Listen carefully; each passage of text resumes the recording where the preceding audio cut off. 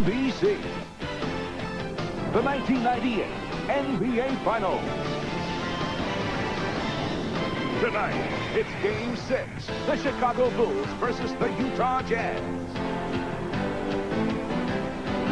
A while ago at the Delta Center, the cast of characters began arriving for Game 6. Karl Malone, fresh off the great 39-point performance on Friday night. Michael Jordan held just 9 of 26 from the floor in Game 5. Antoine Carr, unexpected hero, helping to bring it back to Salt Lake, where John Stockton has family support. Dennis Rodman doesn't prefer Utah, at least it's close to Vegas. Brian Russell, good job defensively on Michael in Game 5. Scottie Pippen, whose MVP chances for the final may have been hurt by his 2 of 16 shooting on Friday night. And we welcome you back to Salt Lake City for Game 6.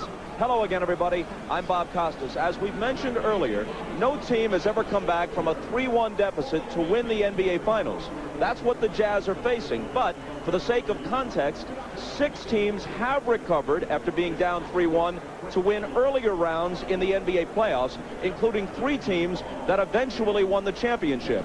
And should the Jazz win tonight and force a Game 7, then it would be worth noting that very few teams have ever won a 7th game on the road in the finals. That's what Chicago would be facing. If anything, Utah would have a slight edge, it would seem, in that scenario. Now, if Chicago wants to take some encouragement from recent history, they know that Game 6 has been very, very good to them. Of their 5 championships, only one, the first one, a 5-game victory over the Lakers, was not clinched in the 6th game. There was the comeback from 15 points down in the 4th quarter against Portland in '92.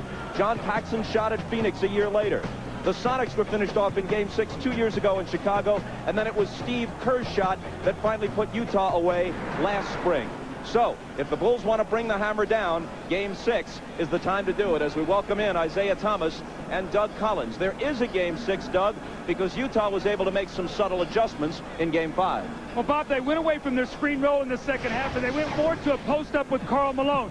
They put Antoine Carr in the game to give them another shooter so that when Pippen double-teamed, they could kick the ball out to the open man. They're going to get the good baseline cut. Pippen's going to get a double-team, and you're going to see Carr step right in out of the double-team and hit the open jump shot.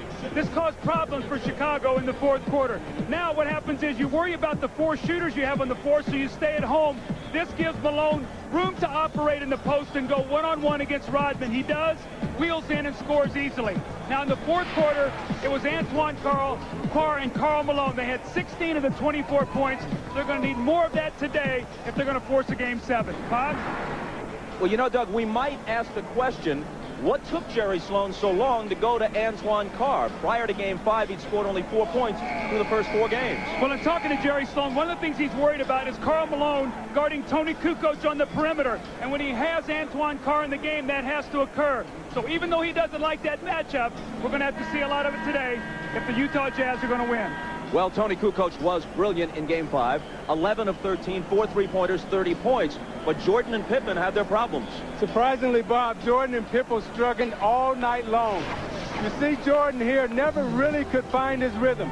Every time he shot the ball, it was just a little long.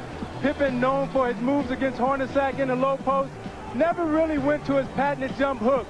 Forced turnaround jump shots all night. But Kukoc was marvelous, hitting 11 of 13 from the field, and you see the big 3 right there over Karl Malone. Now, it took Kukoc 11 field goals. Kukoc made 11 field goals on 42, on 13 shots. Pippen and Jordan took 42 field goals to combine for 11 field goal attempts. I think for the big 3, they're going to have to play well tonight, and all of them going to have to big effort here, Bob. All right, and we'll get a big effort from Hannah Storm and the Showtime crew coming up following these messages. Game 6 just around the corner from Salt Lake City.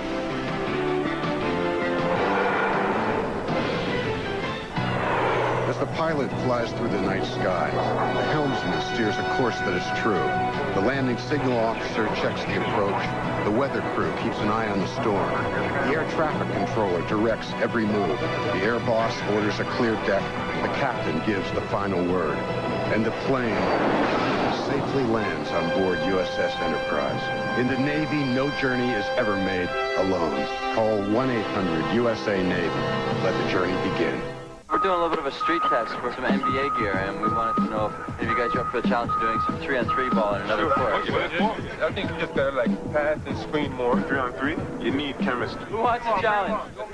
You have to be close with your teammates. I think the chemistry's gotta be there as a whole, and so whenever we win, all of us enjoy it and we're sincere about it, right? NBA authentic gear redesigned by Champion, Starter, and Nike.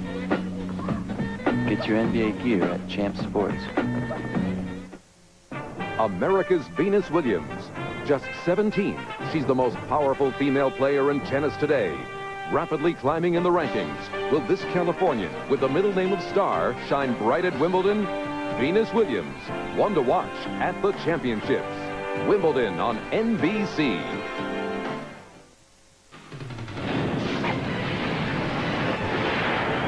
Welcome back to Salt Lake City. I'm Hannah Storm, along with Peter Vesey, John Sally, and Bill Walton. We'll hear from these gentlemen in just a moment. But first, some injury news, and it's not good news for Bulls forward Scottie Pippen. After a great defensive effort in Game 3, during which he drew numerous charges, Pippen has been experiencing stiffness in his back. Earlier, we spoke with Bulls trainer Chip Schaefer. Scottie had been complaining about some low back pain since Game 3 on last Sunday when he took 5 charges in that game, and he was able to practice and play games all week long, but, you know, continuing to traumatize it like that, he wasn't able to make the kind of improvement that he might have hoped. And then yesterday he came in still sore from the game on Friday night, and the team doctors gave him the opportunity, if he wanted, to treat it in a very aggressive manner with an injection, and he opted to do that. A look at Pippen at this morning's shoot-around in obvious discomfort because of the injury. He's better this morning than he was yesterday. I put that question to him. He thought he was about 30% better than he was yesterday. Hopefully, with some more treatment today, he'll be, you know, closer to 100% by game time tonight. Phil Jackson told me this morning that if Scottie is not productive, he will limit Pippen's minutes tonight. Now, Utah also has a health concern. Backup point guard Howard Isley, who had no points and 5 turnovers in Game 5, told me he is suffering from vertigo stemming from an inner ear problem. He has been dizzy and disoriented, but he says that he will attempt to play tonight. Jerry Sloan told me, in retrospect, he doesn't think Isley should have played on Friday night. Now, let's move on to one of the Game 5 heroes, Utah's 13-year veteran Antoine Carr. After totaling just 4 points in the first 4 games of these finals, Carr had 12 points on Friday night, shooting 5 of 6 from the field. For a guy who thought about retiring back in December, it was quite a contribution.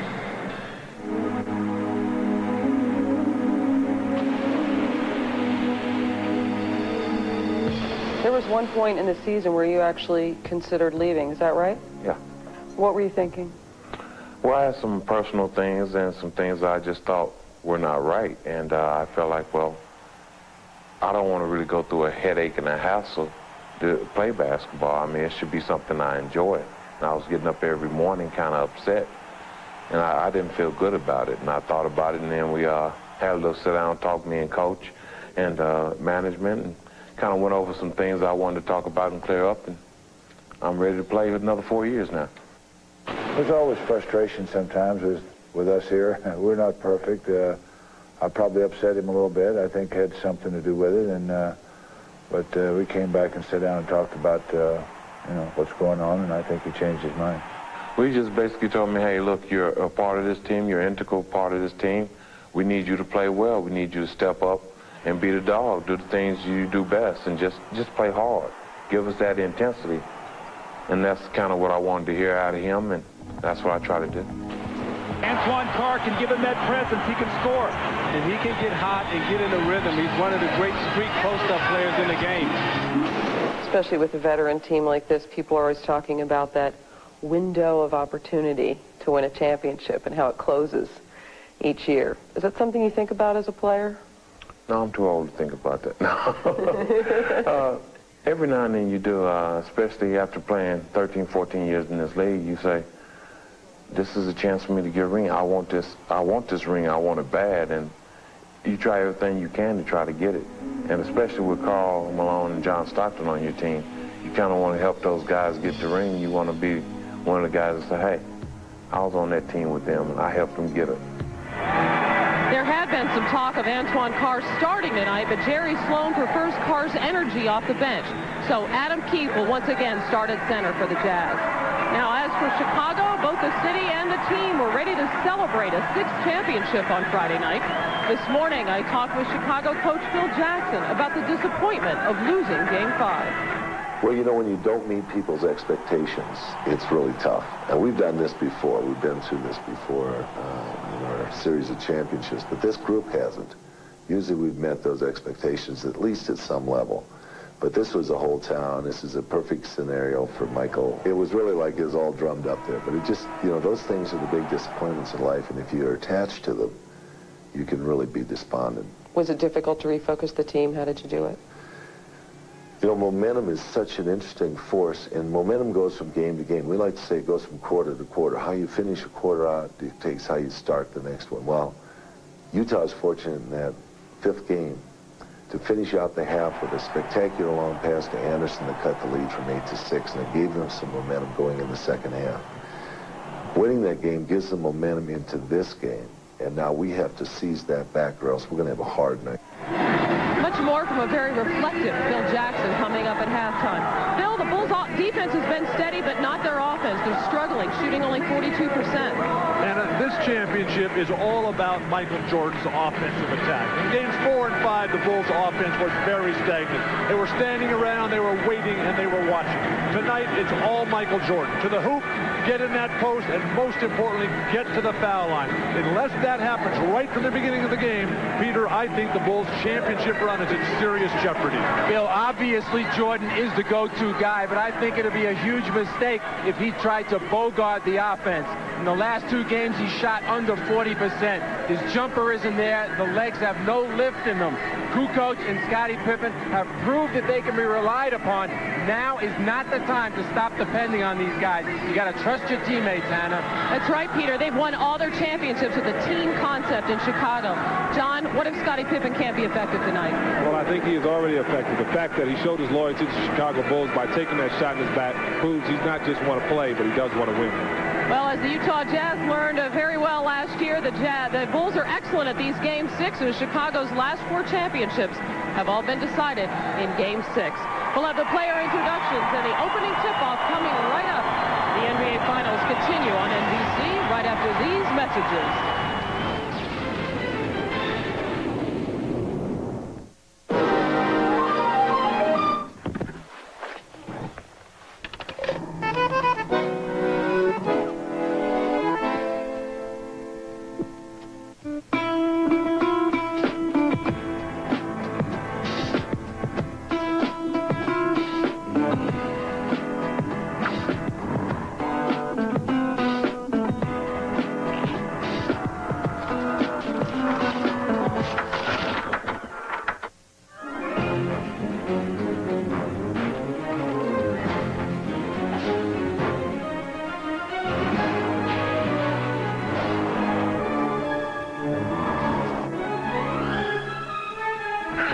Where's your horse? Vamos, Tornado!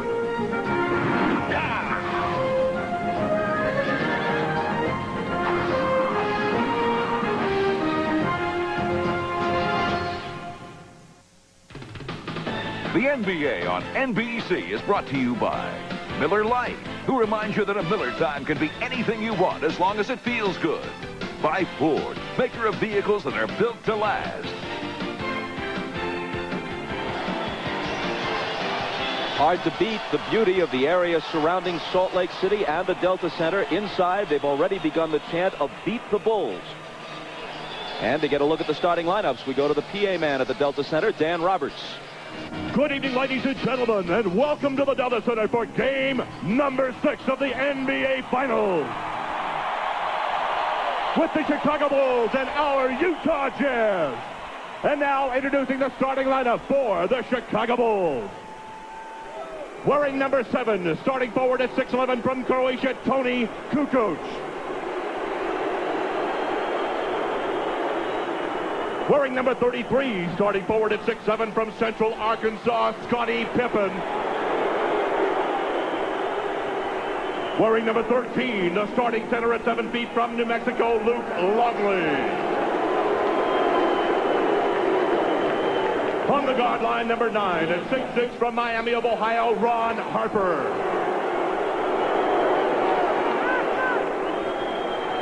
And at guard, number 23 at 6'6" from North Carolina, Michael Jordan. The Bulls are coached by Phil Jackson.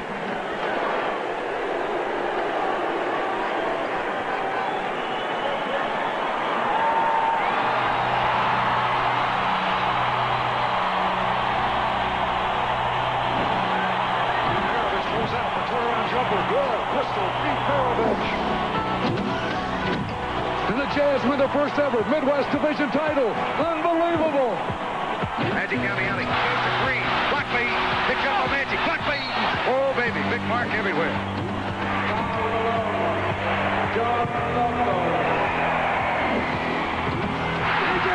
He did it. A new NBA assist king, John Stockton. Congratulations, Karl Malone, 1996-97 NBA Most Valuable Player.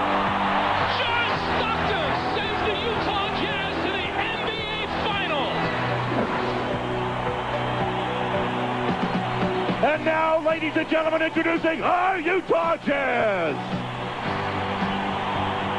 Starting at forward, number 32 at 6'9" from Louisiana Tech, the mailman, Karl Malone. Starting forward, number 3 at 6'7" from Long Beach State, Brian Russell. The starting center, number 31 at 6'9" from Stanford, Adam Teague. From the guard line, number 12 at 6'1" from Gonzaga, John Stockton. And at guard, number 14 at 6'4" from Iowa State, Jeff Hornacek. The Jazz are coached by Jerry Sloan. And as always, pre-tip, we go to Ahmad Rashad. All right, thanks, Bob. The big news on the Bulls is the condition of Scottie Pippen. As was reported earlier in our pregame show, he did take an injection yesterday. He told me he hurt that back in Game 3 and Game 4, irritated a little bit more. Before the game today, he said he had everything he could have done to it. He had electrical stimulation, then he iced it, had ultrasound, had a massage, and then did a lot of stretching and told me that he is a little bit ginger, but nothing could keep him out of a game like this. Let's go down to Jim Gray.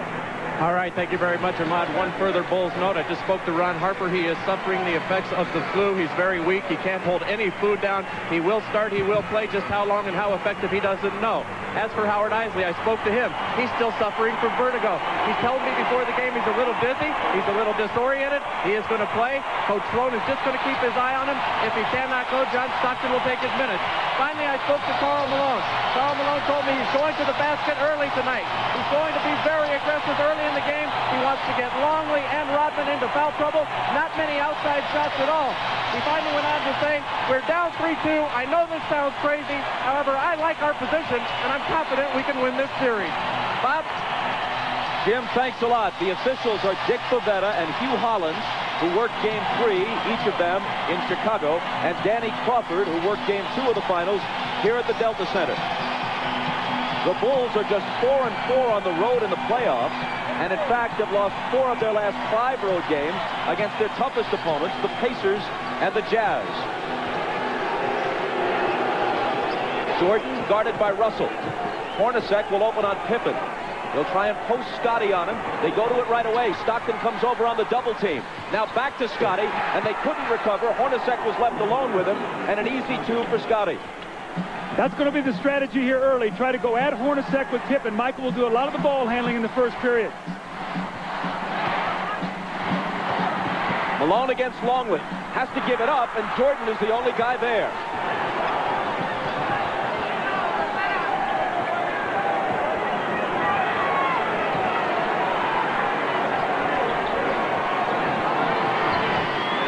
Longley, who has contributed little offensively and has been abused defensively by Malone. It's Jordan missing his first shot, and Russell takes the rebound. It looks like Scottie Pippen is laboring as he moves up and down the court. Ahmad told you he's suffering from a bad back. Malone hits his first. 17 of 27 in Game 5. As the whole Utah team shot better than 50%. Poked away. Malone chases it to the side. It'll belong to Chicago. Bob, I think Scottie Pippen pulled his back out on that dunk shot on his first play when he reached up for the rim and he pulled it down. I think he stretched up and he grimaced as he came down and he could barely run. Harper guarded by Stockton. Pippen against Hornacek. Draws the double. Harper's the guy they'd like to leave alone. Kukoc isn't. But this time he misfires. Hornacek lost it to Longley. Now Pippen has it. All along Kukoc. The one thing you don't want to do if you're Utah is get into a quick turnover battle here and give them easy points, especially Kukoc. Remember, he loves to get off early in quarters, and then he's a load the rest of the game.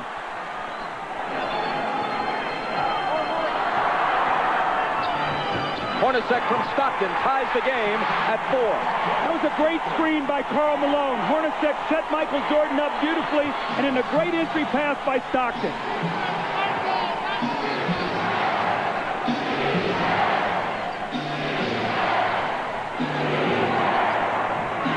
Kukoc. You wonder if the Bulls went to Kukoc enough in Game 5. With Jordan and Pippen struggling, Kukoc was on fire, but got only 13 shots. Yeah, Kukoc has the size advantage and also the speed advantage over Adam Keefe, and he can take them inside. Also, he can stick the outside J. Malone got inside of Longley and drew the foul. Now you watch Pippen come across the lane, and as he reaches up to dunk, he pulls his back out, and you see him grimace as he comes up the floor. Let's keep our eye on Scottie Pippen tonight. Let's check in with Ahmad. Bob, Scottie Pippen's really having a bad problem. In trying to bring the ball down, you can notice Michael sending him down the floor so he can bring the ball up. Now, as we mentioned earlier, that the strategy was to go to Scottie in the post. If his back continues to bother him, they may have to change that strategy. Bob? You can see him with his hands on his knees, bending over, trying to limber up, wincing quite a bit. Malone hits the first. Generally, he and the Jazz team have not gone to the free throw line in the finals as often as they did during the regular season and in the earlier playoff rounds. The Bulls have had a big edge at the free throw line. Jim Gray is listening to Jerry Sloan over on the sideline. He says Jerry is already complaining about illegal defense early in the game. Let's see if the next time down the floor the referees hear him once again. Remember, that was something that was big in the United Center. He was able to get the referee's attention. I thought it helped his team. Harper trying to back in on Stockton, and the whistle goes against Utah. It's Stockton's first. See, what Chicago will try to do is put a lot of pressure inside on the post with Harper and Pippen posting up Stockton and Hornacek.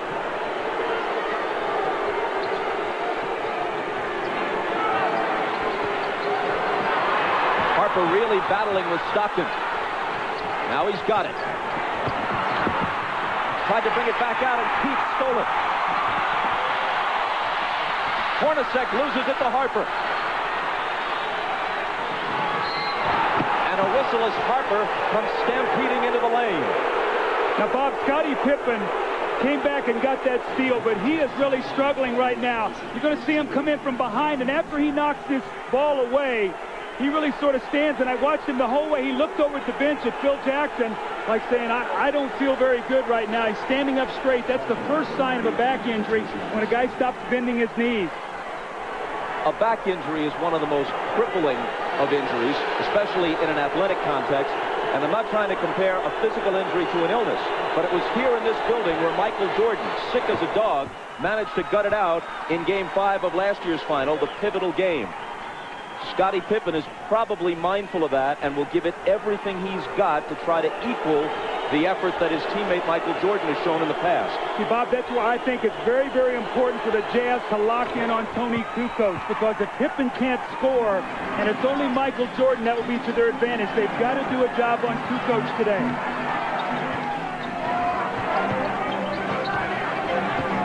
Stockton drives on Harper, ties the game. Stockton didn't take a single shot in the fourth quarter of Game 5. His assist totals have generally been high. His shooting percentage is high. But they'd like to see him get a few more shots up toward the rim. 3-second violation against Chicago. See, you watch Stockton's aggressiveness. They've given him the baseline this whole series. This time he's able to take Harper to the baseline, get a little space, and finish on the right side of the basket. Hornacek, Jordan up on him. Malone puts it on the floor and is fouled. It was before the shot. It's Longley's second. So this was the strategy of Karl Malone. He said, I'm going to put the pressure on the Bulls defense, not many jump shots, and he has done that. 2 quick fouls on Longley. Hornacek is free, but can't hit.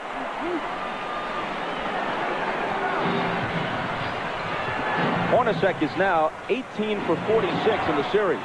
Jordan, there's his first field goal, and the Bulls take a 10-8 lead. If you take away Hornacek's 7 of 11 in Game 3, he's shooting around 30% for the rest of the series. 7 of 11 in Game 2, I should say, here. Harper reached in and fouled. Rodman off the bench. Let's see who he replaces. Longley has 2 fouls, and it's Luke who'll go out.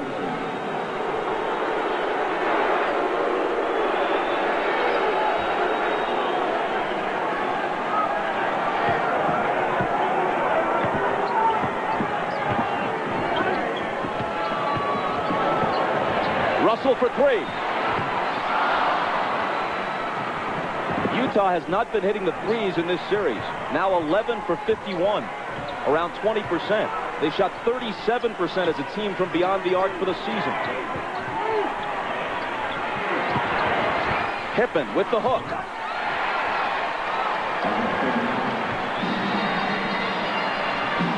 Chicago by 4.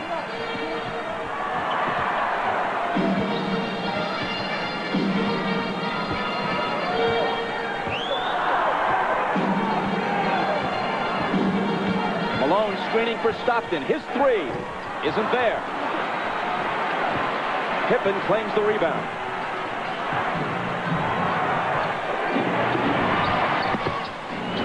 Pippen had it knocked away. Hornacek got a hand on it. Stockton takes it. Dishes it to Jeff, who misses the driving one-hander. Jordan is wrapped up by Keefe for the Utah foul.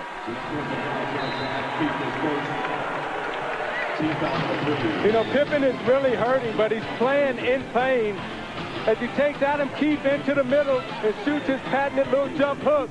And as he falls to the floor, you can see it's very difficult for him to get up with that bad back. You see him running up the floor, not able to get the type of push and the speed that he normally would have. If necessary, Game 7, Wednesday at 9 Eastern, 6 Pacific on NBC. Something big is happening at Ford. It's the Ford Big Time Sales Event. Get the biggest savings of the year on Ford cars and trucks. Like up to $2,500 in total savings on Windstar for all Ford, GM, and Chrysler owners. Plus, Ford and GM owners can save big time on almost every Ford car and truck in stock.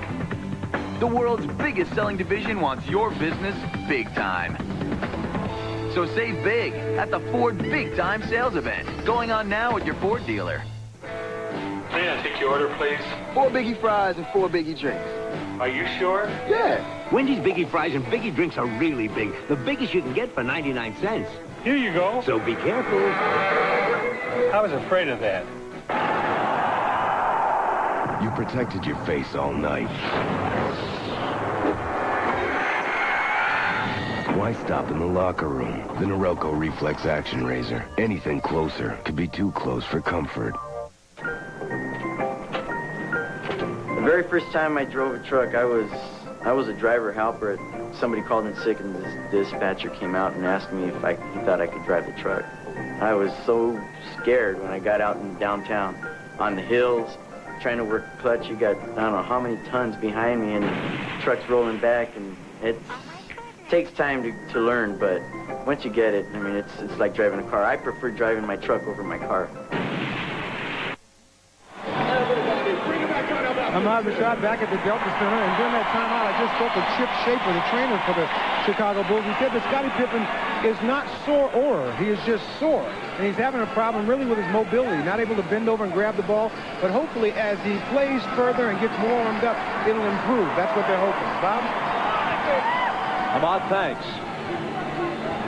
With Scotty struggling, I think you're going to see the Jazz start picking up a little bit further down the floor. He's usually their primary ball handler. They'll try to pressure Michael and Harper up the floor, make it tougher for them to get into their offense.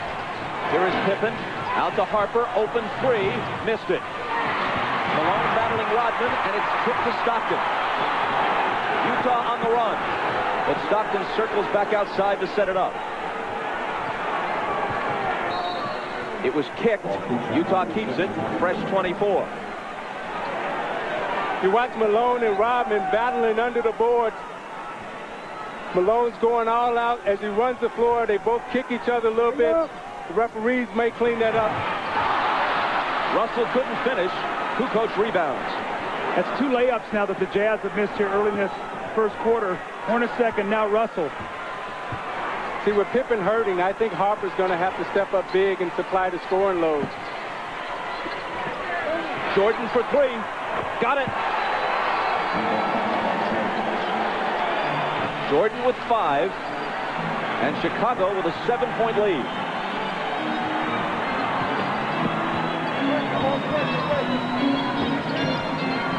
Malone on that left block, this time against Rodman. Takes him into the lane. Tries to muscle up, but loses it. Pippen back.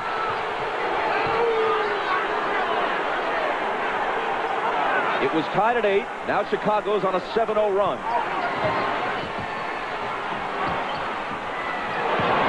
Kukoc underneath to an unguarded Harper, and the Bulls have scored 9 unanswered points. Timeout, Utah. So you watch Karl Malone in the low post. They're not double teaming him. They're letting Rodman play him one-on-one. Consequently, when he goes up to put up the shot, he gets stripped, and it leads to this. Kukoc on the drive, the easy dump to Harper. Harper's going to have to step up big inside for the layup. And you're watching the NBA on NBC. These guys, Ray and Charlie, they're always betting each other. So do you believe me or not? No. So Ray bets Charlie he can pull an 8,000-ton ship. You got to bet with a pickup. What Charlie didn't bet on was Ray's pickup, the tough new Ford Super Duty F-Series with the most powerful diesel engine of any pickup on Earth. Wonder what old Charlie had to do for losing that bet.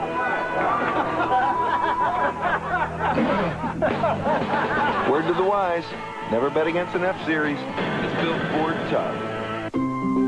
My life has changed over the years a lot. Do you feel you have enough in the fixed income portfolio? Single woman, raising a child, starting a business. I want to be able to travel. All new life phases, all new challenges about finances. Carol knows my lifestyle. She knows the kinds of needs that I have. There's a lot of support behind me. Prudential is a big company, and it's amazing the kind of personal service that they give.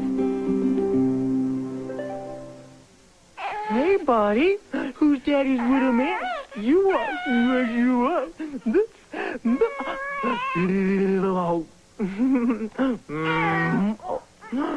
Oh, that's so cute. He wants a French fry. No. These are daddy's fries. Mommy's making your food. Yes, she is. Yes. Oh, no. Oh, okay. Oh, God. Did somebody say McDonald's? Okay, take the whole box.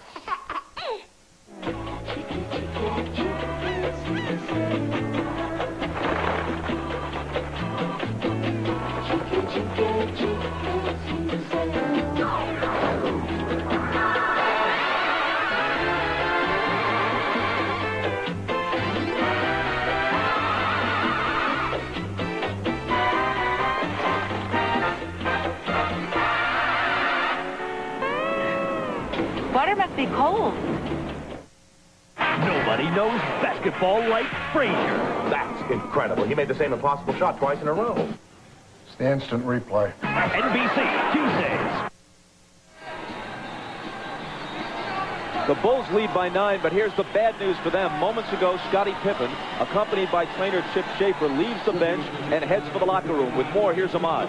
All right, Bob, I just spoke with Chip, and they told me that Scottie asked out of the game, and he wants to go back in the locker room and try to stretch his back out and try to get it more loose before he tries to come back in. I'll keep an eye on it, and I'll keep you posted. Let's go down to Jim Gray. All right, thanks, Ahmad. Well, during that timeout, Jerry Sloan was about as loud and angry as he has been at his team this entire series. He said, guys, you are standing around. You're not fighting for any position defensively. You're letting the Bulls go wherever they want to go. Quit running around screens. Start running through them. Take a hard foul. Get some fight in you. Bob? Jim thanks. He goes to his bench. Isley is in, and so too is Antoine Carr. Carr tries to make a move on Kukoc, and there's a foul on Kukoc, his first. Now, Bob, the reason Carr's in the game is because Utah was playing 4-on-5 offensively. With Adam Keefe in the game, Scottie Pippen wasn't going to guard him. Now you've got Kukoc who's going to have to play Antoine Carr. So now it's a 5-on-5 matchup. They've got to take advantage of this with Isley in now for Stockton. Harper right now is on Malone. An illegal defense is called against Chicago. Doug, I think they should have started Antoine Carr. That center position is a revolving door for them with Ostertag and Foster, and it was important for them to get off to a good start. Now they've buried themselves and find themselves in a big hole. Ostertag and Foster have given them nothing in this series. Good pass from Malone inside to Hornacek, who converts it. That's why their lack of scoring at center is why they were interested in Ronnie Cycli and tried to get him from Orlando in a trade that eventually was voided.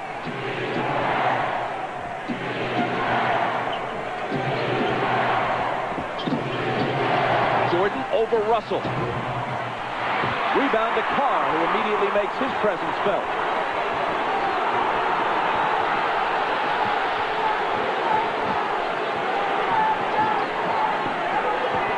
Michael Jordan's illegal now, so the Bulls are all running around. And it's their second illegal defense, which will result in a technical foul shot being taken. And Jerry Sloan just got a technical. Phil Johnson comes over and settles him down a little bit. Jerry's got to maintain his composure right now. He just got the illegal defensive call for a technical, and then he follows it up with a technical of his own. If he was arguing for the illegal defense, that's a cruel irony for him because he got the call, but now the technicals may cancel each other out. It's Jordan to shoot it first.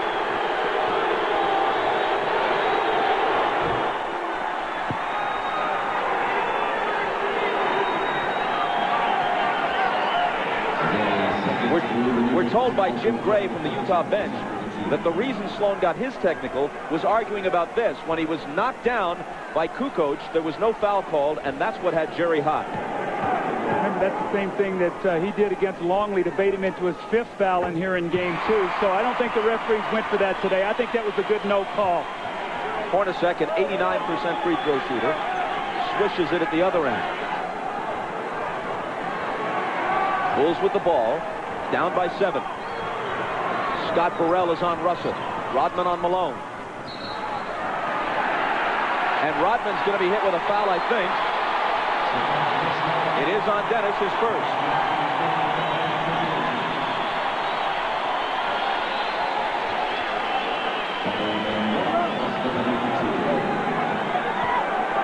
Folks, you can log on to MSNBCSports.com as NBA Showtime extends its coverage to the internet. Check out Bill Walton's game previews, plus click on in-depth video features from NBC Sports. And you can chat with Bill Walton tomorrow at 1 Eastern, 10 a.m. Pacific at MSNBCSports.com. That's a look at today's page. Malone missed the first.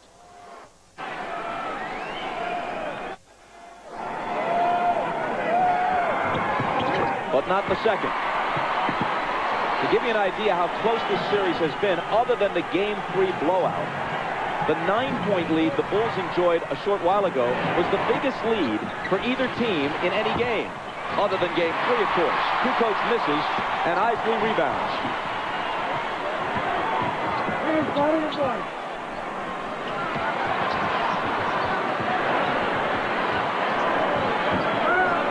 Against Kukoc. Jumper over it is good. So they've got to go to that match matchup. There's no way Tony Kukoc can play him. He's too powerful down there. And Chicago wants to talk it over. Their 9-point lead has been cut to 4 with 2:58 to play in the first. Antoine Carr is a much-needed force here. They've got to have 5 guys on the floor that can shoot the basketball to keep Chicago honest on defense. Antoine Carr with the little bang, he gets the space and makes the open jump shot. You're watching the NBA on NBC. To prove his innocence, an honest cop is taking the police hostage. You are not in control! On July 31st, negotiations are over. Right now, I'm the only thing standing between you and an army that's just itching to take you out. And the action begins. Pull the trigger! Samuel L. Jackson. You want my blood? Take my blood! Kevin Spacey. I can't hold them back anymore. They're coming up. The Negotiator. Rated R. Negotiations begin Friday, July 31st everywhere. Sometimes I dream that he is me. Got to see it how I dream to be. Boom, boom, boom, boom, boom. I dream I move. I dream I move like Mike. If I could be like Mike. If I could be like What's up, Mike? I'm not going to sing. This week, golf's greatest championship, the U.S. Open. Thursday at 3 Eastern, the opening round live with Tiger Woods, Fred Couples, John Daly, Tom Watson, and more. Friday at 3, round 2 live. And on both Saturday and Sunday, 6 hours of live coverage of the leaders starting at 2 Eastern. The U.S. Open this week on NBC. Why you need Antoine Carr? You're going to see they're going to stay mostly at home on the perimeter against these players. All he has to do is take his time. Kukoc is not going to block his shot. Bump him a little bit and use his power down there. Now, the one thing he has to be concerned about is Kukoc loves to play defense from behind, so he can't be careless with the ball where Tony can come from behind him, Bob, and slap that thing away. Meanwhile, we've played 9 minutes. Karl Malone has attempted only 1 shot, which he made. But he's put the pressure on the defense. He's gone to the basket, and what he's done, he's got them in the penalty here early by drawing a lot of fouls on Longley and Rodman. That will take its toll as the game goes on, Bob. The seldom used Bill Wennington is in, along with Scott Burrell and Steve Kerr. Rodman and Jordan complete the 5 on the floor for Phil Jackson right now. Michael dishes out to Burrell. And Russell reaches in and knocks it away with 3 on the shot clock. When Michael gives that ball up, you've got to really work hard and not let him catch it back, and that's what he did that time, Russell. Excellent D. Got to shoot it quickly. Jordan will with a hand in his face. Burrell strives for the rebound. Moves to the side, and eventually it's Utah who has it. Here's Hornacek. A pull-up 3.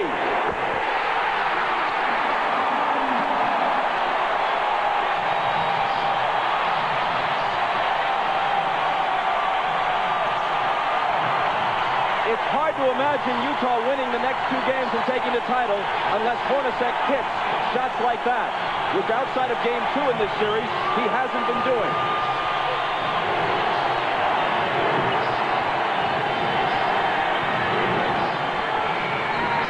Shot clock violation. Michael gave it up. They weren't even close to hoisting a shot before 24 seconds. Terrific team defense. But Isaiah, the play before, Brian Russell went down on the floor, knocked the loose ball away, and Hornacek got the 3. Those are the hustle plays that this crowd creates from this team, and they're going to need all of those today. And this is the second time in this series where you've seen Michael Jordan lose track of the shot clock, which is very uncharacteristic for him. Isley, who's quicker than Kerr, is guarded by Steve as he comes out of the backcourt. It's Malone. And it's Utah with the lead. Only moments ago, they trailed by 9. Carr came in, Isley giving him good minutes. That's been the difference.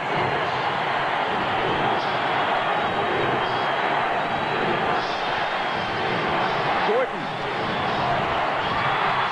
Rodman on the offensive glass. Wennington a good look. Robinson will hit the open jumper. Offensive rebounds were such a key here. When the Bulls won Game 2, they did not shoot well, but they got 18 offensive rebounds. Moving down toward a minute to play in the first. Chicago by 1.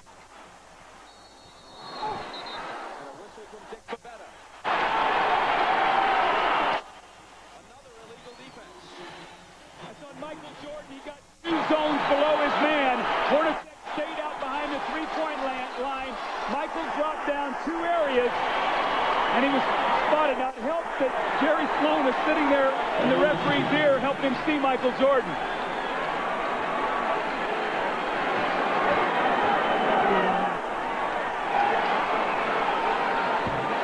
Hornacek hits the technical. Watch the byplay here between Malone and Rodman. A sign of respect, actually, it appeared to me. You're it. Chris Morris comes off the bench, making his first appearance for Utah.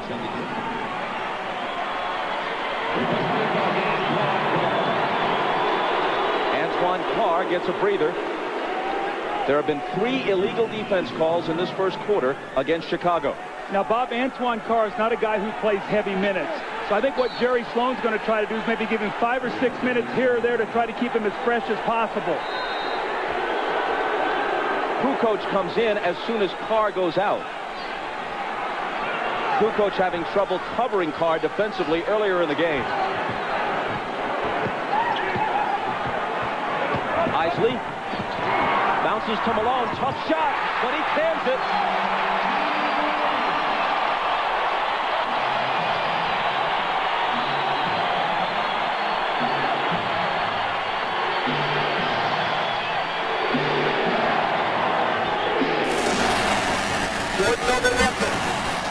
Tied at 22 with half a minute to play in the period.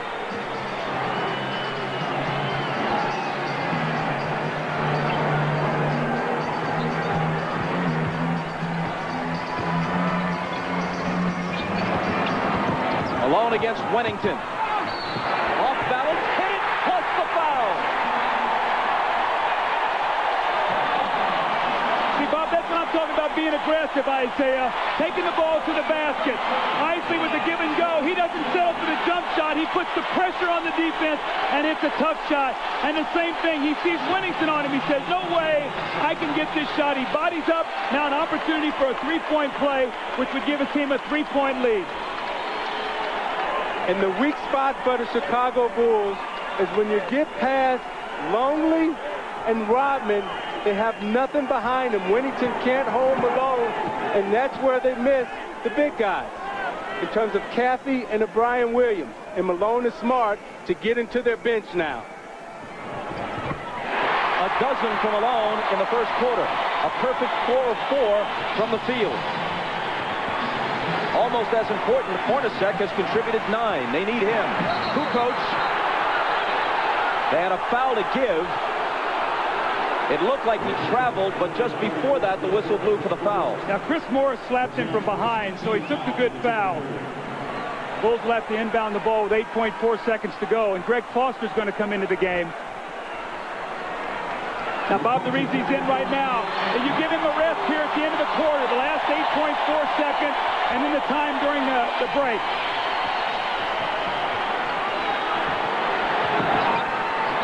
Jordan, double teamed, forces up the quarter's final shot and misses it.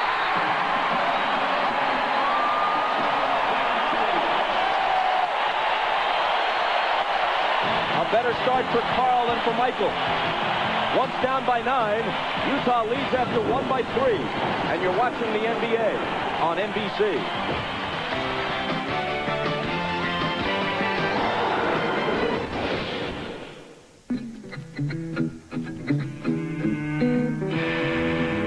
What's the best way to deal with obstacles? Eliminate them. That's why Dell deals direct with every customer. So nothing comes between you and exactly what you want. Dell computers with Intel Pentium 2 processors. Got an appetite for success? Be direct, Dell. now save big time on the trucks that work big time during the Ford Big Time Sales Event. Get the biggest savings of the year on the biggest, toughest trucks ever built Ford Tough. Like up to $1,750 in savings on Ford Ranger 4x4s. That's up to $1,750 in savings for all Ford and GM owners. The world's biggest selling division wants your business big time. So save big at the Ford Big Time Sales Event. Going on now at your Ford dealer. Get out of the way! This summer, I give my right arm for a siren right now. if you're looking for fun, Warner Brothers invites you to join the gang.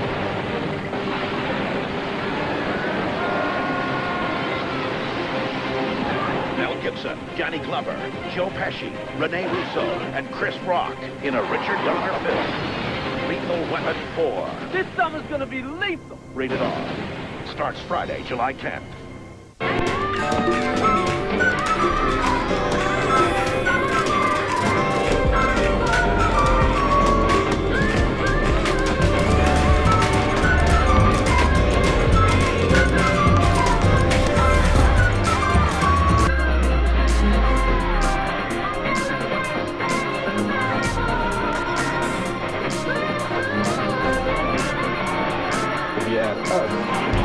It just tastes better. Ahmad Rashad back at the Delta Center, and early on, Scottie Pippen re-injured his back on that dunk shot that he had just at the beginning of the game. He has been in the locker room for the past 5 or 6 minutes trying to stretch that back out. He has both doctors in there. They're just trying to see what they can do to get him ready to play. And if anything else happens, I will be here to report it to you. Bob? Ahmad, thanks a lot. Guys, as we begin the second quarter with Utah up by 3, something significant. They were able to make a run and turn this game around a bit with Howard Isley on the floor rather than John Stockton. And Isley did not play well for them in Chicago, so much so that Jerry Sloan barely used him with the game in doubt on Friday night. Well, they went on a 17-5 run with Stockton sitting down, but also a key, they brought Antoine Carr in for Keith. So they got another offensive player in there, Bob. That was real critical for them. As Jim Gray reported before the game, Isley has been suffering from vertigo. Apparently not dizzied by the heights of Game 6 tonight. Shandon Anderson with a nice move. Every time Anderson comes in, they immediately go into post against either Burrell or Bushler. Jordan opens the second quarter on the bench, which is usually the way Phil Jackson plays it. Whistle away from the ball from Hugh Hollins. Again, Isaiah, Shandon Anderson in the post, and he just backs Scott Burrell down. Nobody helps him out. And that's a big weapon for them coming off the bench. And Doug, the danger is when you don't finish your job at home, Scottie Pippen comes on the road, he gets hurt. I remember when we were in the finals playing against the Los Angeles Lakers, and I got injured in the Game 6, sprained my ankle, turned the whole series around, and that's what may happen here. Anderson picked up the foul a moment ago, and then it's Foster following him. 2 quick Utah personals here in the first minute of the second quarter. Knocked away from Wennington, ball loose, chased down by Foster. But then he loses it. An unforced error, to use tennis terminology. There were 2 white shirts there. See, Bob, the difference right now is when you're resting Michael Jordan. With Pippen hurt, he's not out there with the anchor that second team. Now you've got a team out there. Who's going to run the show? Who's going to be the guy to make sure that they run their offense and get the shots that they want? So this really hurts with Scottie Pippen being out of the lineup right now because you have to rest Michael Jordan at some point. Kukoc is the only starter for either team on the floor right now.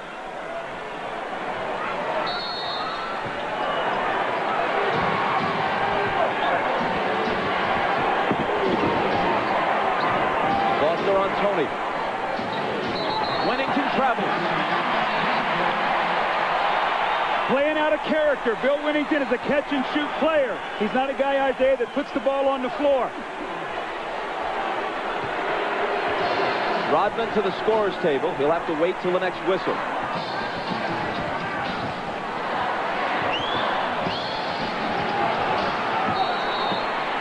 Which comes almost right away. Another illegal defense against Chicago, the 4th. Now, see, the reason that's illegal is Chris Morris is out above the three-point line.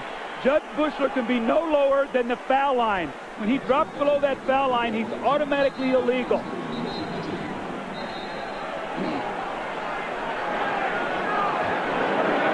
So Isley is selected to shoot the tee. After the first illegal defense, every subsequent one against you results in a technical foul shot.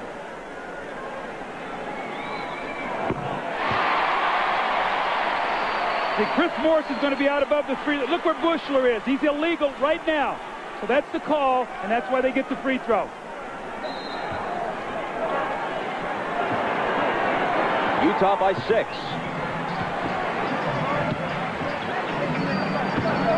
Foster on the move. And throws it away. 2 atrocious turnovers by Foster on consecutive possessions. Trying to do too much. Keep the game simple. You'll get minutes on the floor. Kukoc. Chris Morris pulls in the rebound. Carr from Isley. Missed it off the glass.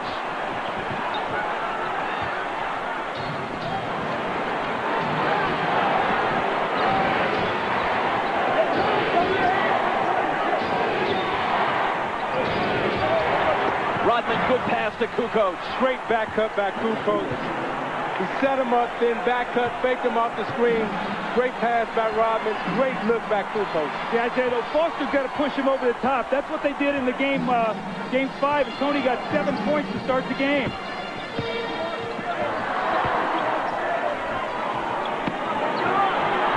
Carr trying to back in on Rodman. It's off Anderson's hands, but recovered by Isley. 2 seconds to shoot.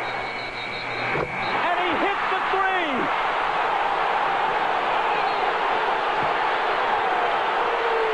Are they calling a shot clock violation? Let's see. Dick Bavetta says yes.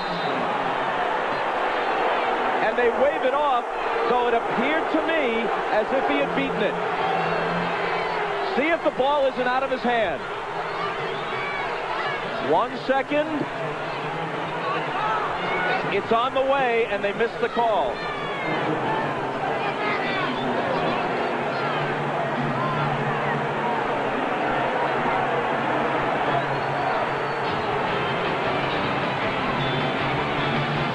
Timeout with Utah's lead, still only 4.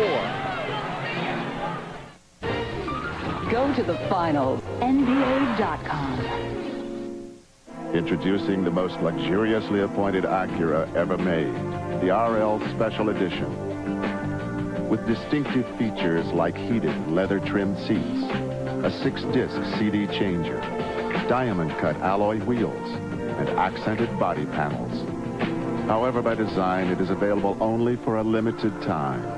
The RL Special Edition from Acura, the true definition of luxury, yours. Can I get the Edge pizza? Sure. Here you go. This isn't the Edge pizza. The Edge pizza is the pinnacle of pizza taste. Fresh toppings serenaded by Italian herbs. A sprinkle of Parmesan and Romano cheeses. Savory sauce that sings with scintillation. The Edge pizza takes taste to the edge and beyond. Oh, that Edge pizza. The Edge pizza, just $8.99. Only at Pizza Hut. The best pizzas under one roof.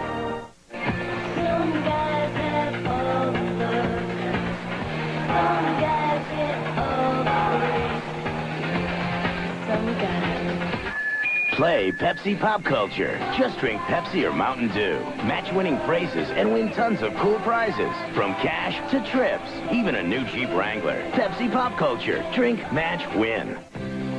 Hey, all these amazing prizes are just waiting to be won in Pepsi Pop Culture. So come on, play. The NBA on NBC is brought to you by Pepsi, who invites you to join Generation Next. By Acura, the true definition of luxury, yours. And by Warner Brothers' new motion picture, Lethal Weapon 4, starting Friday, July 10th at a theater near you.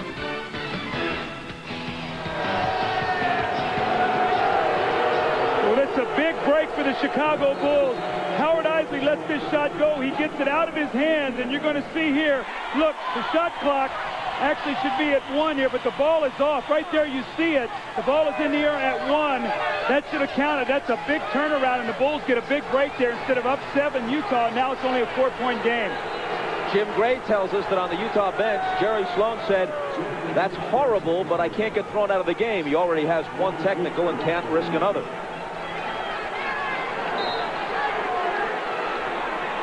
We have a further report on Scottie Pippen. Here's Ahmad. All right, Bob, I just found out that they're working on Scottie Pippen in the back, and I've been told that Scottie says he's telling the medical staff that he is not able to play. So that could be the end of it for Scottie tonight. Bob? Judd Bushler, who may get more minutes as a result, hits the shot from the side. Michael Jordan is also back in after resting about 2.5 minutes at the outset of the second quarter. Now, if you remember, Bushler came in and gave Chicago big minutes in that Indiana series. He's going to need to do that again here tonight with no Pippen.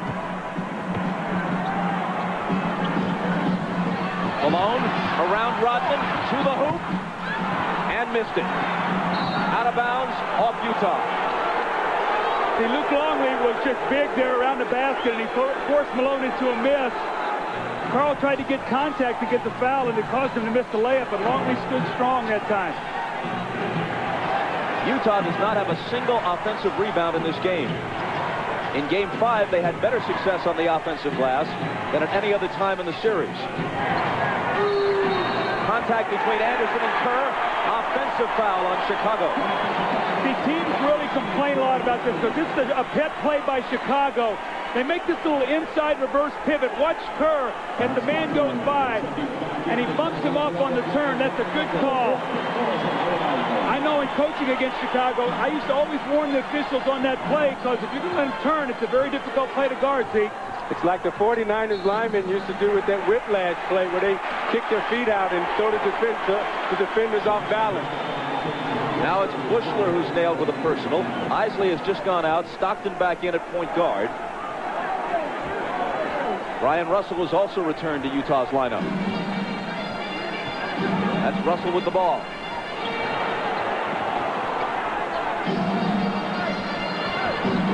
Malone from Carr. And he walked with it. See, Antoine Carr's got to be ready to step in and shoot that ball. They're doubling down on the block now, and Karl Malone swung him the basketball. He's got to shoot it. Those are the same shots he had the other night in Game 5 that he buried to help them get the win. The Bulls can tie with a basket here or take the lead with a three. Jordan in and out on him, and Carr claims it. Carr from Stockton. There you go. There you go. Now you see Carr pull up and hit the 15-footer, but a moment ago he pulled up and missed that little easy bank shot off the glass. The 15-footer dead on is a better shot for him to take than the one off the glass. Jordan wheels inside around Anderson, and again it's a two-point game. Michael has 10.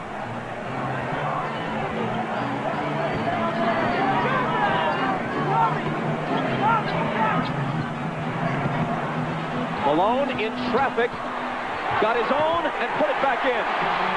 That's that first offensive rebound that you talked about. Malone get it and got 2 points.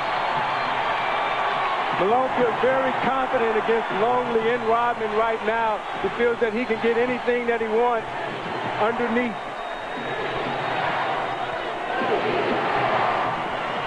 Jordan, daylight for three.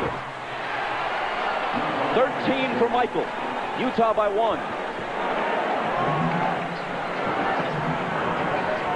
If Pippen can't go the rest of this game, and if there is a Game 7, inside it goes to Carr, and he hits the layup. How much more of the load can Jordan possibly carry? He played 45 minutes on Friday night. It's taking him a whole lot of shots to get his points through the finals. But if he doesn't step up, other than Kukoc, who else can?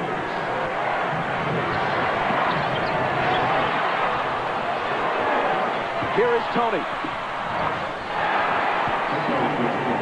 To follow up on your point, Bob, this would be a very wearing game for Jordan.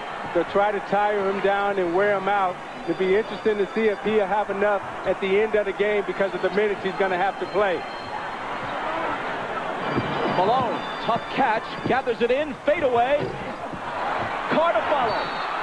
Knocked away from behind, and he was fouled. It's number 1 on Jordan. John Stockton with a beautiful pass in rhythm to Antoine Carr and the pull-up jump shot on the secondary break. And then Karl Malone working once again in the post. He backs himself down strong.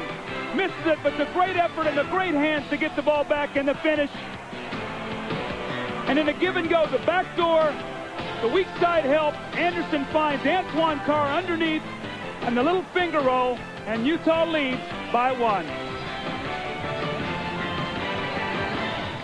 You can only survive on what you find in the forest. We'll meet in 5 days here.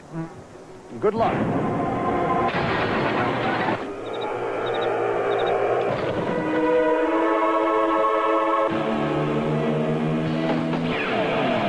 The Honda CR-V has its own picnic table, a waterproof storage compartment, and 2 power outlets. For those times when you have to rough it. I love nature.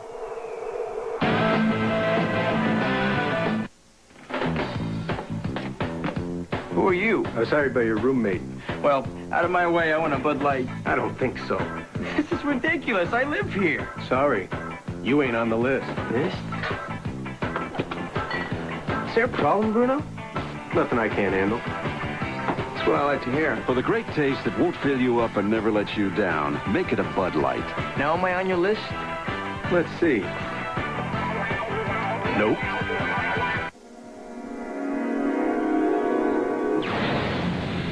It's the biggest motorcycle engine on the planet. 6 cylinders. 6 carbs. 1,520 cc's. Only one custom motorcycle in the world can cruise like this. The Valkyrie from Honda. Ever since Nikki McCrae was a little girl, she wanted to be a professional basketball player. She spent years in the playground working on her game. And now she's taken that game to the nation's capital. She's the shooting guard for the Washington Mystics.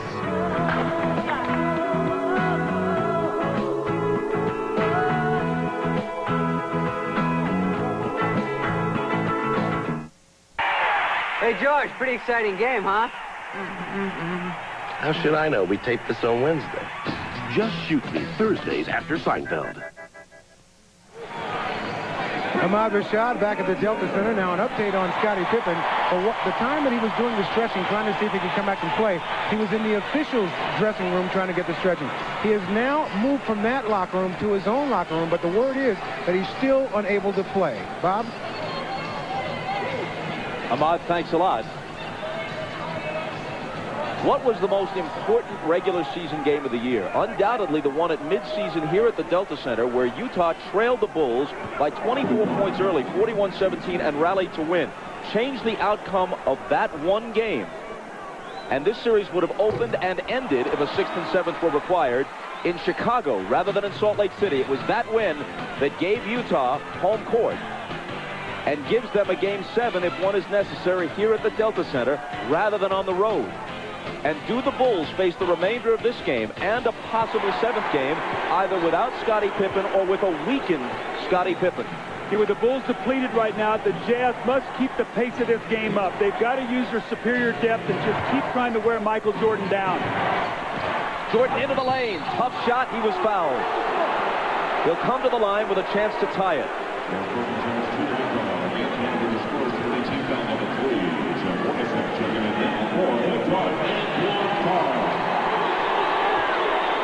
So they really made the switch in Game 5. They started Russell on him, did a good job, and then they came in with Anderson. They put Hornacek on Pippen, and that really had an effect because Michael had to work a little bit harder in the post against Russell. This is the 103rd game of the season for the Bulls and for Michael Jordan. Antoine Carr going out. Jordan hasn't missed a single game since he returned from baseball. Ron Harper returns to the Chicago lineup. He has also played more minutes than at any time since the '92 season when he was a much younger man. And now with Pippen ailing, he'll be asked to do even more if that's possible.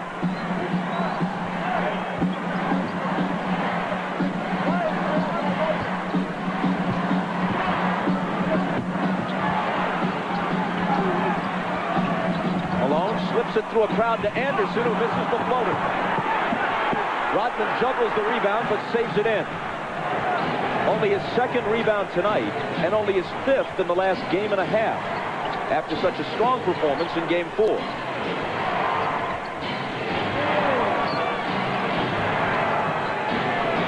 Michael springs free and takes the lob from Kukoc. Great roll-off for Russell. Faked up and spent off him. Kukoc put it right there for the easy lay-in for Jordan.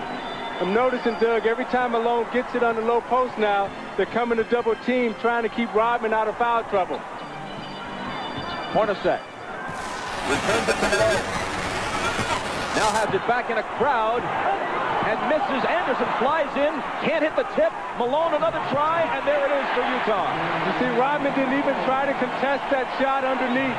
Don't want to get in foul trouble, so Malone's going to have his way down there. Just have to be careful and take his time and not draw offensive foul.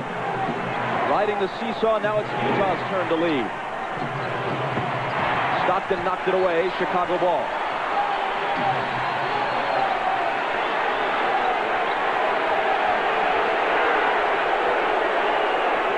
Phil's still lobbying for that travel on Malone on the last possession, but ain't gonna happen.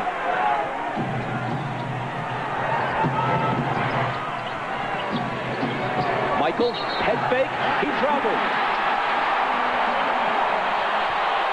So Phil got the traveling call, but certainly not on the guy he wanted. And Steve Kerr just said to Pavetta, hey, call it on Malone down at the other end. I talked to Rodman after the last game, and he felt that Malone traveled a lot. That's why he was able to get away from him. Malone in the lane. Up and under against Rodman. He's getting such deep position right now on Rodman. The Utah Jazz are executing their offense to perfection. 18 for the mailman. Jordan for three. And there's his answer. I think that's his third three of the game, Bob. And going into this game, Kukoc and Pippen were a combined 4 for 23 from three at the Delta Center in the first two games. It is his third tonight, and he has 19 points. Malone tries to answer, and can, and he has 20. A Jordan-Malone duel shaping up in Game 6.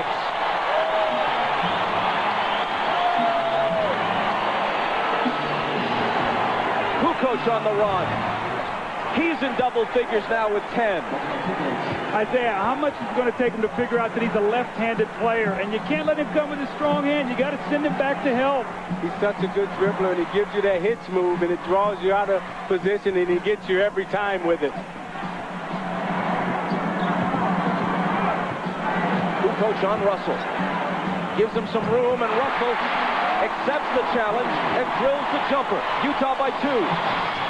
You got to make Tony Kukoc play defense, and that's what Brian Russell did on that possession. It was Russell's first basket. Here's Michael. He's got 21. I'm watching Jordan, and he's in such a nice rhythm offensively.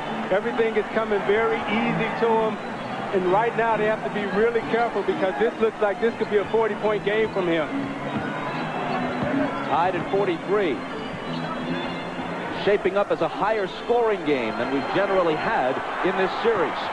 It's Hornacek. See, Malone is getting the ball on the block where he wants it. They're running splits, they're running post up, and the Jazz are in a great rhythm right now. Timeout Chicago. Utah by 2 with 1:49 to play in the half.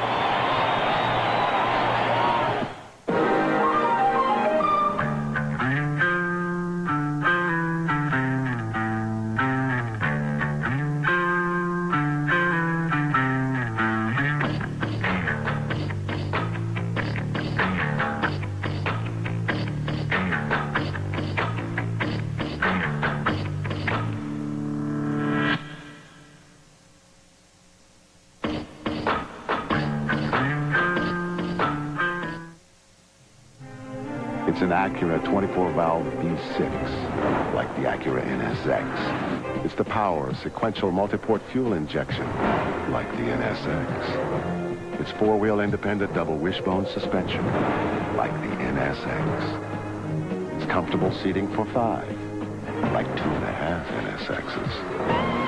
It's the TL from Acura, the true definition of luxury. Yours. Every player has a weakness. Tonight, Mr. Grant Hill's weakness takes center court.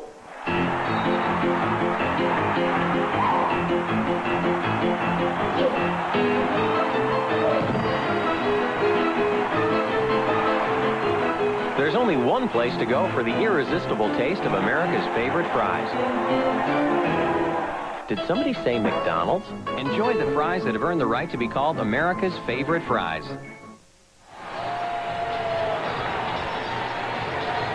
Coming up on the Prudential Halftime Report, Hannah Storm talks with Phil Jackson, who reflects on his years with the Chicago Bulls. Some pretty good memories, lots of question marks for the immediate future for the coach of the 5-time world champions. That's at halftime. Let's watch the Michael Jordan possession that he scored on. Brian Russell, as he cuts, is going to give him a shot. Michael doesn't like it. Michael delivers the blow right there. So Russell pushes him back, and he catches it. Now you got an angry Michael Jordan. He squares up and buries the shot. So the referees let both of them get a blow in, and Michael finished with a jump shot. 8 of 14 thus far. Down by 2, the Bulls put it in play. Jordan's the guy they want, even more so than usual, and that's why. 15 of his 23 have come in this quarter.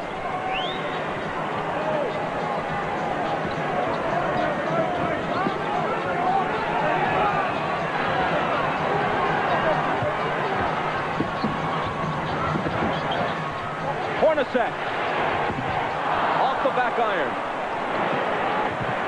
After the missed 3, Chicago comes back, looking to take the lead. Russell trying to contend with Michael. Finally, he misses one. Anderson tries to save it, but was on the line. Bob, the only thing you can hope for right now is that Michael Jordan's going to run out of energy, because he is in an unbelievable scoring mode. The back up and the fade away, and he hits the jump shot, and he comes back the next time, but he's wanting the ball in every possession. Can he play at this pace if Scottie Pippen can't play at all in the second half? If ever there has been an athlete, at least in recent history, able to will himself beyond even his considerable physical talents, it has been Michael Jordan. As Skip Bayless of the Chicago Tribune put it earlier in the playoffs, he's that rarest of athletes, a supremely talented overachiever. Stockton's all over Kerr. Now it's Hornacek on Michael. Fade away. He's missed 2 in a row now. Hornacek brings it back the other way.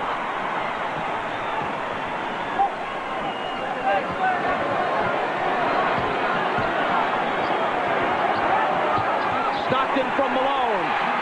Beautiful slip on that play. Stockton went across like he was going to set the screen on Longley.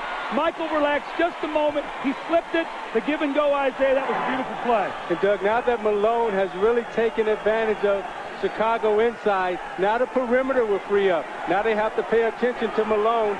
Now Stockton and Hornacek will be able to step up and play and get involved. They were just putting a couple of seconds back onto the clock.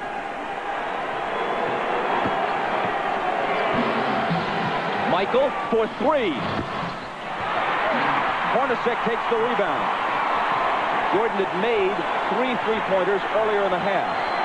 He's now missed 3 shots in succession. Big possession here for the Jazz. A chance to get this crowd alive and up 4 going in at half. Shot clock and game clock virtually identical. Stockton fouled. Chicago had a foul to give. Utah ball from the side, still plenty of time. 6.9. They love to run high screen roll here with Stockton and Malone. Hornacek works in behind the ball, or Russell for a 3-point shot. The foul was on Kerr, his second. He goes out. Harper in. Better defensive player anyway. Malone. The bounce to Russell. 2 big assists in the last couple of possessions for Malone. 3 seconds. Michael to half court. From there. Almost. So Jordan had 23, matching his number in the first half, but missed his last 4. Malone generally more accurate in the course of scoring 20. Utah by 4, trying to force a Game 7. The Prudential halftime report is coming up next. You're watching the NBA on NBC. Sometimes you just have to want it more. When more points comes down to more passion. When you'd rather wound your body than your pride. When getting to heaven means going through hell. And either you have it in you or you don't. Gatorade, is it in you?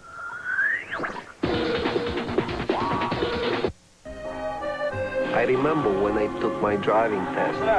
Everyone was so sure I would pass. I was already a local racing champion, the pride of my village. Everything went perfectly. But just as I opened the door, at that moment, I realized what I had to do. Drive cars with no doors.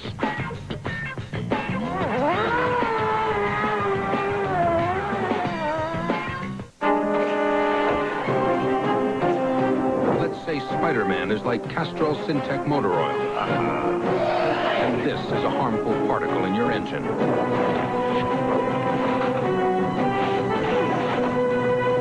Get the point? You see, Syntec's patented stabilizers seek out and neutralize harmful particles, protecting in ways other oils can't. Castrol Syntec, the active lubricant.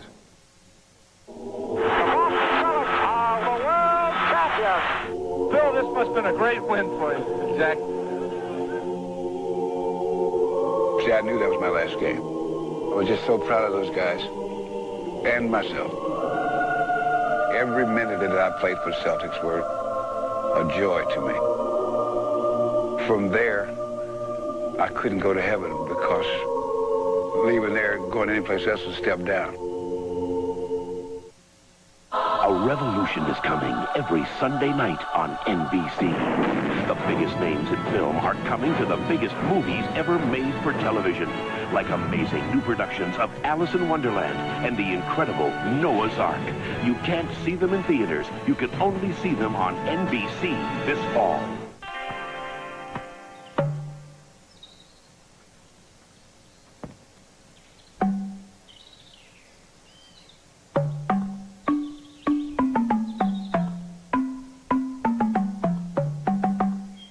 Now that's music to my ears.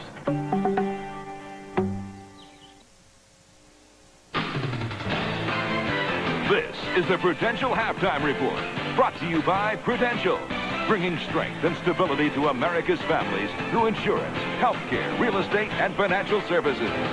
It's halftime of Game 6 of the NBA Finals with the Jazz leading the Bulls 49-45. Michael Jordan has more than half of Chicago's points with 23. Karl Malone's terrific play continues for Utah. He has 20 points on 8 for 11 shooting. Hi, everyone. Hannah Storm back in Utah. Whether or not the Bulls are able to defeat the Jazz in this series, it seems apparent that Phil Jackson is coaching his final game or two for Chicago.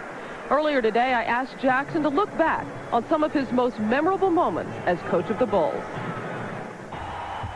And now, memories like the corner of my mind.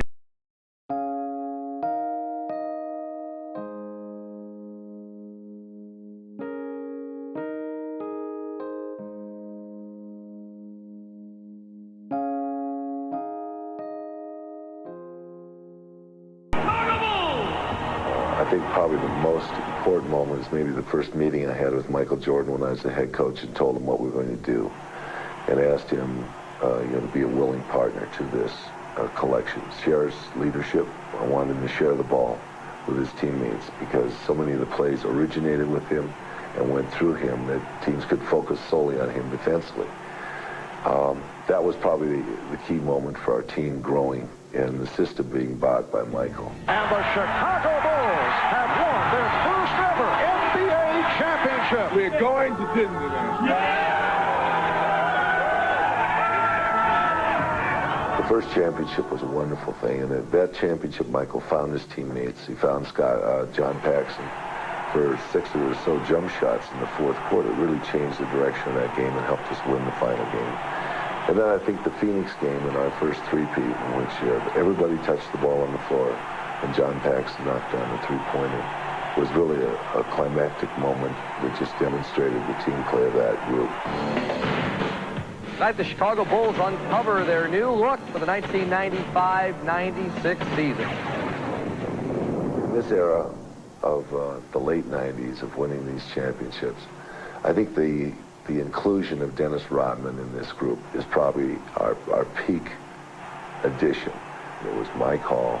And then bringing Scottie Pippen and Michael Jordan in and talking to them about Dennis and how they felt the team would handle what his presence brought to our team, and accepting him for who he is, not what he does. You still set the standard for greatness, determination, and leadership. What was your most memorable moment with Michael Jordan? Well, I think it was the day he came back to the ball club in March of, I think it was 95. I can't remember the year specifically, but that year he decided to come back. And we were watching tape in our film room after a ball game, and he shows up, and I knew right then that he was back. He was back to play.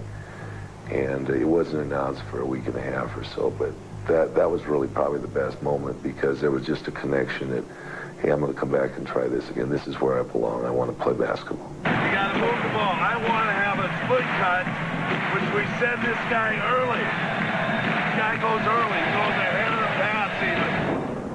How many times through this season, maybe even Friday night, have you thought, this is the last time I'll do this? This is the last time that I may be coaching at the United Center, coaching Michael Jordan? Somewhere on the drive home, the whole family was in the car together, and they were just saying, Dad, that's the last time you go down there. And I said, yeah, you know, I packed my bags and brought them a collection of riffraff that's in my office home, you know, a couple days earlier, so I wouldn't have to think about it at this game, and try and not attach too much to that. It's sentimental, it's nostalgic, but I don't want to get hung up there. So you've already cleared out your office? Mm-hmm. So you're not coming back? Pretty much so. You afraid to look ahead of maybe the emotions that you might feel? Just trying to focus on the moment then? Well, the head's a kind of a darkened path. You know, behind is all lit up, but it's, you know, where we've been. And right now, you know, unless we get this 6th championship, we'll always be known as the team that couldn't quite finish it out. We had our opportunity, which is what we wanted, but we got to complete the story. And this is a great story. And so far, this story is a cliffhanger with a final chapter yet to be written. When we return, we'll get a preview of golf's U.S. Open, but first a message from Prudential and a word from the NBA.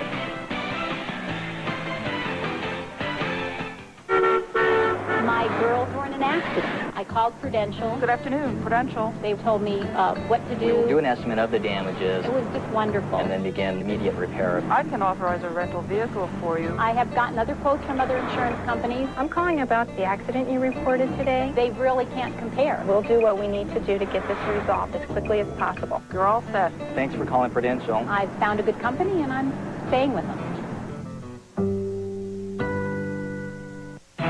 So the detective said the butler didn't do it. It was. My book! Let's go, Rick. Where's that page? I gotta finish my book. Hello, sir. Can you please tell me how your book ends? No! Now I'll never know.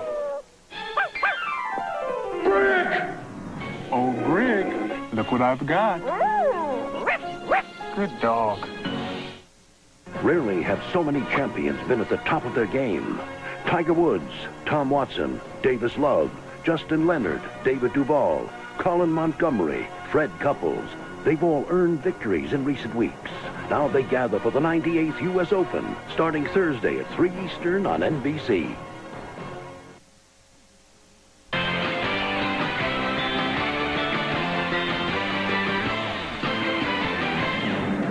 Welcome back to Utah, and a quick update now from Ahmad Rashad on Scottie Pippen's back condition. He is getting electrical stimulation right now on the injury. He is still in quite a bit of pain, and at this moment, he is still unable to play. He's played only 7 minutes in this game, scoring 4 points. Now, 4 days from now, the 98th U.S. Open Golf Championship gets underway from the Olympic Club in San Francisco. Among the early arrivals are Dick Enberg and Johnny Miller, who join us live. Dick? Well, thank you, Hannah. When it comes to golf, he plays no favorites, Johnny, but when it comes to basketball, check that tie out. What colors are those? Hey, I like Mike, but I love the Jazz. All right, let's go from the NBA championship to what many consider our country's most coveted golf prize, hosted right here at the majestic and historic Olympic Golf Club. Its 4th U.S. Open Championship begins Thursday, and winning this prize is what the game's best want. It means you are national champion. Presently belongs to Ernie Els, twice a champion. But Tiger Woods, he's primed to win this country's greatest prize, and he's joined by an elite group of world-renowned stars, men who have worked their entire lives to become U.S. Open champion. And to add to the excitement, many of the game's biggest names, as you just saw prior to coming out here to San Francisco, have won titles in the past 3 months. There they are again: Els, Leonard, Love, Couples, Duvall, Watson, and Woods, and in Europe, Colin Montgomery and Lee Westwood. So, Johnny, the big guns are primed. They are, and Ernie Els had to pull out of Westchester this week. I called him this morning in Orlando. He said his back's been treated. It's feeling pretty darn good. He's coming out tomorrow, and he says he's more focused because of the rest, and he's ready to win. And Tiger? Tiger, we heard from his camp, his strategy last year, congressional longest open course in history. He was too conservative off the tee, too many two irons and 3 woods. This year he's going to let those big guns roar, and we'll see what happens there. That ought to be interesting. Well, we're going to see a golfer in a golf cart for the first time at the U.S. Open, Casey Martin. Yeah, it's going to be very interesting. Casey, through all the brouhaha of his court case in Eugene, Oregon, was able to win the Nike Lakeland Classic, which was amazing with all the press from all over the world.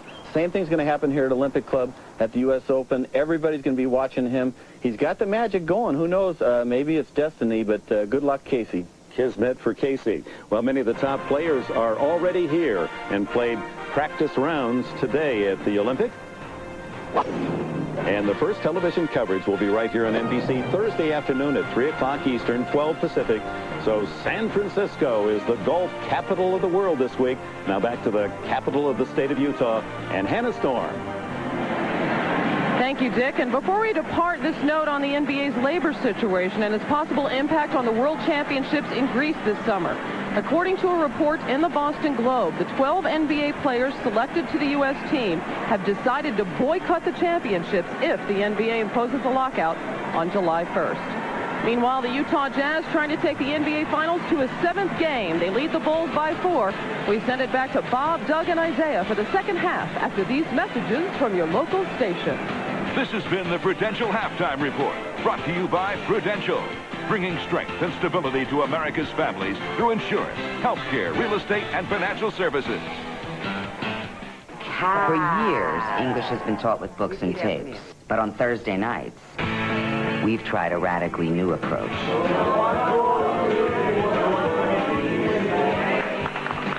I'm not wearing a blouse. I'm not wearing a blouse. ER has had a positive effect on their counting skills. 1, 2, 3. Hey, whatever works. Clear! NBC Thursday nights, a valuable learning tool. For the love of God, live! This game is brought to you in part by United Airlines.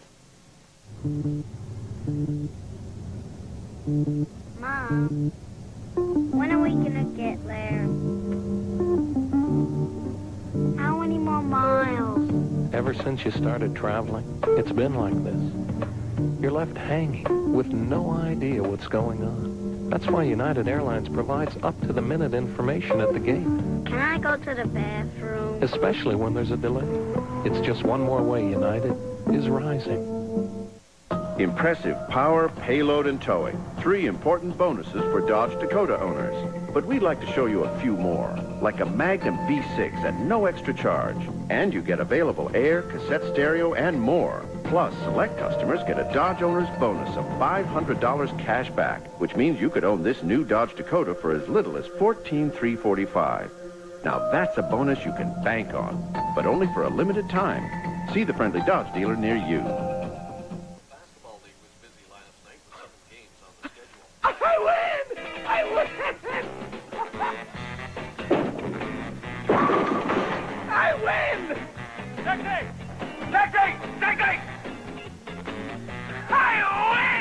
If you like winning, play the Illinois Lottery's big game. With 9 ways to win and an average of 100,000 Illinois winners every week, you gotta like your chances. Winning number is 17. I win again! The Mega Million Dollar Big Game. Play to win.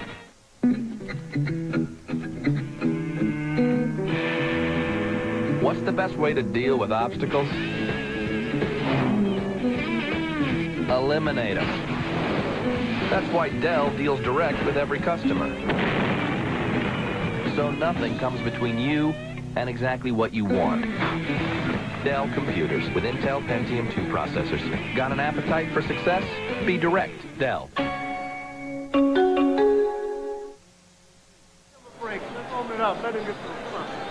Michael Jordan had 23 on 9 of 19 in the first half. Karl Malone scored 20, and it took him only 11 shots, of which he made 8. Utah in front by 4 at 49-45. With Doug Collins and Isaiah Thomas, we welcome you back to the Delta Center. Just prior to the start of the second half, we take a look at the Miller Lite halftime stats. Bob, a great half by both teams shooting the basketball. Michael Jordan took 19 of the 33 shots with with the Scotty not being out there. Can he keep that pace up? And Rodman only 2 rebounds. They're going to need his energy. And for Utah, Antoine Carr came off the bench and gave him 7 points. So he's now 19 points in the last 4 quarters. Utah shot 61%, and Hornacek, Malone, and Stockton were 14 of 22 for 35 points. And you look at Malone leading the Jazz with 20 points. Hornacek, more importantly, with 11. You see Malone going inside, which has freed Hornacek up to play outside. Hornacek only averaging 9 attempts in this series, already put up 8 shots. Michael Jordan leading the way for Chicago with 23 points, and Kukoc with 10. Now, Chicago must find a third scorer. You look at Jordan scoring most of his points from the left side of the court. Loves to play on the right side. Let's watch and see in the second half if he can get some shots off in the second on the right side of the court. You never know when it's going to happen, but when it does, you'll never forget it.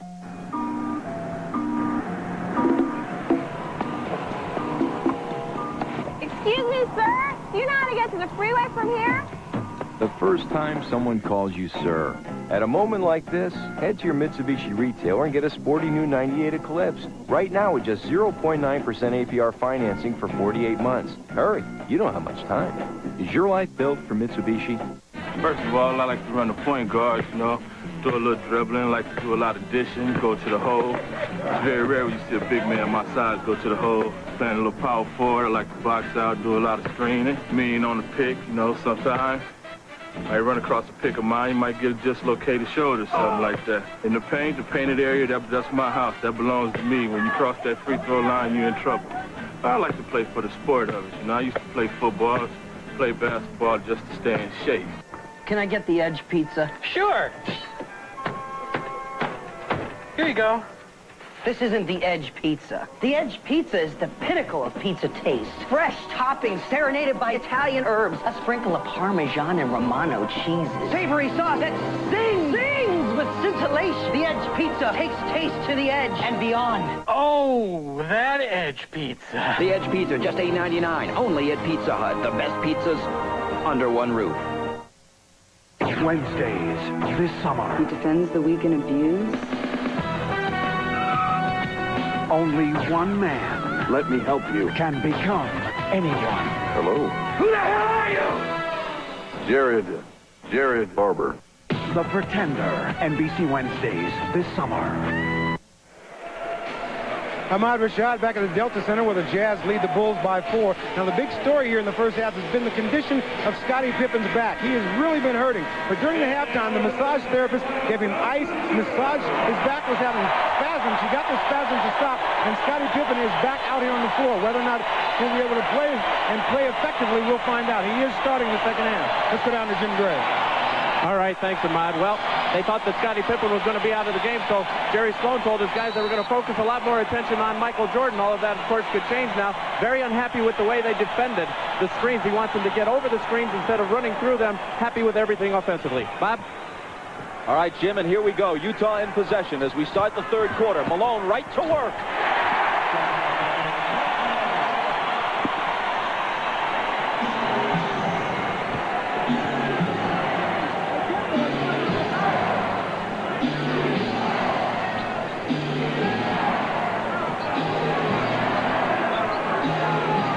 Hornacek on Pippen. It's Kukoc. The three spins out. Hornacek with rebound position. Utah in front by 6.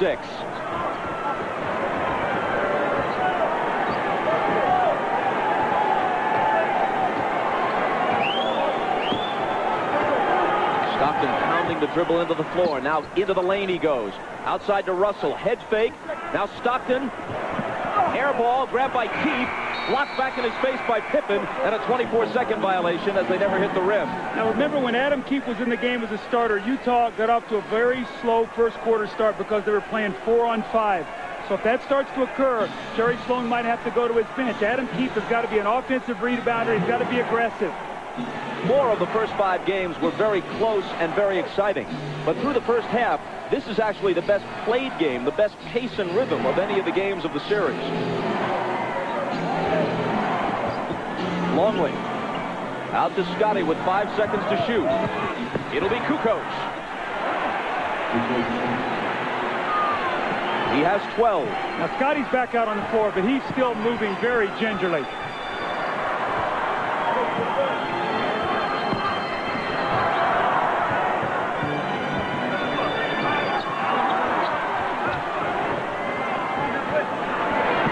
Malone inside and a whistle before the shot, and a Chicago foul. Now you watch Scottie Pippen, and let's take a look at how he's running. You see, he's laboring to get up and down the court. That back is still bothering him. Let's see how he goes. The foul was Longley's 3rd. Stockton stumbles.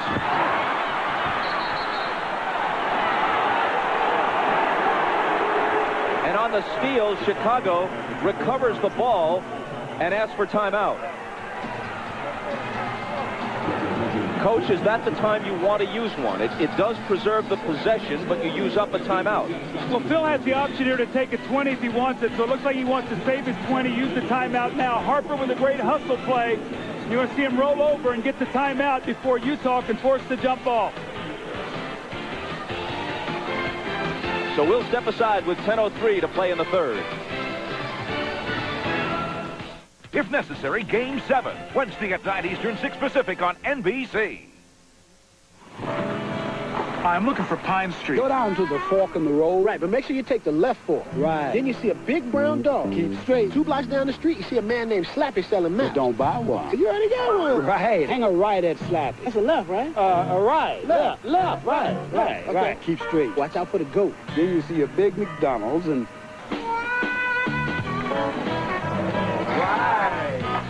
Did somebody say McDonald's? Aren't you glad we brought you here? I'm glad.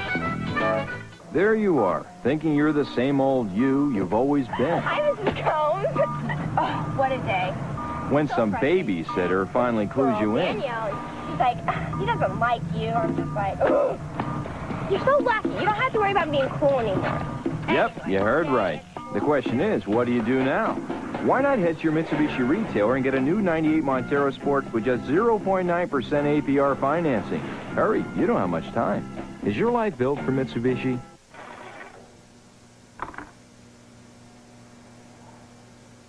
Sometimes a man gets too hungry to clean his hands properly. The powdered sugar on this donut puts a semi-protective barrier between your fingerprint and your nutrition. But even if some grease does get on that donut, well, that's just flavor to a High Life man.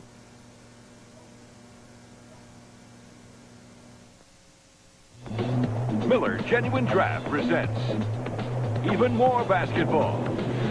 Well, the last 2 MVPs have been Michael Jordan and Karl Malone, so you see them working their magic. Michael fields the pressure, reverses for the lob, the fading jump shot. Been terrific, and Karl Malone with the great hands in the second shot, then the deep post position on Rodman in the layup, and he too with the fading jump shot. So both of these guys have been terrific for their individual teams today. It's been the best played game offensively we've had in the series. And in recognition of this look inside the game, Miller Brewing Company will donate $1,000 to the Thurgood Marshall Scholarship Fund. Chicago ball down by 4. Pippen's jumper over Hornacek won't go. Malone waits for the traffic to clear, then hands to Stockton.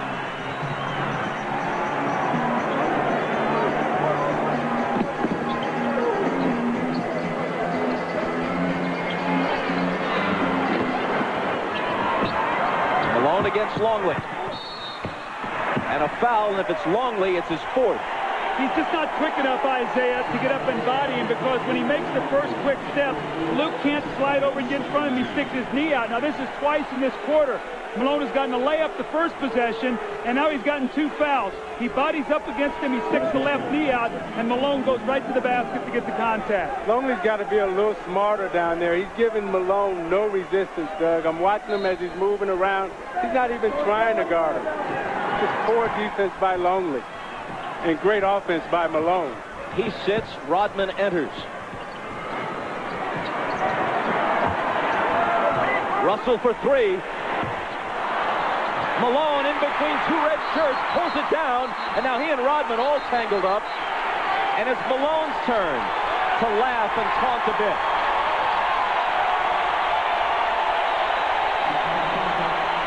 It's a great hustle play by Karl Malone. You're going to see him. He just wants the basketball. 2 Chicago Bulls, and he reaches in there with those powerful arms and just rips it away. The foul on Dennis Rodman. His second.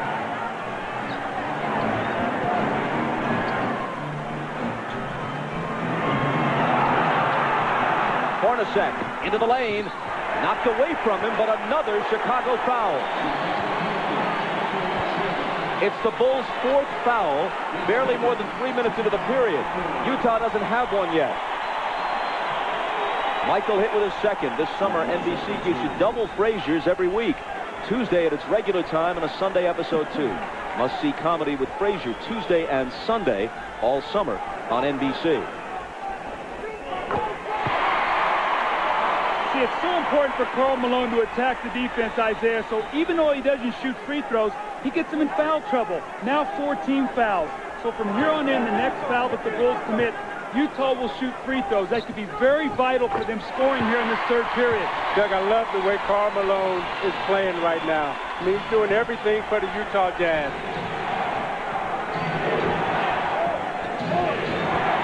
Jordan pulls up and connects. 25 for MJ. Jerry Sloan is very upset. Adam Keefe did not show out on that screen. Michael came off there not with the idea of passing. He knew his team needed 2 points.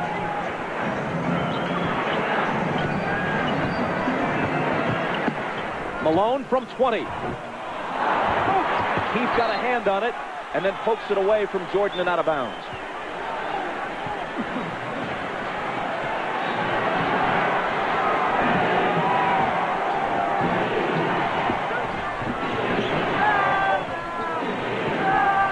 Pippen is on the floor, but not with his usual ball handling responsibilities. This is Scotty out high, immediately returns it to Harper. A little jump hook is good. Just the presence of Pippen on the floor, you've got to be able to honor him, and he's a great post feeder. Chicago back to within 2. Malone from Hornacek. Rodman managed to wrest it away from him, then Harper takes it. Malone argues that he was fouled.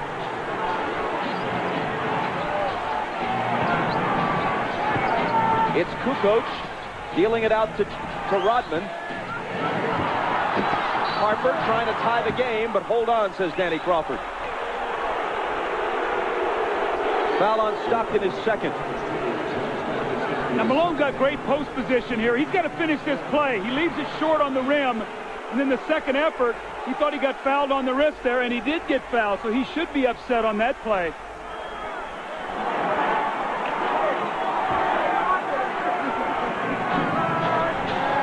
Adam Keefe out, Chris Morris in for Utah. Here's Jordan. Off the back iron, Rodman trying to keep it alive. A tremendous hustling attempt, but Utah gets the ball. Now you're saying, why Chris Morris? Because he's a better offensive player, and he can play against a Tony Kukoc. You say, why not Antoine Carr? I think Jerry Sloan knows he's only got so much gas in his tank, and he'd like to have it for the fourth quarter.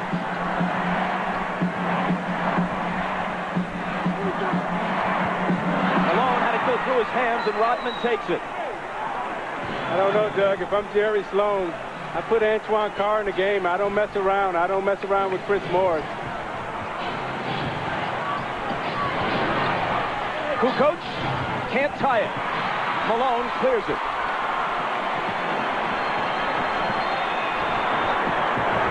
Stockton into the lane, tried the up and under on Harper, but it wouldn't go. And Chicago gets it back.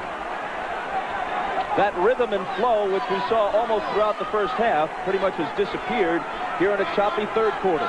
Bob, I just saw eye contact. Scottie Pippen and Michael Jordan. Scottie normally brings the ball up. He said, Michael, you come get it.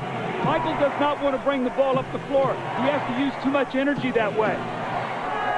Is Pippen anything more than a decoy now on offense for Chicago? He's the initiator of the offense. That's all he can do is be a post feeder and be a presence out there, just so that they have to honor him. 4 seconds to shoot. Jordan missed it just before the shot clock sounds. Rodman battling like crazy, but can't quite hold on to it. Hornacek, he and Malone, Rodman and Malone, and Rodman just trips Malone up. They got to call a flagrant here. They've got to call a flagrant. It's the third on Rodman. He and Karl Malone, regrettably, are scheduled to wrestle in one of those bogus events next month. Why Malone wants to lower himself to that is anyone's guess. And Rodman apparently wants to start the wrestling now. I tell you what, I love what I'm seeing, the battle between these two guys.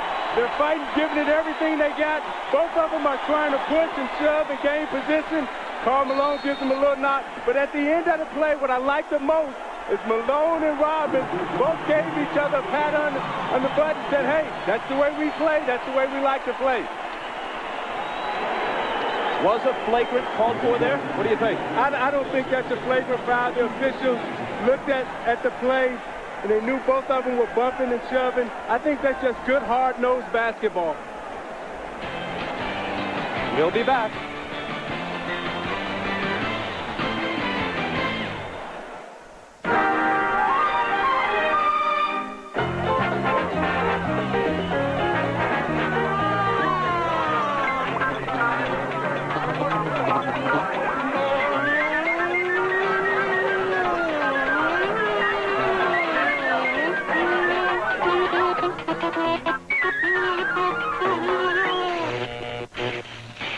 Please, don't drive drunk. You never know when it's going to happen, but when it does, you'll never forget it.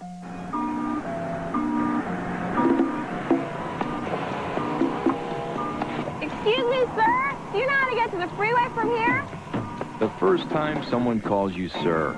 At a moment like this, head to your Mitsubishi retailer and get a sporty new 98 Eclipse. Right now with just 0.9% APR financing for 48 months. Hurry, you don't have much time.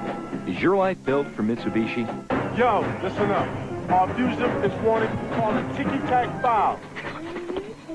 Find us.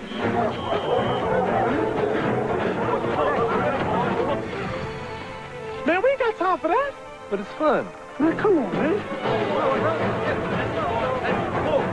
I think they lost a set. What's up, dog? One last whistle happy ref, one more happy ending for the Funk Police. It's been the year of the home run in baseball.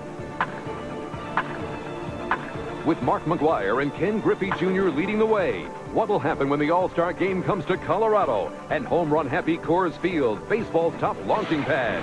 Major League Baseball's All-Star game, Tuesday night, July 7th on NBC. The NBA on NBC is brought to you by Miller Lite, who reminds you that whenever you feel good, it's Miller time. By the full line of vehicles from Mitsubishi, built for living. And by the irresistible taste that makes you say, did somebody say McDonald's?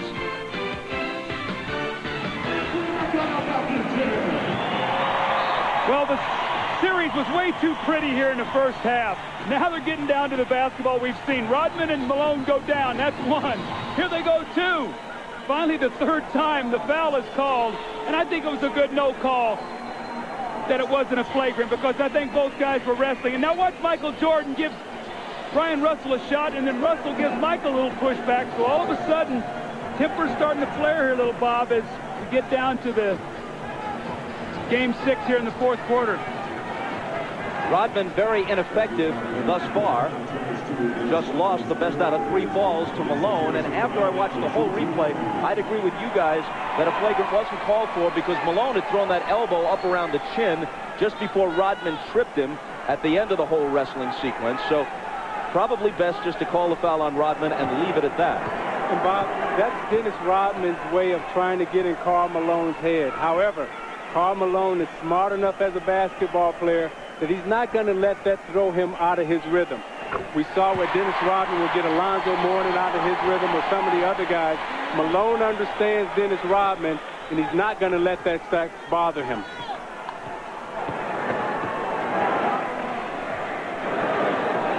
Malone has 23. And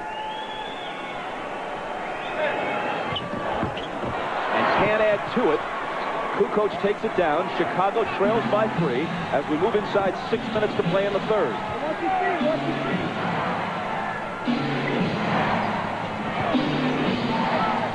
Here's Pippen. The bad back makes Hornacek's assignment on him a whole lot easier. Left alone, he doesn't take the 3. Michael, fade away. See, if I'm Hornacek, I make Pippen make one of those shots. He's really rushing out to close out on him. He's got to show me he can shoot that ball before I'm too concerned with him. I got to be more worried about Michael Jordan. Jordan has 27 to Malone's 23. Here's Malone again. He was fouled. The basket would have counted, but it wouldn't stay down. It's on Pippen his first. Now you watch Michael Jordan on the repost, takes a quick bounce, the reverse spin, fakes Russell out and shoots a nice fadeaway date. But I agree with you, Doug. I would make Scottie Pippen make one of those three-point shots before I leave Michael Jordan alone in the low post.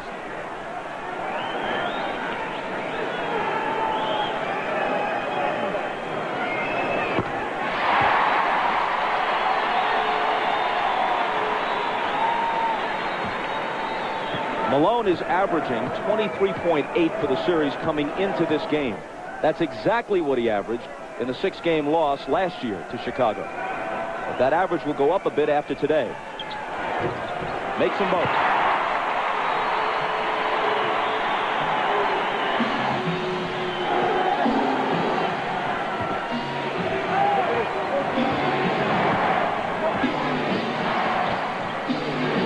Michael's pass to Scotty.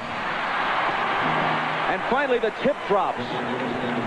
Rodman gets credit for the basket, but it looked like Pippen was not able to show us the usual body control that he'd normally have to finish off that play. Usually he would dunk that ball.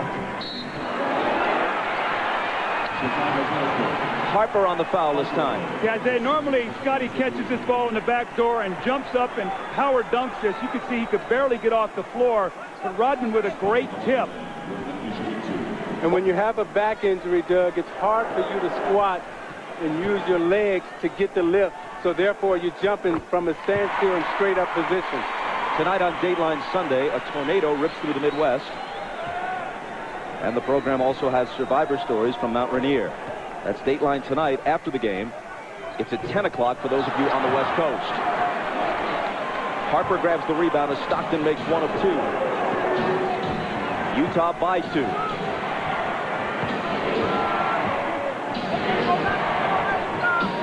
Jordan, off target, rebound Malone.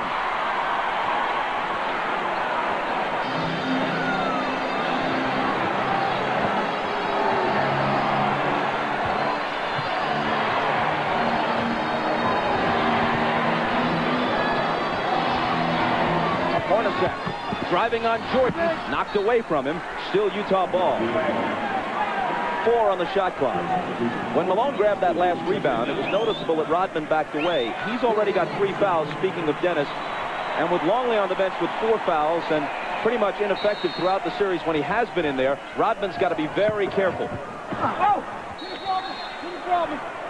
Knocked out, 3 on the shot clock. Howard Isley back on the floor now. Stockton getting a breather with 4:15 to play in the third. Pippen got a hand on it.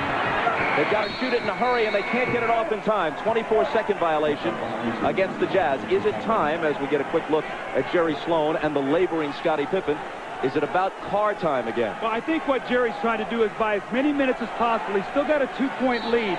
And Antoine Carr is a guy that maybe gives him 24, 25 points. And here he comes, or 25 minutes. Here he comes right back into the game. So Jerry realized that he needs somebody out there that can shoot the basketball. Pippen giving it his best. And that time it was good enough. As we said, with that back injury, that little jump hook in the middle is an easier shot for Pippen to shoot because he can extend with his long reach and his arm length. Tied at 57. Hornacek had a good first half and hits this one. They're really making Michael work on a lot of splits. Hornacek is being very active. They know that Michael is the majority of the offense today, so they've got to keep him in motion. 15 for Hornacek. Now trying to guard Pippen. Scottie splits the defense, can't hit the bank, but Rodman with a second tip. That's the energy we talked about that the Bulls needed from Dennis Rodman. He gave them nothing in the first half. That's 2 tip-ins for 4 points here in this third period.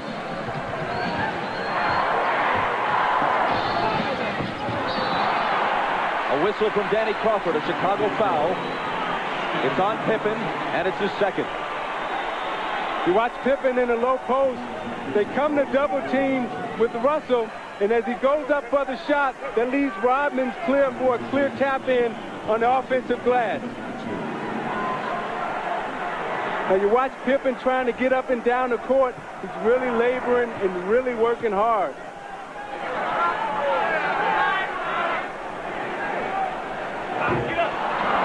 Scottie has come out. Kukoc, Burrell, and Kerr all in. There's Pippen heading back to the locker room again to try to stretch out that ailing back. Russell missed the first, but connects on the second. Utah by 1. Well, the only thing that's saving Utah in this quarter to keep them in the lead is the free throw line. Those early fouls have hurt Chicago, and Utah's taking advantage of it. Kukoc knocked away, and there's a Utah foul. It's just their second of the period. Doug, I've watched Jordan the last 4 plays, and he's picking his spots to get some rest out on the court. He's not playing Hornacek as tough because I think he knows that at the end of the game, he's going to have a lot of energy.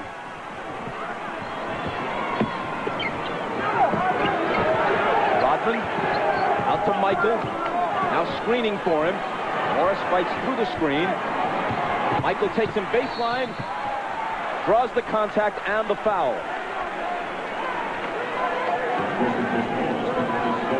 Michael's going to go to the line. Chicago, which generally has had many more free throws throughout the series than Utah, has hit 4 of 5 free throws in this game. Utah 15 of 21. As you said earlier, Doug, a huge difference. Well, Chicago's done a good job now in this quarter of disrupting Utah's offense. It's not flowing as easily as it was. They took the fouls. They've got him on the free throw line, but you're not seeing the same open looks. I think with Rodman being out there, he really helped disrupt Malone's timing. Now Longley's back in the game.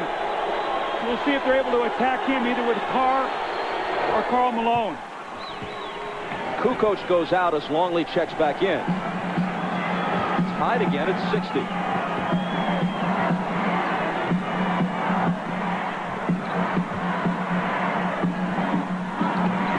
Malone left block where he likes it best against Rodman. When the double comes, he dishes it out to Carr. Now it's Hornacek. 3 seconds to shoot. Now they're going to have to force it. Hornacek off the back rim. Carr on the board. But there's a loose ball foul on Antoine Carr. It's his second. You see how the Utah is using so much of the shot clock now? That's not what they did in the first half, Bob. They got their shots up earlier in the clock. Now the Bulls have them working against that shot clock. They're not getting good looks. And they're going to have to speed up the tempo of their offense now.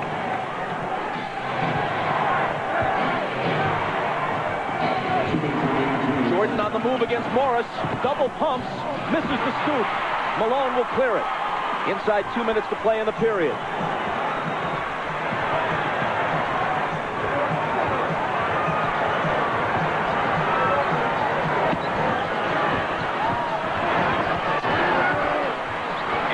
Carr. Missed it. I think the one guy that needs to get involved for Chicago right now is Luke Longley. He hasn't taken a shot the whole game. He's got to put some pressure on Malone in that low post. Here's Burrell. He's off target.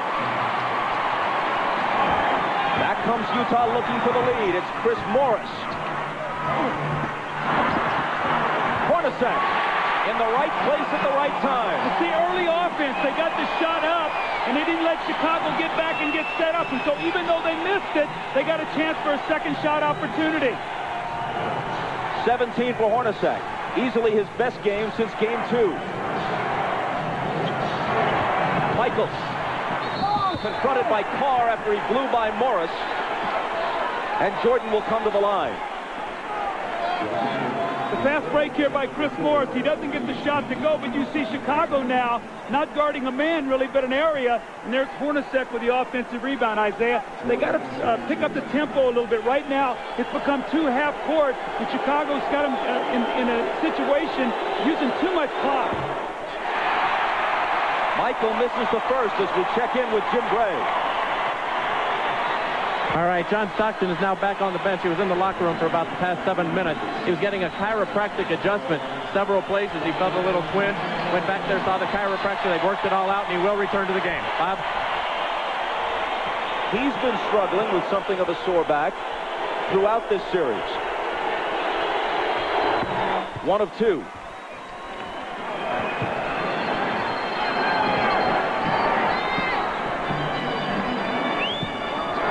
Utah by 1 and with the ball.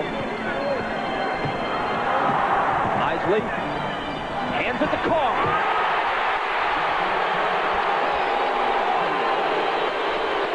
Isley much more effective here on his home floor than he was in Chicago. Gets the assist there. Longley's shot. Isley the rebound. Last shot of the quarter here. Be big for Utah if they get a score. It will push it to 5 or 6. They're on their feet at the Delta Center.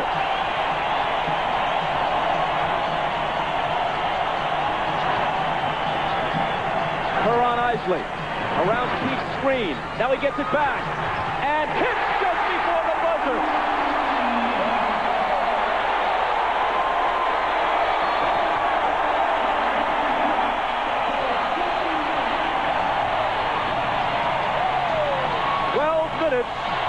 From pushing this to a game 7.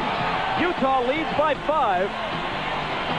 Getting a rare contribution, at least in this series, from Adam Keith. We're back after these words from your local station. You're watching the NBA on NBC. There you are, thinking you're the same old you've always been. Hi, Mrs. Combs. Oh, what a day. When some babysitter finally clues you in. Danielle, he's like, he doesn't like you. I'm just like, ugh. You're so lucky. You don't have to worry about being cool anymore. Yep, you heard right. The question is, what do you do now? Why not head to your Mitsubishi retailer and get a new 98 Montero Sport with just 0.9% APR financing? Hurry, you don't have much time. Is your life built for Mitsubishi? There are many types of athlete's foot that eat your feet alive. Don't just cure some, kill them all. Lotramin AF. Full prescription strength medicine. The brand doctors recommend most. Lotramin AF. The killer cure. You know why the 99-cent super value menu has lasted 9 years? Because the food is so good. And because day in and day out, you can't get a better value. 9 years. Look at that. I still have the same tie. Wendy's super value menu, 99 cents every day. You're watching the home of Wimbledon, NBC Sports. This game is brought to you in part by your local Ford dealer. Ford's big-time sales event just got better. With 0.9% financing for up to 48 months on 5 top sellers. That's 0.9% on Escort, CX-2, Contour, Taurus, and Ranger. Plus, current owners of Ford, Lincoln Mercury, and GM vehicles get an additional $500 cash bonus.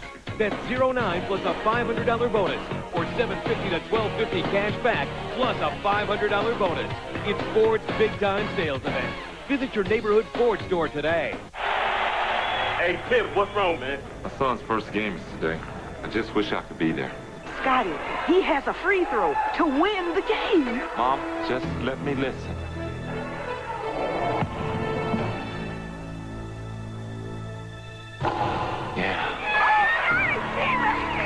No, I was there.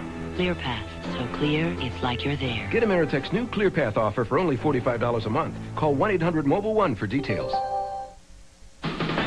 This copyrighted telecast of the National Basketball Association may not be retransmitted, reproduced, or rebroadcast without the express written consent of the NBA. Howard Isley, after a miserable Game 5 with no points and 5 turnovers, today has been big. He's helped Rex Stockton. You see the kick down to Antoine Carr and the dunk. And in the last possession of the quarter, makes a pass, and Adam Keefe makes a terrific catch on behind him and finishes. Today, Isley has 1 point and 3 assists, no turnovers. He's given him good numbers off the bench, and Karl Malone likes the fact that he's watching and his team is increasing the lead. As we start the fourth quarter, Michael Jordan has scored 29 points. He's 10 of 24. At one time, he was 9 of 15. That means he's just one of his last 9. He's played 34 of the 36 minutes so far after playing 45 of 48 on Friday night. Remember, in the fourth quarter Friday, he was just 1 of 7 from the floor. You have to believe fatigue is an important factor now. I think with Michael Jordan, he's smart enough to rest on defense and try to conserve his energy for offense. Here he is on offense. And he'll be coming to the foul line just as the fourth quarter starts. But even those poundings take something out of him, right, as he goes to the basket. Now, those are the things that take the most energy out of you. And the reason why, because if you can imagine yourself, if you had to wrestle with an individual for 2 minutes, that's very tiresome. However, when you're running up and down the court, that's an aerobic exercise. That doesn't take a lot out of you. So him going to the basket, taking that pounding, that takes a lot more out of you. And also, right now is normally the time that Michael Jordan rests. He tries to rest the first couple minutes of the fourth quarter without Pippen. He's not going to get that rest. So we'll see what that does as the game wears on. But Jordan is the one individual that I've seen in this game since I played that can carry his team in the fourth quarter even when he's fatigued. He's already played more games and more minutes than at any time in his career. Isley, big hoop for Utah. Tell me confidence isn't an unbelievable thing. This is the same kid we watched in Game 5 who didn't even want to dribble the basketball. Today he's making some big plays for his team.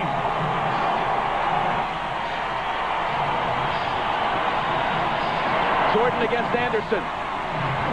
He's still Michael Jordan. Whatever he has lost, through fatigue, through age, through whatever, has only brought him somewhat back to the field. He still leads the field. Morris out of the corner.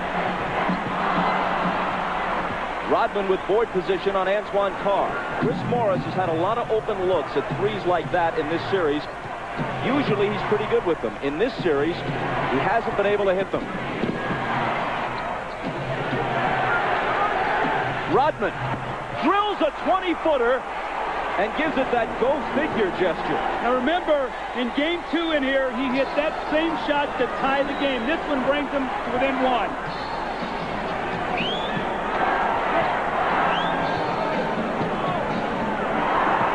Isley returns it to Keefe on the screen roll, and he blows the dunk. He argues that he was fouled, but he should have finished it anyway. Now Keefe heads for the bench, and Malone comes back.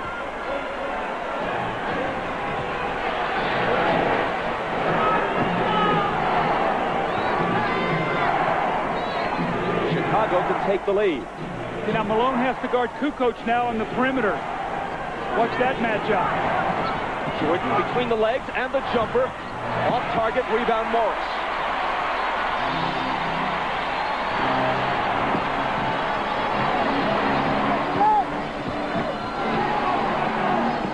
Malone hands it back to Morris, who converts on the reverse.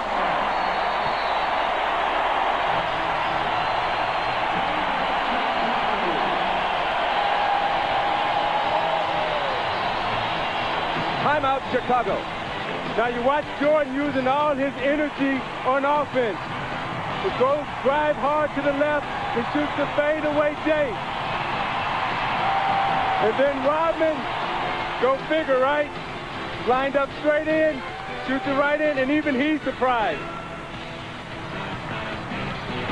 And You watch Chris Morris moving without the basketball. Malone with the beautiful feed.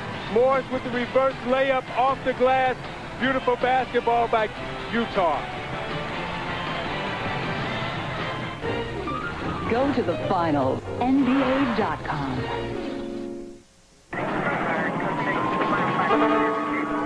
38 shots, 2 passes, 2.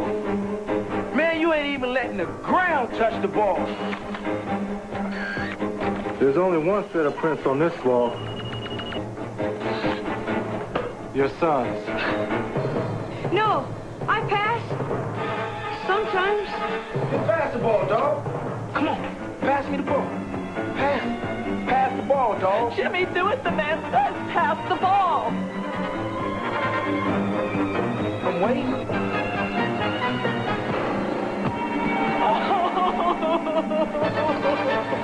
GP, I think I got something.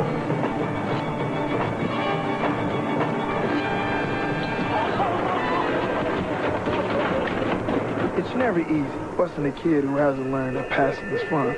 You just hope it turns him around.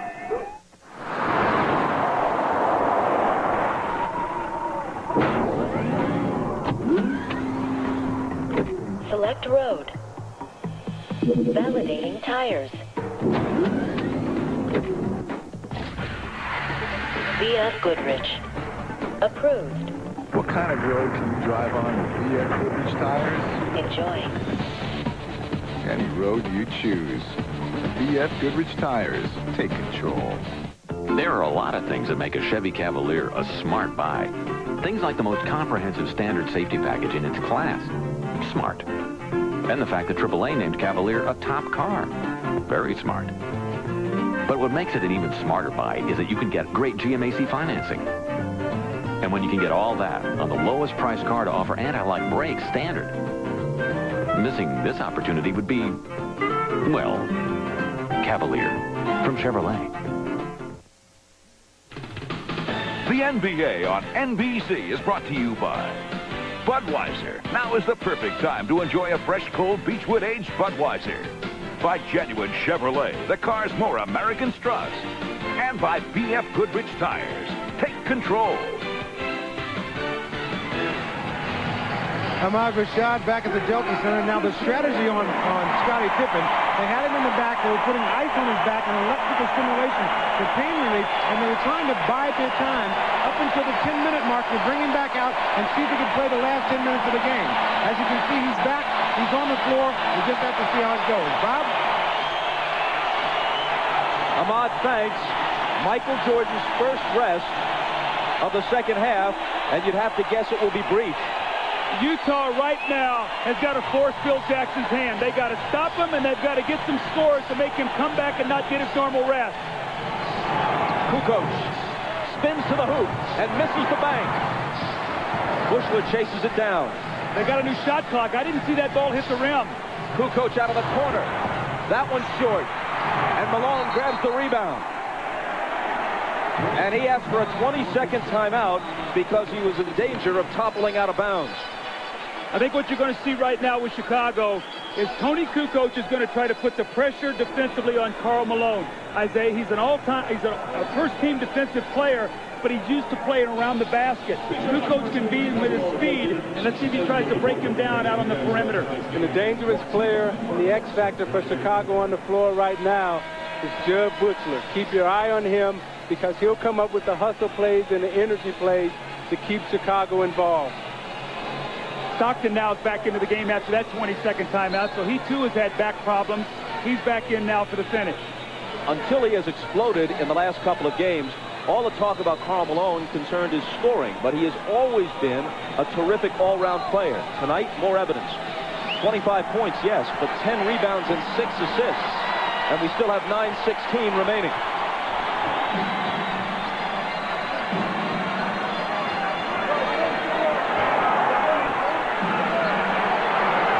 Stockton on the dribble against Kerr, trying to find Malone, but they get a hand on it, and Rodman grabs it.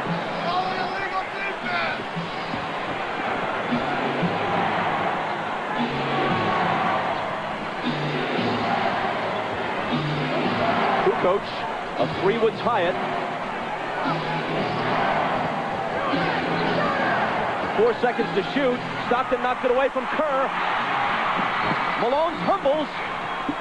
Should be a 24-second violation since no one had established clear possession of that loose ball, and that is what's called. How about Karl Malone going for this loose ball? Now, John Stockton normally will come up with this ball. You can see he can't bend over with that back, but Karl Malone with a great hustle play that gives his team that opportunity now for the loose ball on the 24-second shot clock violation. Michael is at the scorer's table. He's coming back. The next time play stops. Remember now, that likes to go to Anderson in the post on Bushler.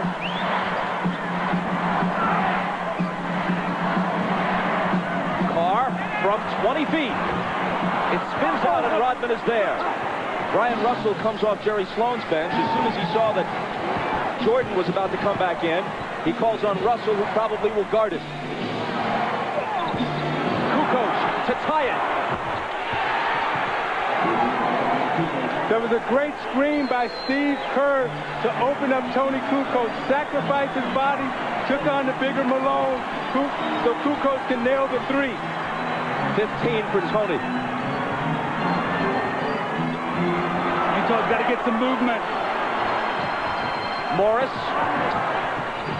to a cutting Anderson, who was bumped. The basket, a count. It does.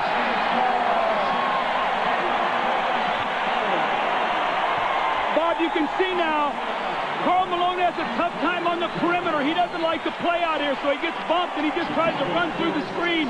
Kukoc gets the bare three and knocks it down. And in the good movement here, you got to get a slash and a cut to get to the basket. Too much standing around for Utah. An opportunity now for the three-point play, which they get. The foul on Kerr was his third.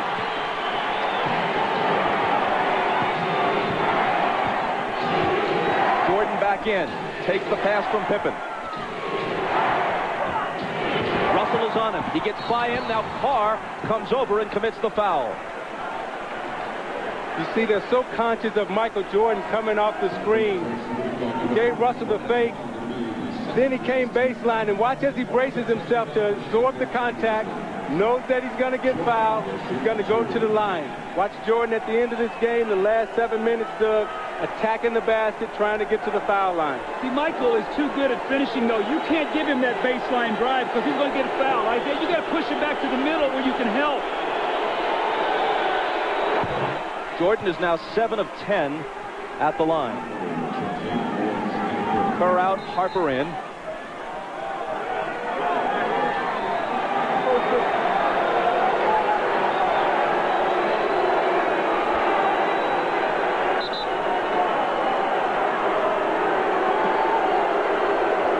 We're told that the brief stoppage was because of a sign one of the fans was holding, and it had some offensive language on it.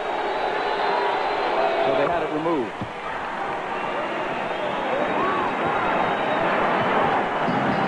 Dennis Rodman, we're told, was the only player to protest its removal.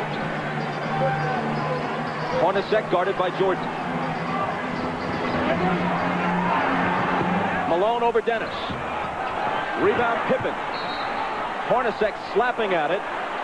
Scotty just hobbling around. The foul is on Antoine Carr, and that's his fourth. Utah's gotten very stagnant here right now, Isaiah. They've really bogged down and really started in the third quarter. The free throw line kept them in it, but right now, they're really struggling scoring. And this was Chicago's defense has been dominant against Utah in the fourth quarter.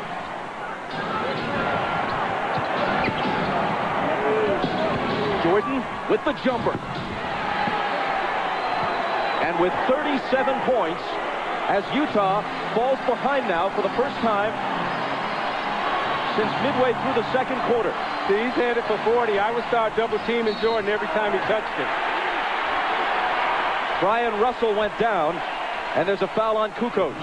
Doug, you talk about wanting to bring Jordan to the middle, but his game is so complete. And when you bring him to the middle, he's able to come right to that right hand, square up, and shoot it right from the free throw line. It's Chicago by 1, and you're watching the NBA on NBC.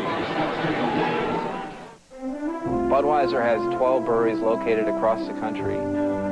The Budweiser that you get from your local brewery is usually the freshest beer available in the marketplace. Budweiser sells very quickly. The average age of Budweiser on the shelf is about 40 days. Having local breweries ensures that your Budweiser is the freshest possible beer it can be by the time you purchase it. It's a meteor shower. This new one you're tracking. It's the size of Texas, Mr. President. On July 1st, United States government just asked us to save the world. prepare to fight like there's no tomorrow. You think we'll get hazard pay out of this? You're already heroes. Just sit back and enjoy the ride. Bruce Willis, Liv Tyler, Ben Affleck. We never quit! Armageddon, a Jerry Bruckheimer production, directed by Michael Bay. Rated PG-13. Starts Wednesday, July 1st. Thanks, Dad. You can't do this with Caravan. Thanks. You can't do it with Windstar. Thanks, Pop. A little help? Only the Chevy Venture is available with a remote control sliding side door. It's the perfect accessory for the overworked father. Now choose low 1.9% APR financing or $1,500 cash back on Chevy Venture. See your dealer today. Chevy Venture. Let's go.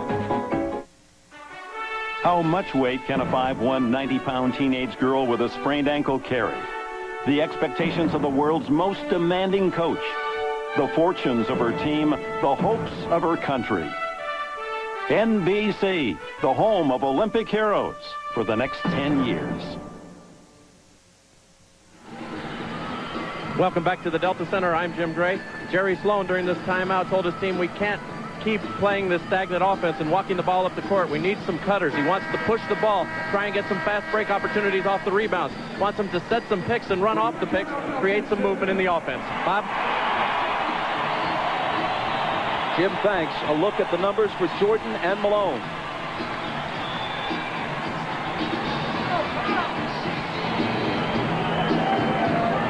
Jerry Sloan wants fast break points. They have to turn to John Stockton right now to push the tempo. And thus far, he's only attempted 4 field goals at 5 points, 4 assists, and 3 turnovers. Stockton has to come through big for him down the stretch. What's happened also, too, when Malone's getting the rebound, he's holding it, and rather than outletting where they can run. Here is Stockton with Harper on him. Antoine Carr. Malone, 3 defenders on him, and they take it away. It's Pippen wincing as he comes up with the loose ball.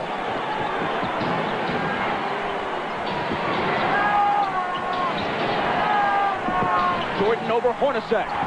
Short. A whistle underneath from Danny Crawford. Stay right here. Loose ball foul on Utah. See, Malone's catching the ball in the post. He's getting double and triple team right now. He's got to be a passer out of this post. You see Pippen there knock the ball away from him. But if there are 3 guys on him and you space the floor, somebody's got to be open. And Doug, what Chicago is saying right now, we're not going to let Karl Malone beat us. Someone else is going to have to step up and beat us tonight. Pippen, who can barely move, throws it in. In almost any other situation, he couldn't possibly be playing. Regular season, never. Even earlier in the playoffs, he'd probably be sitting. Jordan again. And Stockton pulls it down. That's where they got to push it. Get something quickly. Underneath to Carl. And he was fouled. It was a nice feed by John Stockton, pushing it up the court, catching Malone early in the offense, right underneath the basket. Malone did a great job of sealing and drawing the foul. 4 on Rodman. Michael's upset with himself right now. He's missed 2 jump shots that would have given his team a 3-point lead. He's really upset about that because both of them were very makeable shots that Michael normally makes. And Russell has done a good job guarding Michael Jordan, forcing him to shoot jump shots and not really allowing him to get to the basket. Malone busting loose with the huge game on Friday night. He had 20 in the first half. He's at 26 now after the free throw. Jordan leads all scorers with 37. He's 13 of 30 from the floor.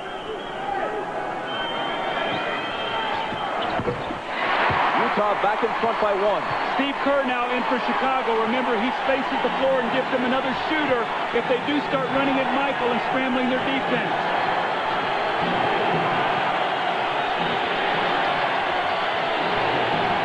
Michael again. Russell takes it down. Stockton has a little daylight, and Utah has a 3-point lead. Transition basketball again. The little screen by Malone, and he hits the open jump shot. Kukoc. Kerr. Pippen in the lane. Connects on the turnaround, playing through clenched teeth.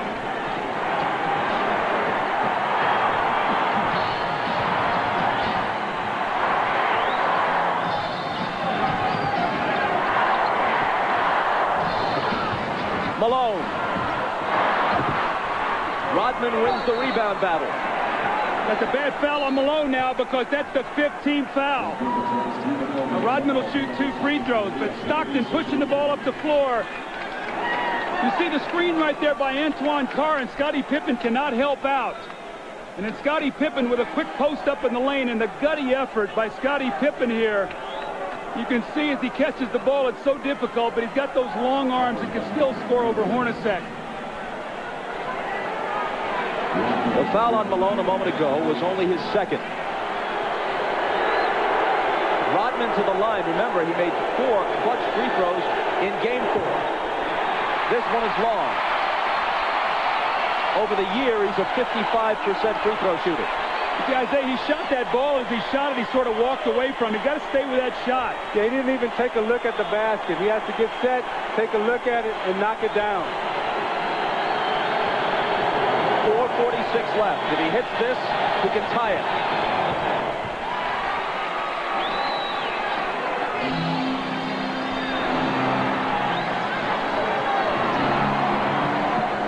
Stockton glancing at the clock as he comes across. 4.5 minutes for Utah to end its season or prolong it. Stockton, 5 seconds to shoot. It's Hornacek. Malone. They'll bring it back out. The jumper by Carl. Utah back in front. Great patience. Offensive rebound, kick it out, and Hornacek got it right back to him. Malone has 29.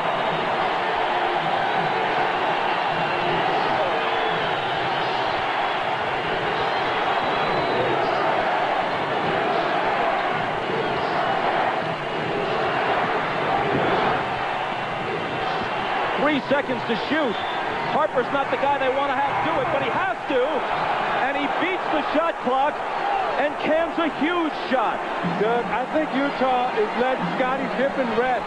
I would go at him right now. He's trying to guard Antoine Carr, and Antoine Carr has a big advantage over him inside.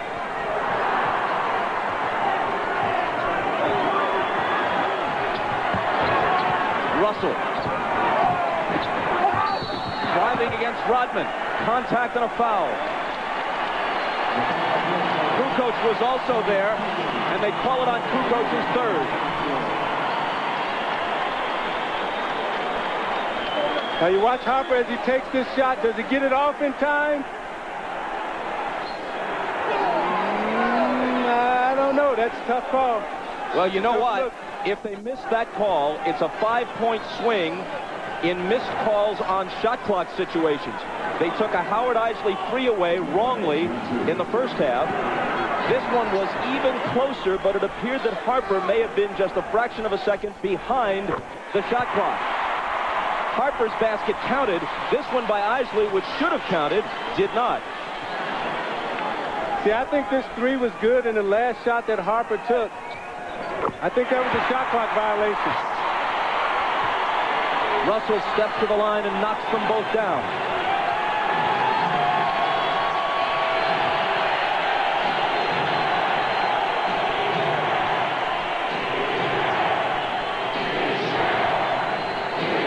Stockton on Harper. Out to MJ for 3. It's short. Hornacek taking it ahead to Russell, but Michael with whatever gas is left in his tank, gets back to pick it off.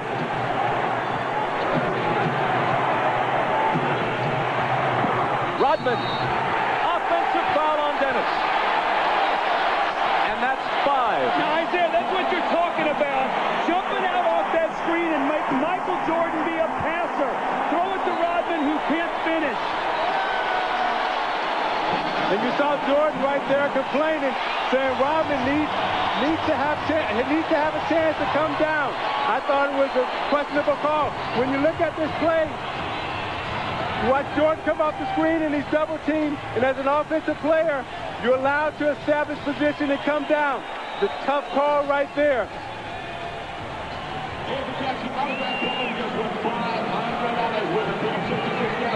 Oh no, says Michael.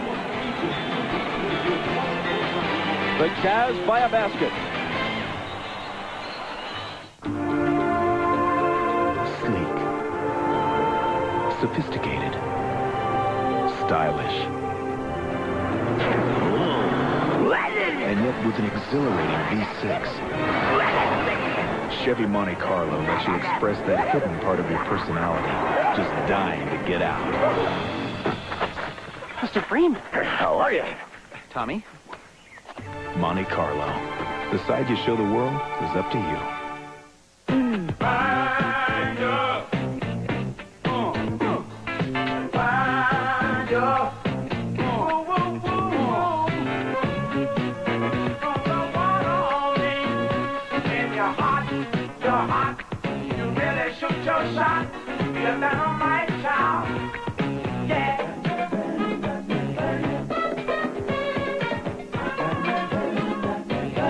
If you ask us, it just tastes better.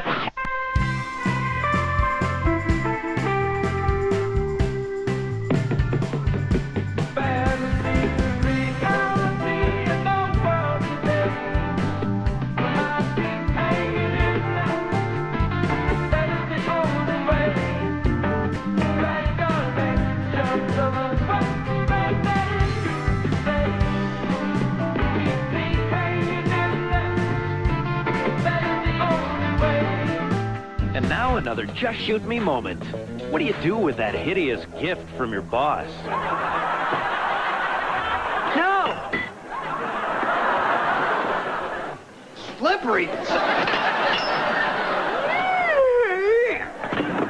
Just shoot me. Thursdays after Seinfeld. Well, remember last year in Game 4, Stockton to Malone that won the game. The long pass over the fingertips of Michael Jordan. Stockton with a great pass. Michael just misses it, and Malone gets the layup really to seal the win. Well, moments ago, were we going to see the same thing here? A chance to go up 4. Hornacek throws the pass, and Michael Jordan, with every ounce of energy that he has, goes up and gets the steal. He misses the shot, the 3 that would have put him up 1. Had this gone through, it would have been a 4-point lead for the Jazz. Michael gets back and makes the great steal. Jordan has 37 points on 13 of 32. 2 of 7 in the 4th. He is 3 of 14 in his last 2 fourth quarters.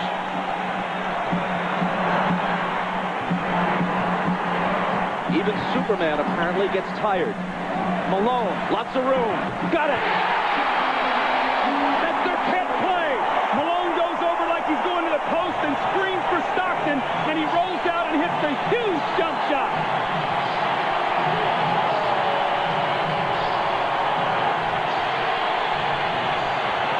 Jordan spinning.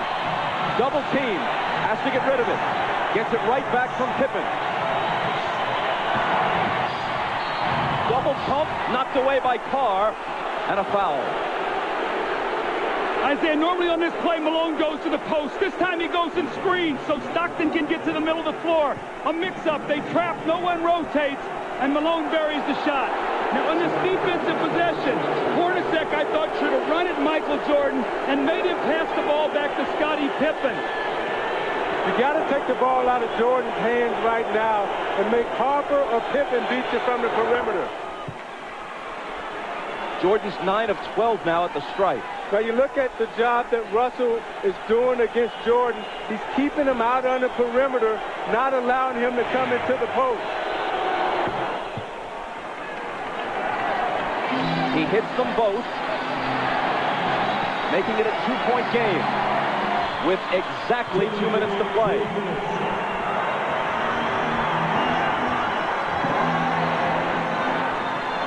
Stockton.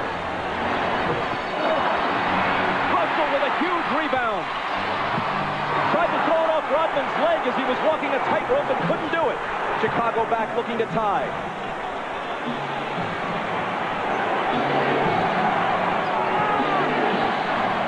Michael. Short. Rebound Stockton. The jumpers come up short when fatigue is a factor. It's true of anyone, even the best of them.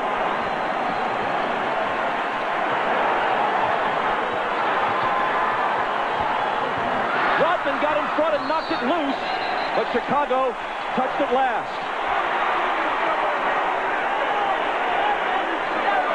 Phil Jackson coddled to that call. A minute 14 remaining. Watch Hornacek on this play, wrapping off a triple screen. Stockton for three! That would have been a dagger in Chicago's heart. Instead, they could tie it, or take the lead with a three of their own. Jordan. And a blocking foul. Stockton is down on the floor. Jordan's going to come to the line. It's Stockton's fourth. You watch Jordan fake like he's coming to the middle again. Russell gives him the baseline. Stockton comes over a little too late. Call the blocking foul on Stockton. Jordan again at the free throw line. 20-second time, 20-second timeout. Chicago takes a 20-second timeout.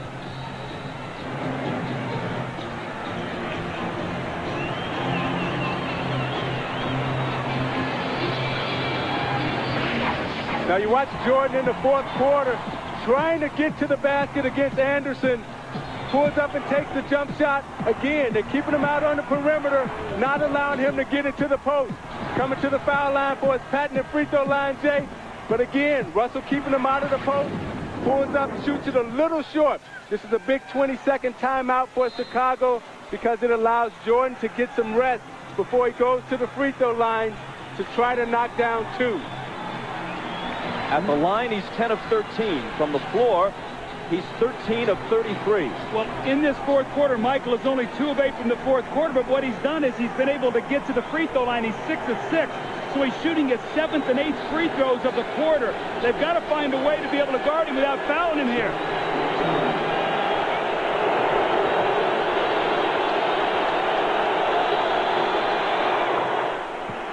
He cuts it to 1. Phil Jackson has told the Bulls during the last couple of timeouts, let's try to take it to the rack, go to the basket, not look for the perimeter shot.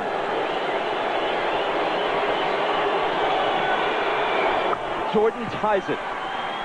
Maybe the 20-second timeout was, as much as anything, just to give him a breather to gather himself for the crucial free throws. 50 seconds. Malone. Cross-court Stockton, a three! It's there!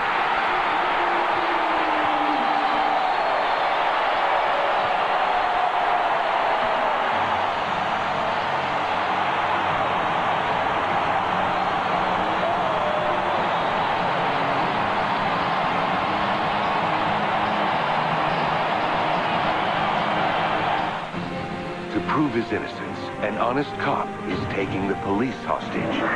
You are not in control! On July 31st, negotiations are over. Right now, I'm the only thing standing between you and an army that's just itching to take you out. And the action begins. Pull the trigger! Samuel L. Jackson. You want my blood? Take my blood! Kevin Spacey. I can't hold them back anymore. They're coming up. The Negotiator. Rated R. Negotiations begin Friday, July 31st everywhere.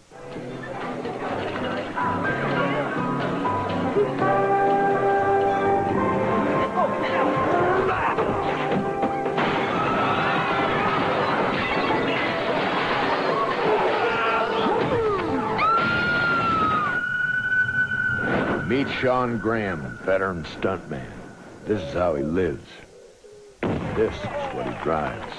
What else would he drive? Chevy S10, like a rock. We've been working hard all year to bring the championship back to Chicago. We're not there yet, so we're still counting on all of your support. Rodman shoots from the head of the key and connects. Even he has to say, hey, go figure. Just like last time, we're all in this together. If we win, celebrate our achievements with style and dignity. This is Chicago's moment to shine. Let's show the world how to do it right.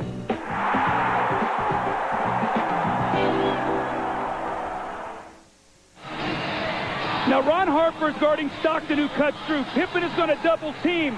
So what happens now? Stockton's going to circle through, and Antoine Carr dives down, so Harper has to play him. Now on the skip-out pass, Stockton hits the three. What a huge shot to put his team up three. Look how close his foot was to the line here. A three by inches.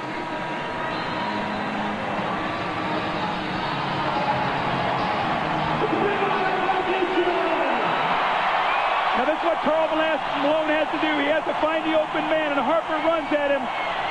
And normally it's Stockton and Malone. This time it was Malone to Stockton. 10 points for Stockton.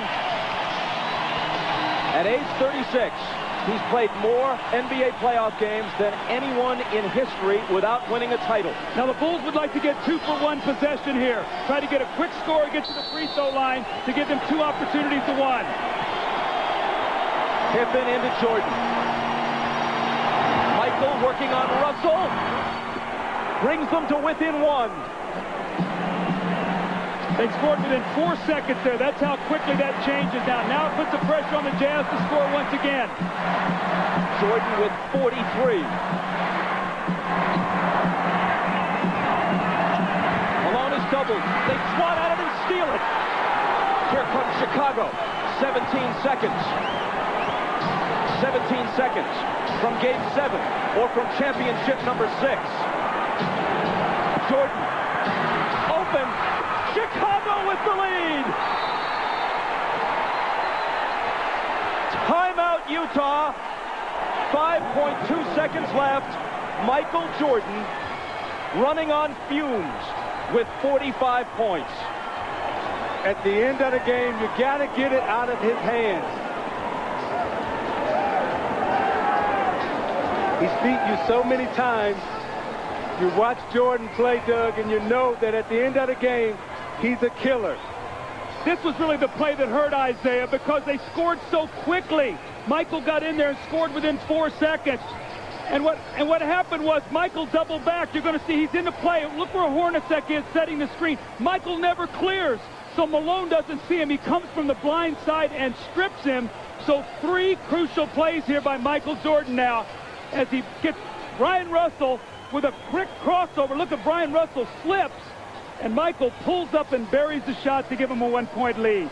That may have been, who knows what will unfold in the next several months, but that may have been the last shot Michael Jordan will ever take in the NBA. Watch Jordan's left hand here as he gives Russell the push. The referee can't see that. Jordan frees himself up for a clean look. The greatest thing about Jordan is he has all the tricks. That's why it's so difficult to guard him. If that's the last image of Michael Jordan, how magnificent is it?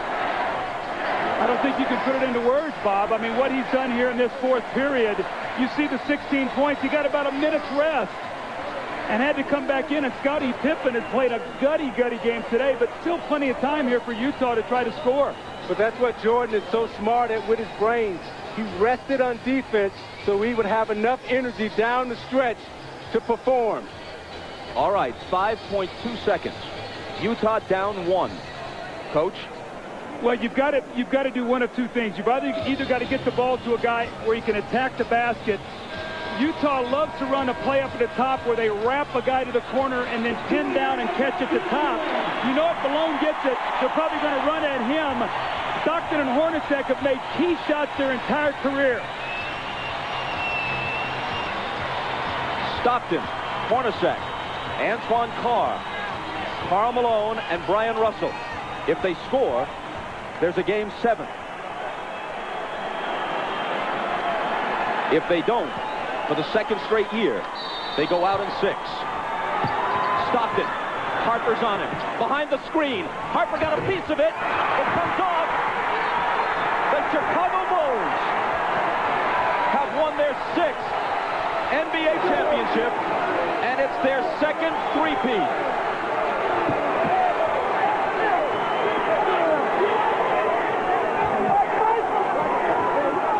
When you lose by this narrow margin, speaking of the Utah Jazz, there are so many things to look back on. But the Howard Isley 3 that was taken away in the first half will eat at them all summer long.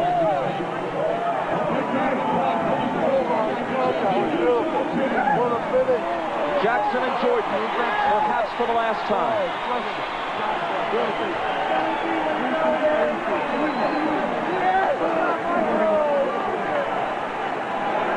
Chicago 87, Utah 86. Jerry Sloan showing class, trying to shake hands with each and every member of the Chicago Bulls, who won 2 out of 3 here and 2 out of 3 in Chicago. Thanks, boy. Thanks, boy. Thanks,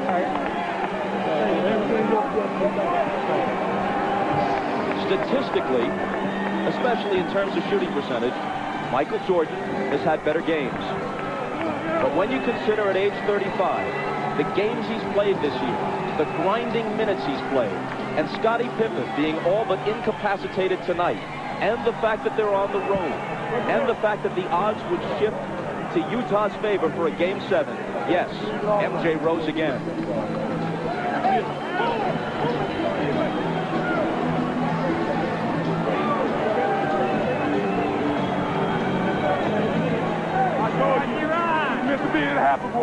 He no longer needs accomplishments to prove his case as the greatest player in NBA history. He just adds to it. And if this is the final chapter, what a way to close the book.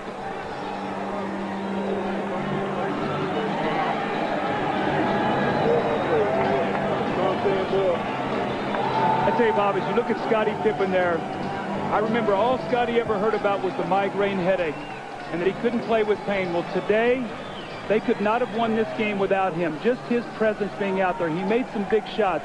He fed the post. He did all the little things for Chicago, and his numbers aren't going to show it. But Michael, once again, with the heroics, the unbelievable plays. But his sidekick, Scottie Pippen, was there for him when he needed him. And I'm watching Michael Jordan hug his mother right there. Such a great player, such a great person. Everything that this game is about, the goodness of it, he represents, and what he's done for the game of basketball and for this Chicago Bulls organization. All of us as former athletes are very thankful to 23 in red. Michael Jordan is as great a competitor as sports has ever seen. He also has an uncanny sense of theater. And as he makes his decision, he'll think about the fact that he could not ask for a better punctuation than this. He accepts a victory cigar from Jerry Reinsdorf to not only hit the winning basket, but have it be the last shot he takes this season, maybe the last he'll ever take in a Chicago Bulls uniform, to win the game and the championship by a point. You know, Bob, it's interesting about Michael Jordan. He's a guy who has nothing to prove, but lives his life every day as if he has everything to prove. That's something about his greatness. He's an unbelievable athlete. One more look at a shot you'll be seeing hundreds of times if you're a basketball fan. You'll see it dozens of times on the highlight shows tonight. Stockton gets rid of it. It's short. Harper had a hand in his face and maybe even got a small piece of the ball. I thought Stockton had a great look right there. It was a well-executed play. Stockton and Malone, and that's who you want taking your last shot, because he's made so many big shots for Utah. You know, my heart goes out to Stockton and Malone, because those two, more than any other two athletes in this era, really deserve a shot at wearing a championship ring. A shot can hardly come much closer than that without going in. For the celebration, here's Dan Roberts, the PA man. And now, please direct your attention to center court for the presentation of the 1998 NBA Finals MVP and the Larry O'Brien Championship Trophy. It is now time to make the 1998 Championship Trophy presentation. Joining me up here are the chairman, Jerry Reinsdorf, vice president, Jerry Krause, head coach, Phil Jackson. And to make that presentation, here's the commissioner of the NBA, Mr. David Stern. The two best teams in the NBA this season were the Utah Jazz and the Chicago Bulls. These two teams in these finals, wonderfully matched and motivated, treated the world of basketball to NBA basketball at its heart-stopping best. To both teams, thank you. But to the Chicago Bulls, the 1998 NBA champion, and a team for the ages, congratulations to this team, to this organization, to its fans, and to these great players.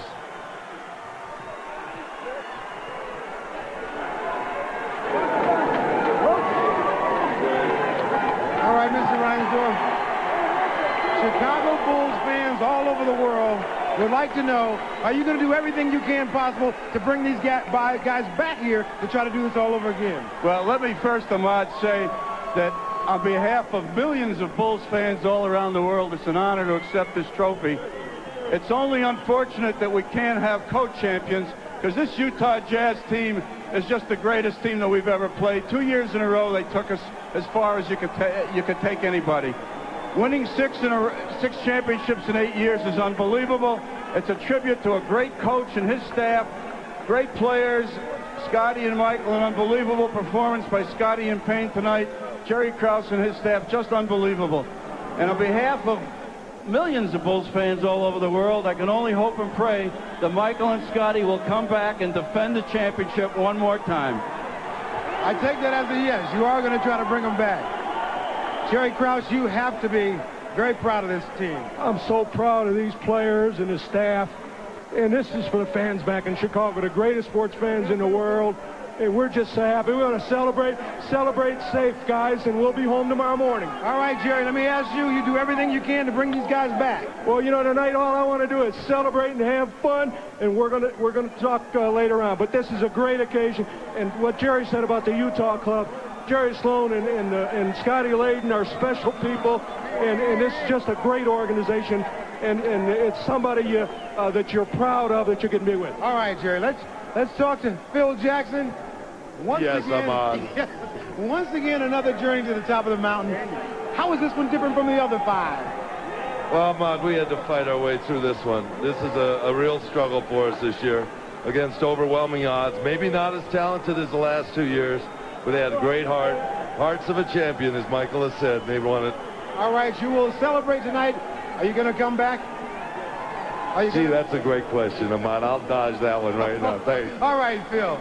All right, once again, it is now time for the 1998 NBA Finals Most Valuable Player Award. And once again, here's the Commissioner, David Stern. Big surprise. 6 championships, 6 MVPs. Michael Jordan, get over here. You grace us with your presence. You've contributed mightily to our league. And tonight you gave one of the singular performances in the history of the NBA Finals. Thank you and congratulations, 1998 NBA Finals MVP, Michael Jordan.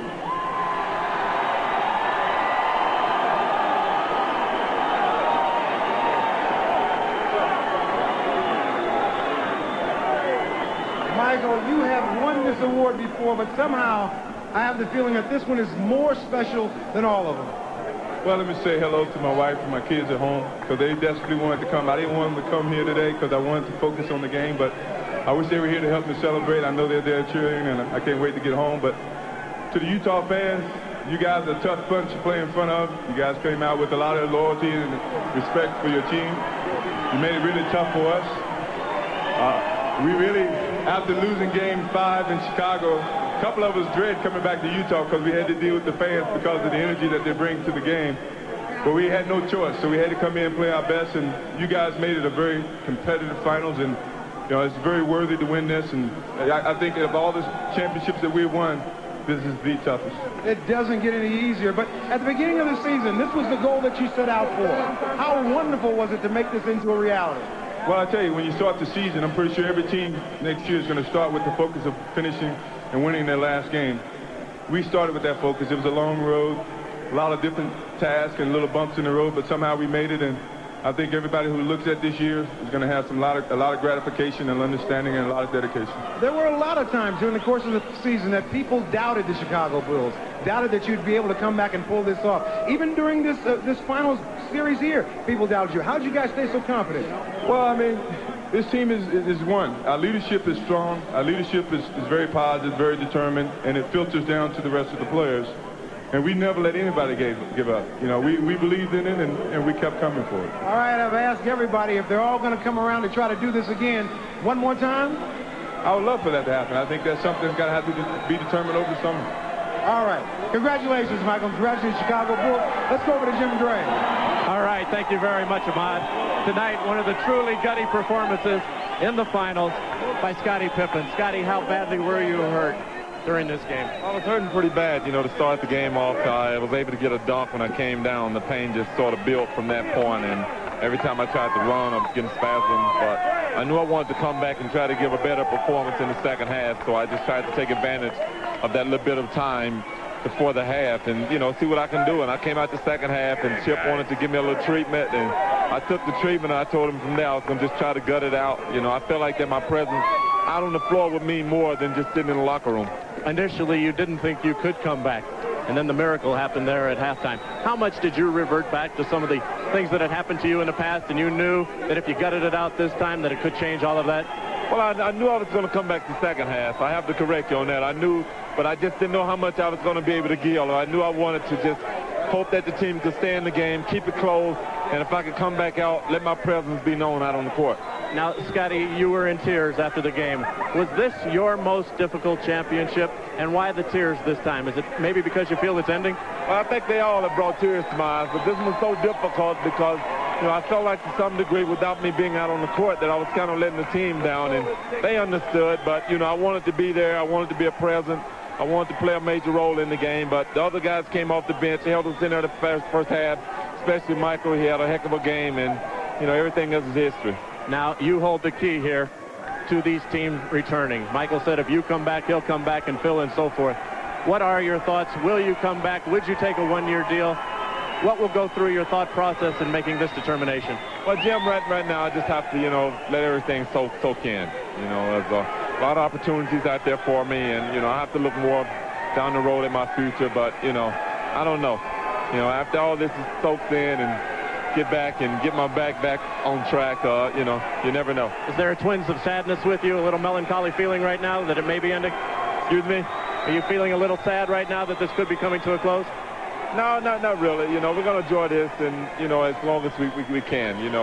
As a player right now, I don't feel like it's over. We got a lot of celebration to do, and I'm not really looking forward to next season right now. Final thought, the Utah Jazz and Karl Malone, a spectacular effort. What would your thoughts be toward them? It was great. Karl and John, they're some gutty performers. Whether it's Hornacek, Russell, who's grown and matured and, had a fabulous series. We take our hats off to this team. The fans here have really came out and made us work hard. It was a great series. It was a even better series than last series, even though, both series ended at 6 games. This topped it all. Scottie, congratulations. A truly gutsy performance. Thank you. All right, let's go back now to Bob Costas. Thanks, Jim. To back up the accolades offered to Karl Malone by Scottie Pippen, Malone had 31 points, 11 rebounds, and 7 assists in 43 minutes tonight. And even as they could not stop Scottie and Michael from claiming another title, Malone managed to average 25 points and 10.5 rebounds in the series. We'll talk with Karl Malone when we come back after this from your local station. Here at NBC, our research says that people missed over half the episodes of their favorite shows. Hey, it happens. Visitors show up, You get interrupted, whatever. So this summer, you get a chance to catch up on the episodes you might have missed. Because if you haven't seen it, it's new to you.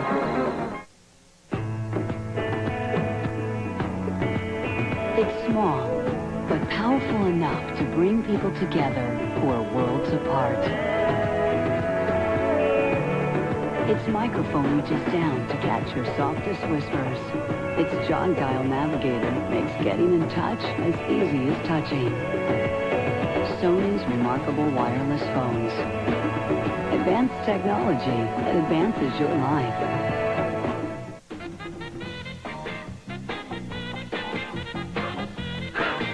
I win! I win! If you like winning, play the Illinois Lottery's big game. With 9 ways to win, you gotta like your chances. What?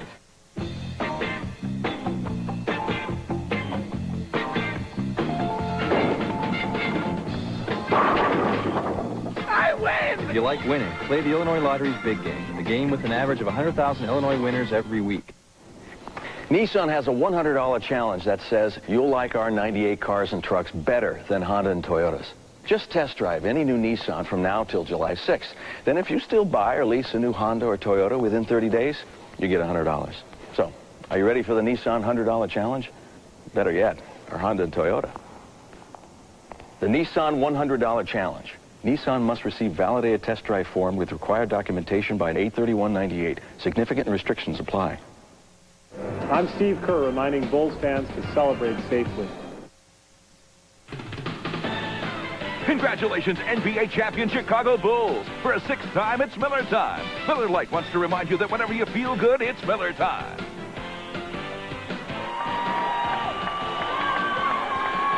We're back at the Delta Center, and just moments ago, Jim Gray spoke with Karl Malone.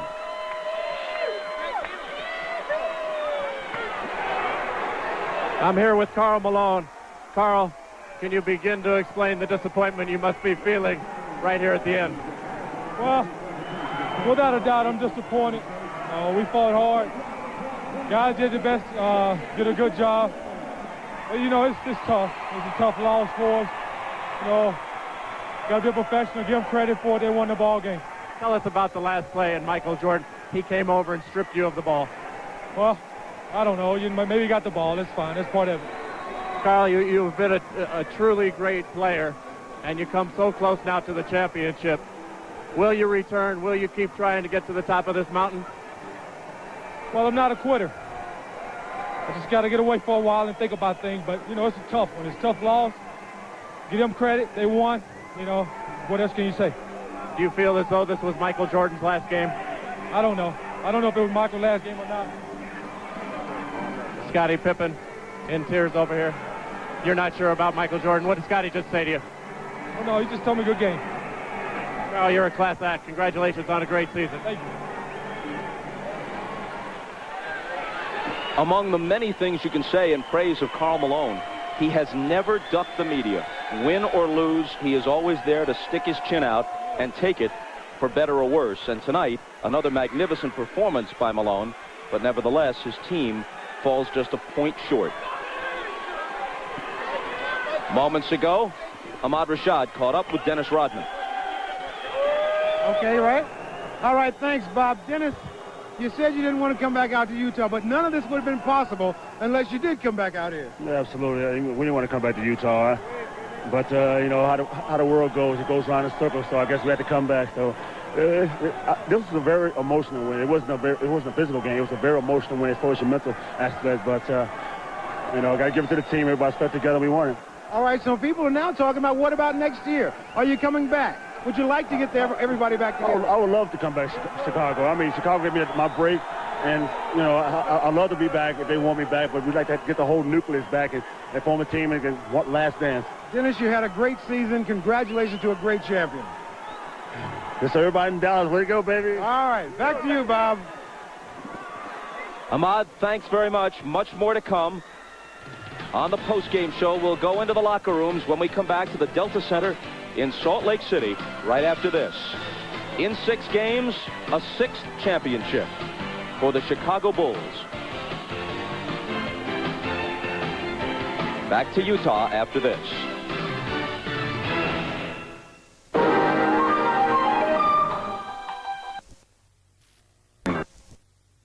In terms of his phone company.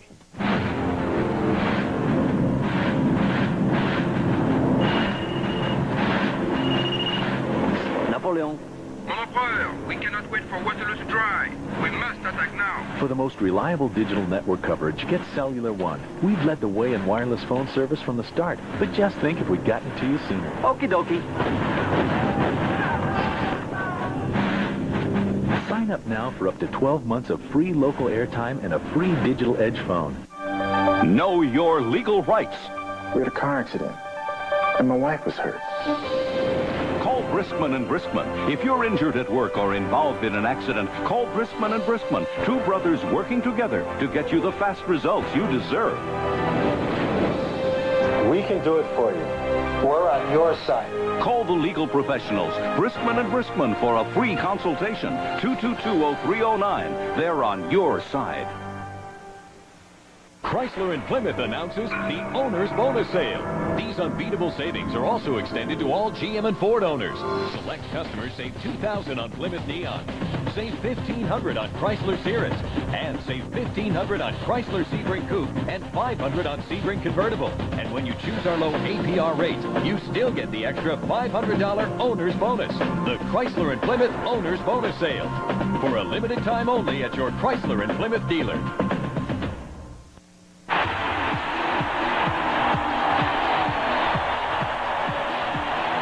If you are joining us late, pop the clutch and pop the champagne. The Chicago Bulls are world champions once again. Say it, world champions. Put it in bold type. Check the print tomorrow in the Chicago Tribune, the Chicago Sun-Times. The long playoff run, nearly 2 months, is now history as the Bulls defend their crown. The three-peat is in business.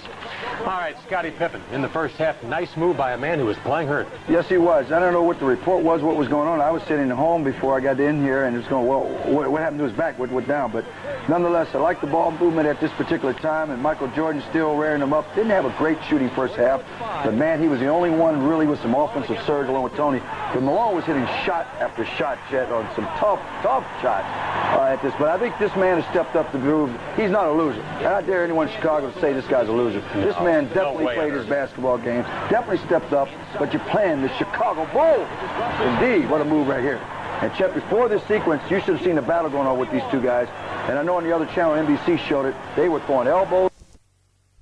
Real key shots for us. He went to put the champagne. PK, you made the biggest shots for us. Well, let's ask him. Tony, how sweet is this one compared to the others as you're now being doused with champagne as we all are in here? This is the sweetest one. This is the toughest one that we got so far, but it's the sweetest one. Especially before early in this year, they said we are underdogs. When we lost at the last game in Chicago, they said we have no chance coming in here, but we're still the champs. You managed to step up your performance in this championship series. You've taken a lot of criticism. How personally satisfying is it for you to have that now behind you? It's very satisfying for me. That's the way we Croatians are, the survivors. And we're trying to do the same thing, just trying to play my best every time I step on the court. You are one of the few guys who shots on occasion, some good schooner and rolls, some back fakes. But I tell you, the guy, Ron Harper, hit about 2 or 3 key shots in this basketball game. But here's a good penetration of the kickoff. I thought Isley would bring more to the table than that he did in this series with plays like that. But man, the Bulls stood fast, and I mean, we were right there. Michael took the shots when he had to take the shots. Like I said, one other person could have stepped up and give a little more defense, or offense, I should say. Maybe it would have been a little easier for the Bulls. When they made this shot, Chet, I thought it was done. I thought it was over. But you never count out Michael and the Bulls. And here's the play.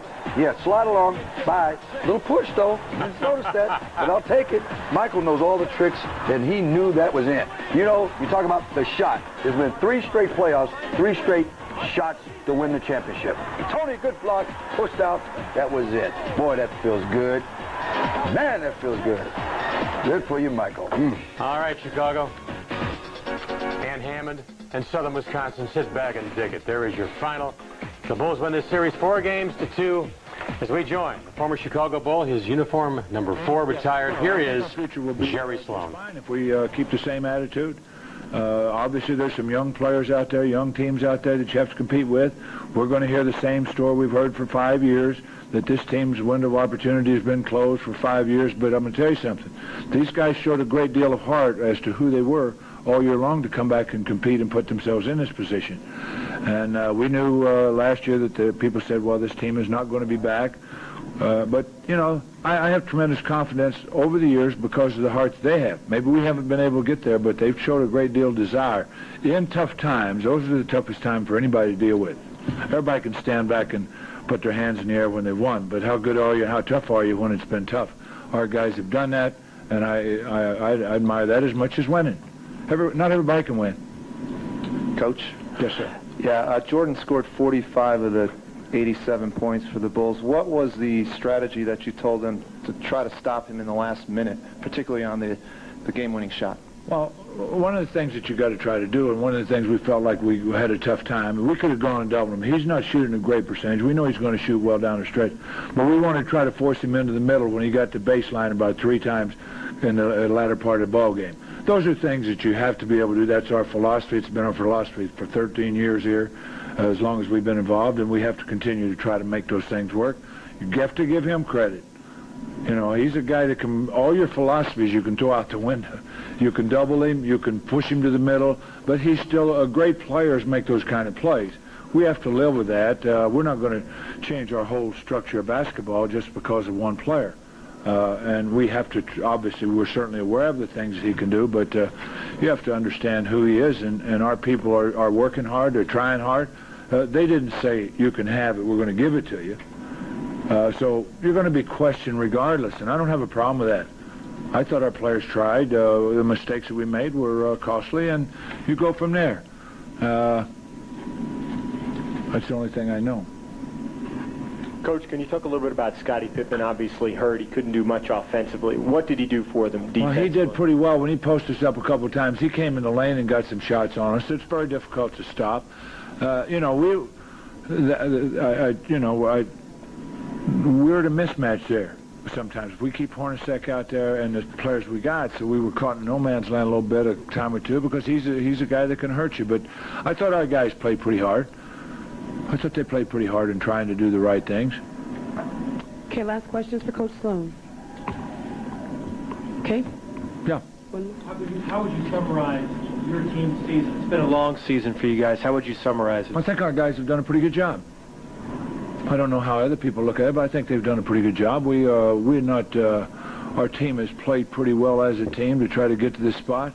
I thought we had some moments where we had to really stay together. We did that. I think if there's one thing that hurt us probably more than anything else in all the whole season was a 10-day layoff. I can't do anything about that. That's the rules. Our guys were playing with terrific confidence and playing with a great rhythm, but that's the rules. You can't worry about that. But I know what rhythm we were in and the confidence we had. And you can't put guys on the floor and simulate a game situation. I don't care how hard you try. We tried as hard as you possibly can, in my opinion, to try to simulate those things, and it just is not going to happen. Players are going to have a natural letdown, a natural drop down, and we took us a while to come back out of that to where we felt like we could compete at another level. And that's part of sports. You live with it, you go home. Thank you. Thank you, Coach Sloan. He is a man who defines the word class. As I mentioned, former Chicago Bull, jersey number 4, first jersey ever retired by the Chicago Bulls, Jerry Sloan. Meanwhile, let's turn back the hands of time. 7 years ago this week, Englewood, California, the Great Western Forum. There was Horace Grant. There is Michael Jordan with a slam off the dish from Scottie Pippen. Now watch Pip with the alley-oop pass to MJ. Michael, take your time. Oh, my gosh. Look at him change hands. The first time the Chicago Bulls won a championship. Number 1, June of 1991. Will you ever forget it? And now number 6 has been wrapped in the storybook. As you go back and reflect on that championship in 1991 and look at this ball club's total picture here in 1998, a ball club that opened up 4-5, at one point was 8 up, 7 down. How will the historians recall this championship team, for example, 10 years from now? Well, this particular championship team that just won this one, I think, is the guttiest one of them all. But I think the lack of, if I not disrespect for anybody on this basketball team, I don't think they have nearly the talent they've had in the first few years of winning this championship. I think guys came in and just gut-checked themselves, and the championship of Michael's, what he believes in, rubbed off on some of these guys. I think people did more than what they're capable of doing. I think the heart and beat and the soul of Michael and ending this game is just, history should be like this at all times, because it just showed what Michael Jordan is about. He would not let this team lose.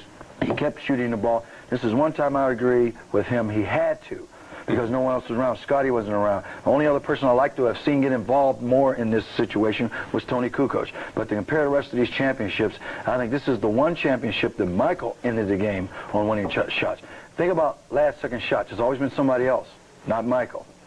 This was a great one to end. If he comes back, if he doesn't come back, whatever. This was outstanding. Bless you, Michael. Love you. This is it. And I'm happy. I'm ready to run around this room here. This is it. This is the greatest championship of the six, in my opinion. Van, run like hell. In the midst of distractions, he was a constant. We joined the Zen Master, the head coach of the world champion Chicago Bulls, Phil Jackson. For them, as tough as they are, they put up a heck of a fight. And it was a fight worth having. I know they're not disappointed because they went down with a struggle and they went down playing the way they play. Okay, we'll take questions. Yeah. You ready? You. You. Phil, there have been reports in Seattle, Denver, and L.A. that all those teams want to talk to you as soon as your season's over. If they approach you, will you have conversations with them? I think they want to congratulate me on the 6th championship, and I'll accept those calls. Thanks. Congratulations. Could you just talk about them opting to single-team Jordan when he hit the game-winning shot with 6 seconds to go? Well, they're so effective with us having Michael on the post. They came from the blind side. They were able to snipe with Stockton down there. We just put him out on the floor a little farther today. Gave him the ball in a space where he could operate. He started taking the ball to the hoop. He did everything. But he had three-pointers on in. But the reality was it made it difficult for them to find a place to come from and where to go from to leave people. And I can't blame their defense. I would say that the way they played defense on them during the series, they felt they had the ability to control them. Phil, Michael said after the game that he would talk about his future decided during the summer. I was wondering if this was the end for him, was this a great way to end it, in your opinion? And how should he be best remembered, you think, as an NBA player? I don't know if I can add to that question, unless you want me to reiterate how great an ending it was. You know, it was just an awesome thing. I think you have to say that Michael's a guy that comes through. He's a guy that always comes through in the clutch. He's a winner, and he's proven it so many times, over and over again. How many times does he have to show us that? He's a real-life hero. Phil, you told NBC that you've cleaned out your office. Isn't it obvious you're not coming back? Well, if I'm not coming back, my office is clean, so it's great. I don't have to make an extra trip down the United Center and bust it down on the expressway. But the reality is that we plan. This is our last year. Right now, we're just celebrating it as our last year. We don't want to deprive the country or Chicago or even ourselves of this, but we just have to celebrate the moment and enjoy it, unless something absolutely, unusual comes out of the left field. I don't expect to see us back here again, and what a great run it's been. Phil, did you tell your team late in the fourth quarter to start taking it to the basket instead of jump shots? Yeah, we were tired, and we had them in the penalty situation. We knew that shots were coming difficult for us from the outside, and we just needed to take the ball to the hoop. And Tony and Michael can do that, and they did it. Phil, talk about the adjustments that you had to make offensively and defensively because Scotty wasn't at full speed. That was difficult for us in the first half. We had a lead. We took him out. We lost the lead. We went behind. Scotty was queried in the locker room. Did he think he could come back in the first half? He said, I can't move. We tried to get some stim on him with some ice so he could numb the pain. He got back in the second half, and we were able to do some things defensively that we like to do. Double team on Carl, got the ball away from him a couple times, and do a couple of things that was roving, but he wasn't as active, obviously, as he usually is. And our defense just had to hold us the last stretch of the game because of their efficiency. They're very efficient, and the shooting was tremendous tonight. Okay, this will be last question. So it was the last sequence in the last dance, Jordan with his 2 buckets and the steal. Where does that rank in all the incredible, great Jordan moments that you've lived with him over the years? Well, you got to say it's a winning game. Last year, the 5th game here was, I didn't think you could top that, the performance he had in that ball game. But I think he topped it tonight. I think it's the best performance ever I've seen of Michael Jordan in a critical game, in a critical situation to win a series. Thank you all. Thank you, Coach Jackson. Michael Jordan will be up next. Trying to define great moments with Michael Jordan is like trying to define Olivier, trying to define Brando, or trying to define the Rolling Stones. How do you isolate one given moment?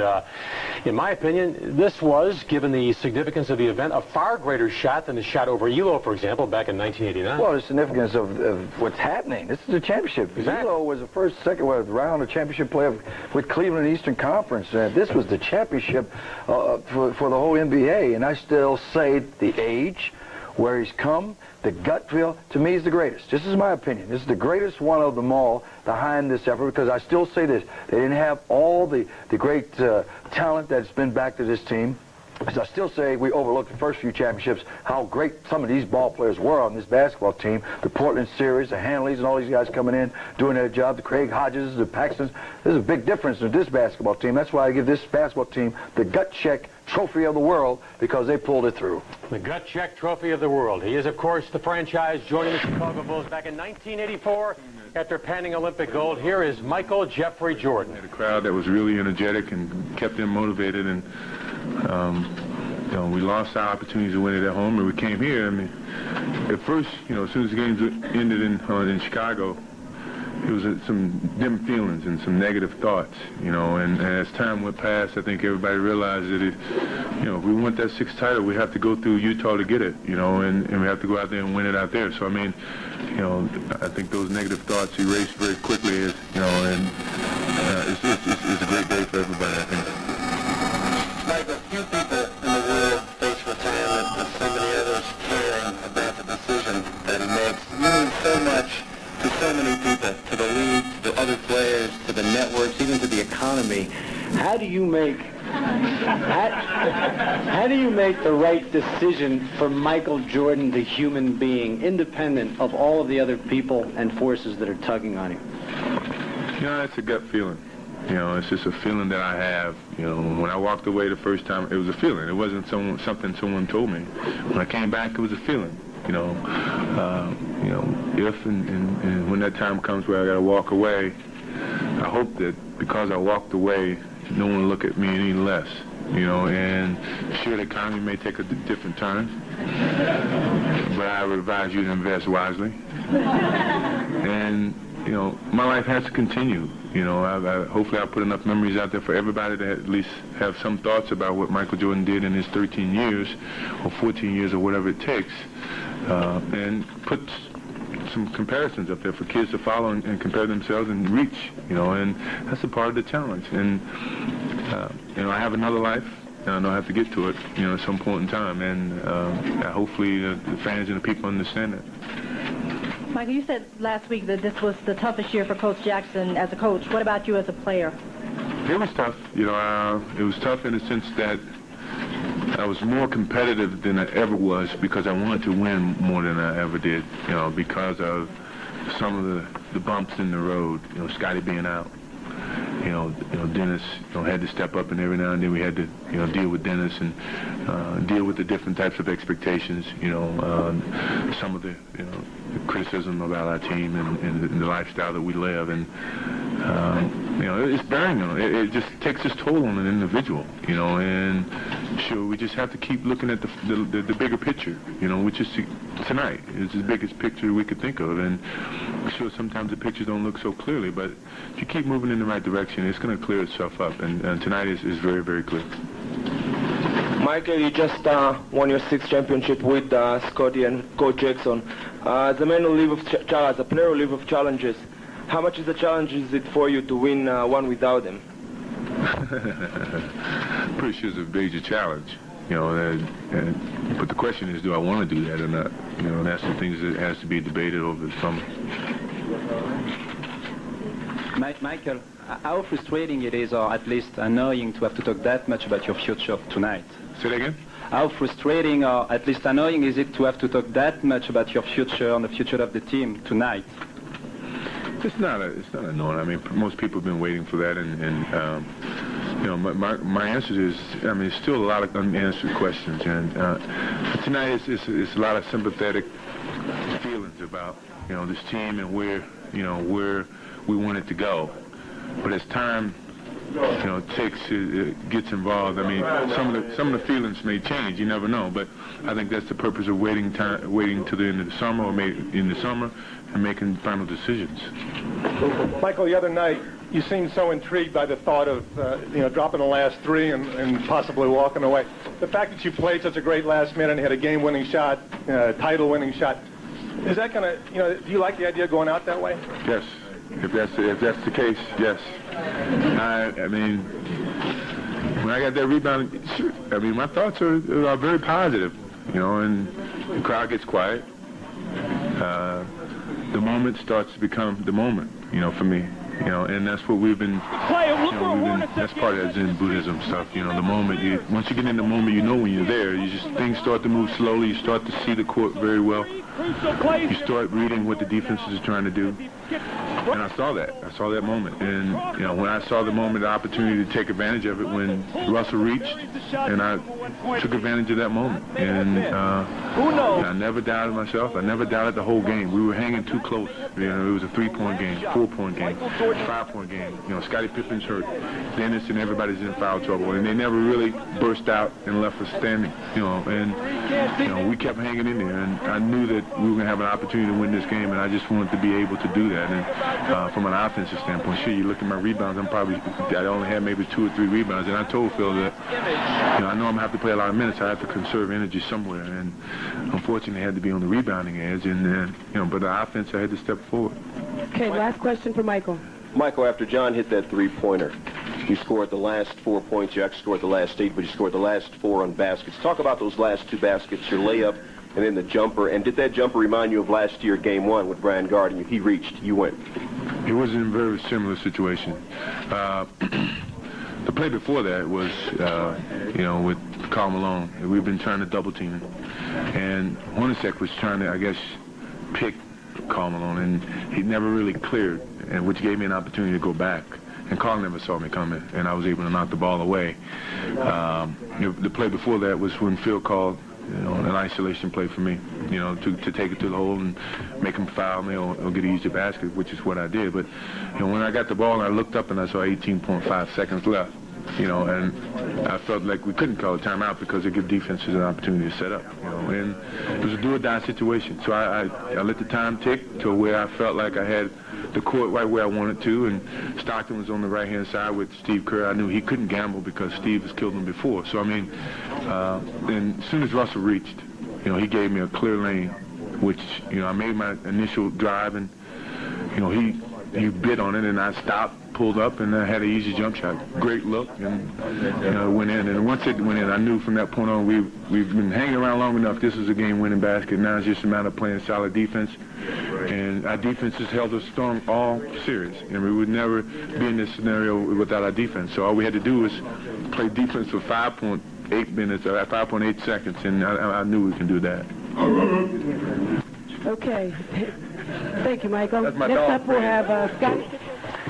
The electric smile remains. Michael Jeffrey Jordan. 1998 Championship Series MVP tonight. 45 points for Michael. Just 1 assist, 1 rebound. He took 35 shots, but this was a man who, in effect, had to put a basketball team on his back and carry them to the promised land. 43 minutes of play for a man who is obviously physically exhausted. We join his tag team partner. Will he play basketball in Chicago next year? You sure as hell hope so. Here is Scottie Pippen. Y'all go and get Scottie. Can you talk a little bit about how much pain you were in? And there was a tight shot of you embracing Jordan at the end of the game and crying. And this performance and where you think it's going to rank right up there with Michael's? I think, the Jazz gave me the easy shot that really worked against me at the start of the game. I got that dunk, and from that point on, I just started to feel spasms in my back as I run every time I put my right leg down, and I just tried to gut it out and was able to get 6 or 7 minutes in the first half, and I told Phil to take me out the game. It was just very difficult for me. I tried to run in and back and do whatever I could, and I just decided at that point that I would just take as much treatment as I could and try to go out and do what I could the next 24 minutes, hoping that, some type of presence out on the court could make a difference, open up some opportunities, and, I just did my best. But I have to give credit to my teammates. They came out and really held it together in the first half. Michael really put the scoring load on his shoulders and, just did what he could, and he had an outstanding performance. It was a great team win, but you can't overlook what he's done for this team, especially in today's game. Scotty, for years, your courage had been questioned by people in Chicago and elsewhere. The migraine headaches, the 1.8 seconds. Is it important to you that this performance changes people's minds about your courage and toughness? Not exactly. I just wanted to get this series over with. I want the team to stay close and allow me the opportunity to come out and give my best 24 minutes, which didn't look that great, especially in my eye. But it was important for me to just try to be on the court and make my presence known and try to be effective any way possible. I think I have great knowledge of the game and knowing what I could do and a lot of things that I could not do out there. But I don't reflect on those things. I just try to go out and play for my teammates and give the best performance that I can and try to come away to win. I didn't want to be looking at a Game 7 knowing that I'm not 100% and we're pretty much having our backs against the wall playing on their court. Scotty, last year Michael sat at the podium and talked about how important it was to bring everyone back for one more year. Even with what you said at different times during the season, wouldn't you like to do one more year and forget rebuilding, maybe sign a one-year deal? Is that a possibility? I'm not thinking about that right now. Give me a couple days and I'll give you an answer. But right now I just want to enjoy this moment and, get myself feeling good again physically. I have to just sit back and enjoy this moment, and I'll just see what's going to happen. Possibility. Anything is possible. Next question. Scotty, you know Michael as well as anybody, certainly as a competitor, and as he considers his future, at some point his physical skills will decline. We know that it has to happen. They haven't declined yet, so I can't agree with that. Do you think at some point he could accept playing without being the most dominant player in the sport? No. No, not at all. I mean, Michael has probably got another 5 years left on his career. I mean, even before we can even see a decline in it. I mean, because he has so much knowledge of the game. There's other things that, he knows that is waiting in his game that he can always pull out. And right now we're seeing him probably at the top of his game because he used so much knowledge as well as the physical skills that he has when he's out on the court. Scotty, I know you don't want to talk about your future particularly, but if this was the end of this particular Bulls group... Who's talking? Right here. If this is the end of this group of Bulls being together, how great a run was it in your opinion? Wonderful. Tremendously. I mean, it's unforgettable. I mean, it's something that I'll be able to look back and cherish for the rest of my life, to be able to win 6 titles in the last 8 years. It's been a great run for us. It's been a lot of fun, a lot of celebrations, and I can never see any other team in the future being as dominant as this ball club has been. And, you hate to see it come to an end, and you don't want to see it come to an end. I mean, we feel like that we're dominant, even though we weren't 100% healthy, especially myself going in these last couple games. But it's been a lot of fun, and that's part of winning, is being able to have the courage and desire to go out and do whatever you can to bring your team to the top. Okay, we are taking questions for both players. Yeah, don't y'all forget. No. Let him go down with that. He don't get the ball anyway, so let him go ahead. For Ron Harper, Michael Jordan, judging by the press conferences, was almost hilarious after the 2 games you lost. How much of a factor was it with his leadership helping you getting by those defeats? Well, you know, here's a guy that does a lot for our basketball team, and without his sad part there, early during this ball game, he was the guy who was holding us there, and he came in during halftime, and he felt that we still had this basketball game, and the main thing that he said was for us to go out there and to give him some help.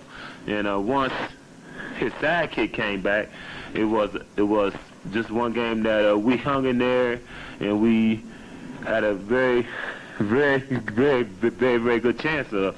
And it was a very great ball game, and our hat goes off to him, to the guys on the basketball team. It was a great win for our team. Ron, do you feel like with this series in particular that you're finally getting the recognition you deserve? I don't care about that. You know, when I first came in this league, everybody said he can shoot the ball and do this last and do this slam dunk. All them things don't mean anything. This is my 3rd championship, and if I would have to change my game again, I would probably change it again, I think. Scotty, over here. Over here, Scotty. Yeah. What exactly was your injury, and how did it happen? Took too many charges from Karl Malone. You were down the club too long. Yeah, I took a lot of hard falls. You know, not just in this series, but this is something that's probably going back even far as the Indiana series. You know, just getting thrown to the floor, and I had a very sore back, and took a couple falls in the last game that really threw me off, and I just lost a lot of my mechanics for its moving out on the court and being aggressive and coming over and attacking, and you know, I feel like that was something that affected us in Game 5, that I didn't have the energy, the mobility to be aggressive from a defense standpoint, and as well as offense. I settled for a lot of jumpers, 0 for 7 from the 3-point line, 2 for 16 from the game. Those things really worked against me, and defensively, I wasn't the same player.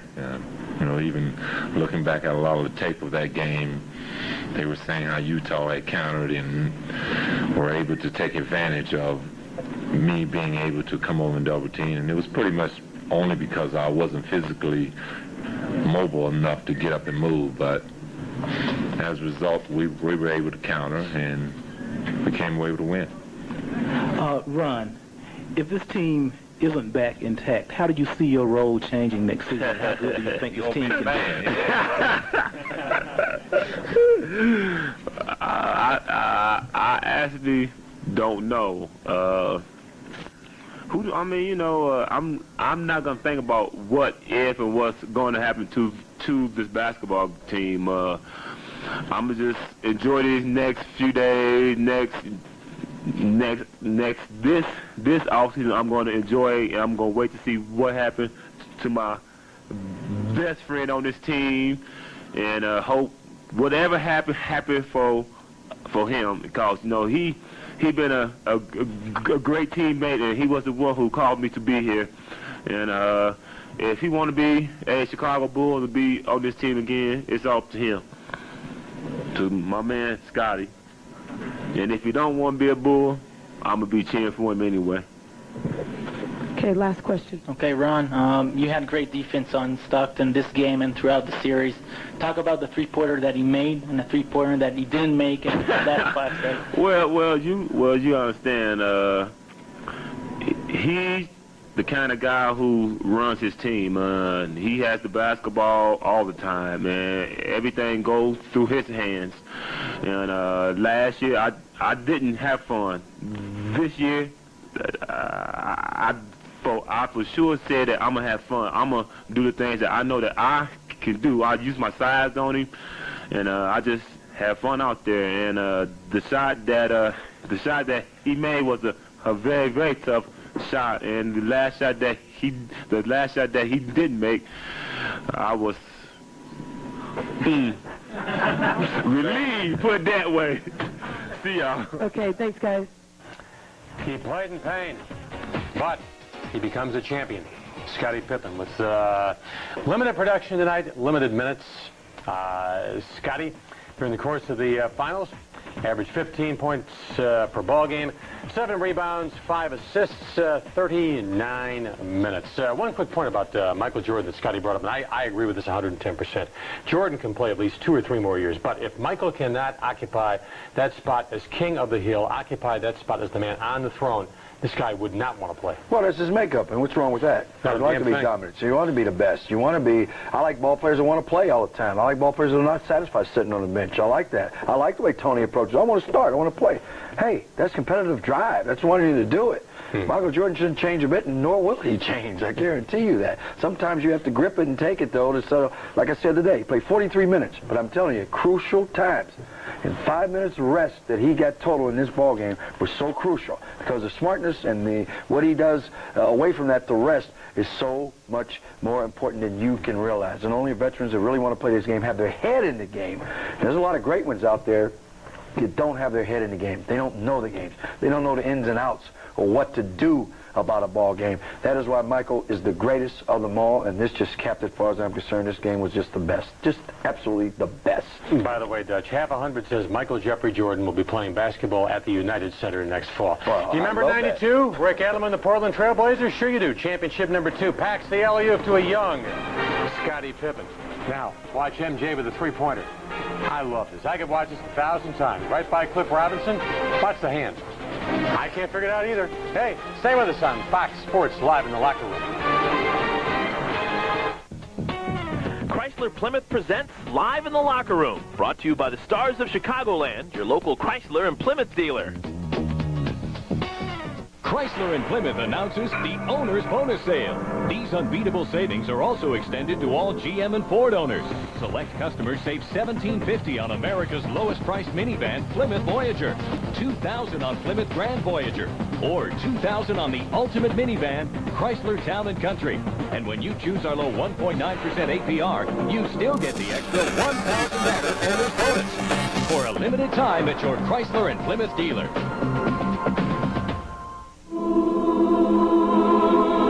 Lift us up, bring it home. Lift us up, bring it home. Lift us up, bring it home. Lift us up, bring it home. Lift us up, bring it home. Lift us up, bring it home. Lift us up, bring it home. Lift us up, bring it home. I've been waiting for this. We all have.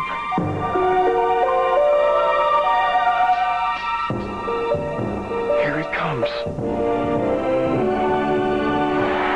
Southwest Airlines introduces another way to New England with new service to Manchester, New Hampshire for just $90. We'd like to remind you, Southwest never serves airline food. You are now free to move about the country. The ultimate Derek Jeter dream date. First you call a girl. Tell her that you're preparing a perfect candlelight dinner for her. I throw in some R&B. I can't cook, so I'll order some food. Tell them to give me the works and put it on my Discover card. Splash on a little cologne.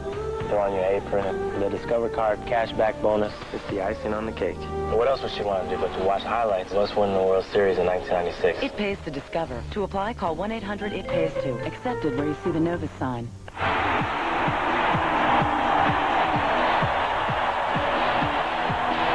Dutch, check out the fashion statement. Oh, yeah. Emblematic of the 6th Chicago Bowl Championship. I guarantee you our guys, Gene and Joe Silverberg over at Bigsby and Carruthers, will move about 3,000 of these this week. Meanwhile, he's not a loser. He's one of the NBA's elite at 50. Pride and joy of Gonzaga. There is Johnny Stockton. The last one, I took the last shot, so I was able to shoot it. The one before that, Carl just made a good pass over there, and shot went in. I guess that's pretty simple. The last one, I thought I had a good look at it. I don't think you ever hear anybody shoot the last shot that says I didn't think it was in, but I certainly did. When it came out, that's pretty much it. That's where a shot's supposed to be? It was supposed to be that. It's an option. It doesn't have to be where it comes from or anything like that. I felt confident shooting it. I think most guys felt comfortable with the shot, although I didn't ask them, I didn't pull anybody, and it just didn't go in. Okay, we'll take 2 last questions. Okay, John, here. There's a whole generation of great players that are playing at the same time as Michael Jordan. Is it frustrating, I mean, coming up losing? I'm not talking about emotions. I mean, the whole generation, if you have anything, I don't know. I'm not following your question. How does it feel, I mean, playing and the Jordan effect, okay? I mean, do you feel like you've been made losers because of playing at the same time as he is? No. John, can you just simply offer some appreciation of Michael, if in fact, this might have been the last one, it might not, but you've played against him all these years, just an appreciation of him. Well, it won't be his last one. I think it's been a nice story for everybody here, but he's not quitting. He'll be back, and Scotty will be back, and Phil Jackson will be back. I'm tired of hearing all that. But it worked for him, so give him credit. Okay, thanks, John. Thank you. John Stockton, in my opinion, right on target. There is something that is missing in the midst of this very celebratory occasion, and that is that it's obvious that the storyline regarding Phil, Michael, Scotty, and to a degree Dennis Rodman actually is superseding tonight a championship. And in a way, I don't know about you, I'm not real comfortable with it. Well, I'm not either. As a matter of fact, I'm sick and tired of it. I wish we could just talk about this championship, what we won, but at the same time, it is something. I guess you have to recognize the fact that this is a great championship team supposed to be breaking up, and they just won a championship. I have never heard any other sport in my life that you win a championship and you're talking about breaking up. Never. You tell me where you've heard about it. Wherever someone's won championships, 3 in a row, we're talking about breaking up. I don't understand it. Right now it is overshadowing everything I think we're trying to do right here with the questions, at least in the press conference. But at the same time, on this side of it, I guess people want to know these things. What's going to happen? You just won. What's going on? But I'd rather just talk about the championship, enjoy it for the night, and get on with it. But it's not my say, so I just vent some of the frustration I'm having talking about it. All right, Dutch, as we gaze at the numbers involving John Stockton tonight, and for the series, John closes with a scoring average of 9.7 points per ball game, 8.7 feeds per game, 29 minutes per game. Looks like young Howard Island is ready to step in out in Salt Lake. Go back to the era of Red Auerbach. You've been around this game now for about 30 years. Auerbach's dynasty with Bill Russell, Magic and Showtime, Bird and Boston during the 1980s, dominating the 1980s. The Bulls now 6 championships over the past 8 years. In this era of free agency, in this era of egos, inflated salaries, I maintain that this Chicago Bull dynasty is, in fact, the equal of what Auerbach produced in Boston. Well, I think, in my opinion, this is the best dynasty ever. I don't care about the Boston dynasty and all. They did it in a couple rounds in those days. They did it with less teams. They had better, I thought, more talent on that particular team at the time they did it. Not to take anything away from the Boston Celtics at all. This game tonight capped it for me, because they surpassed anybody, the Lakers and everybody, in a short amount of time to win it, and the way they won it. And yes, you're right, with the free agencies and everything else that goes along with it, this is very difficult to keep this around. Maybe that's why we're hearing about the breakup. Maybe that's why we're hearing about Scotty moving on, because it's a different time in how you sign people, how you keep them, and the type of money that you have to spend. So I will go and say what Norm Van Leer is saying here, third party. This is the best dynasty, best in basketball has ever presented so far this year. You guys got a long ways to break up and beat this team, what they've accomplished in 8 years, my friend. All right, Dutch. We continue with Live in the Locker Room. When we come back, we're locker room bound, according to Mike Sear. A little fun, a little celebration. Michael, go ahead and walk the walk and talk the talk, son of a gun. If anybody's earned it over all these years, my gosh, we will never, as George Halas would say about Gale Sayers, see his like again. Dude, get down. It's my chair. Let's go. I'm not playing games. Okay, here we go again. Oh, dude.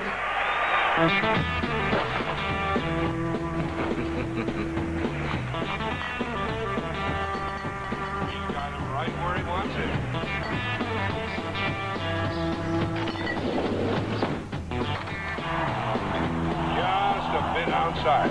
Hey, those dog obedience classes really paid off. Suddenly I'm overtaken by thoughts of the fire. I hear Peter Novak's thundering heartbeat as he motors downfield with defenders in tow. I hear Roman Kozetsky's lungs contracting and expanding. When I hold a soccer ball close to me, I can feel it all. Oh, it's kicking. Feel the burn as the Fire are at home in Soldier Field for a scorcher with Dallas. Wednesday night at 7:30. My son says that's his. Fox Sports Chicago presents the Pepsi Power Replay.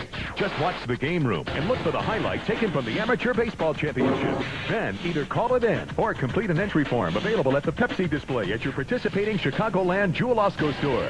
So remember, they play, replay, you play.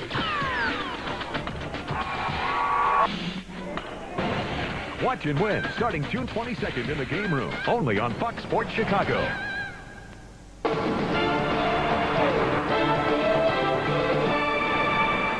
This segment of Live in the Locker Room is brought to you by Chicago Bulls, Portrait of an Era. You tell me the move can't sell the product. He can sell that product. Where's my 20%? All right. Hey, you know he's not the most popular guy in the world, but he can say to himself, I've got 6 championship rings. Eric Collins with the Vice President of Basketball Operations for the Chicago Bulls, Jerry Krause. Yeah, thanks a lot, guys. The mastermind behind what we saw on the Bulls on the floor today, Jerry. Is the 6th time any different than the first 5? It's very special. They're all special. Just very, very special. And I don't know that you ever rate them. You just hope you can do it again. That's all you worry about. Jerry, you've seen so many basketball games in your lifetime. What was going through your head? 5 seconds remaining in the ball game. The Bulls have the basketball. Well, my stomach was doing somersaults, and I was praying, and because I know that John Stockton's an unbelievable shot maker, and I know that Jeff Hornacek is, and I know that Malone is, and 5 seconds is an eternity, and it just so many things could happen, and luckily it worked out for us. And Michael made that great shot before that, and just he was unbelievable, and Scotty was unbelievable, and Dennis was unbelievable. Just a great, tremendous effort. Do you ever grow tired of seeing what Michael does in the last couple of moments of a ball game? What makes him so different than everyone else that he's able to do it on a consistent basis? Well, he's the best player in the history of this game, and certainly he has the ability to do things nobody else can do, and he's certainly the fourth quarter of games. There's never been anybody like him in the fourth quarter, and I knew when he missed those shots, I said, doggone, he's going to make a couple at the end because he's not going to continue in the fourth quarter. He's going to make shots. And I've seen them all, thank God, and there's nothing like Michael. Jerry, this is your moment to enjoy everything, but I have to ask you one question. What's next on your agenda? Next on my agenda is get on the airplane and relax a little bit and have a party on the airplane and get home at 3 or 4 in the morning and just do what we have to do, and we'll worry about the future in the future. We just want to celebrate and enjoy what we've done, and I hope fans in Chicago will celebrate safely. There's no need to hurt anybody or no need to do anything dumb, and just celebrate and have regard for your fellow man. As the man who brought all these Chicago Bulls to Chicago, we say thank you and congratulations once again, Jerry. Well, thank you. That's Jerry Krause. A little bit wet. He's got champagne on the hair, but so does a lot of people here in Salt Lake City. But now let's go back to Chicago, where I imagine Chet and Norm, their hair's kind of dry and gray. Well, mine would be gray, but I've been bleaching my hair for 20 years. Mine is gray because I'm natural. And Eric, you're from Cleveland. You're not. Eric, you're from Cleveland. You have a problem already. Mistake on the lake. The stats tonight, both teams shoot roughly 50%. Free throws, the Bulls go to the line 19 times, converting 15. The Jazz, a very respectable 20 of 25. Rebounds, Utah, plus 11 bench points. The Jazz, a plus 8. Talking about Jerry Krause, who just visited with Eric Collins, there have been rumbles of late, rumbles over the past several days that Jerry Reinsdorf might be realigning himself, might be going in a different direction, might be prepared to have Jerry Krause's duties reshuffled, for example, in an effort to retain Pippen, Jordan, and Jackson. Can you visualize Reinsdorf, knowing how close the two Jerrys are, can you visualize Jerry Reinsdorf telling Jerry Krause that you, in effect, will be pushed upstairs? Well, first of all, I honestly, I find it very difficult to find that there's even any bickering going on with this team. I mean, they've just won 6 out of the 8 years the World Championship.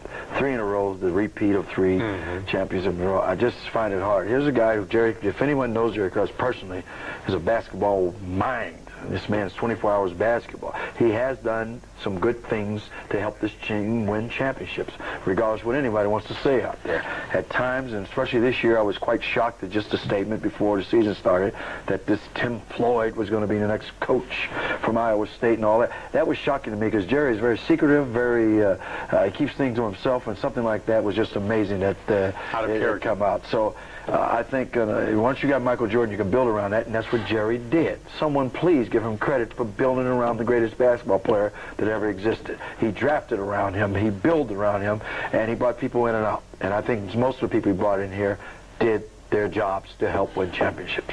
5 names come immediately to mind. Scottie Pippen, Horace Grant, Craig Hodges, Brian Williams, Dennis Rodman. Cartwright.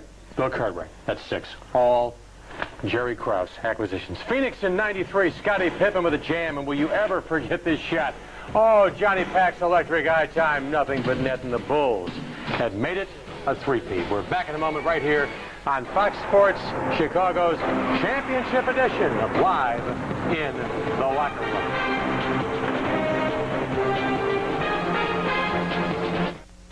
Tarantulas are poisonous. Napoleon was short. You can't get a Mercedes for anywhere near $40,000. Fact is, tarantulas are harmless to humans. Napoleon was tall for his day, and there are 5 Mercedes between $30,000 and $41,000. Hey, you learn something new every day.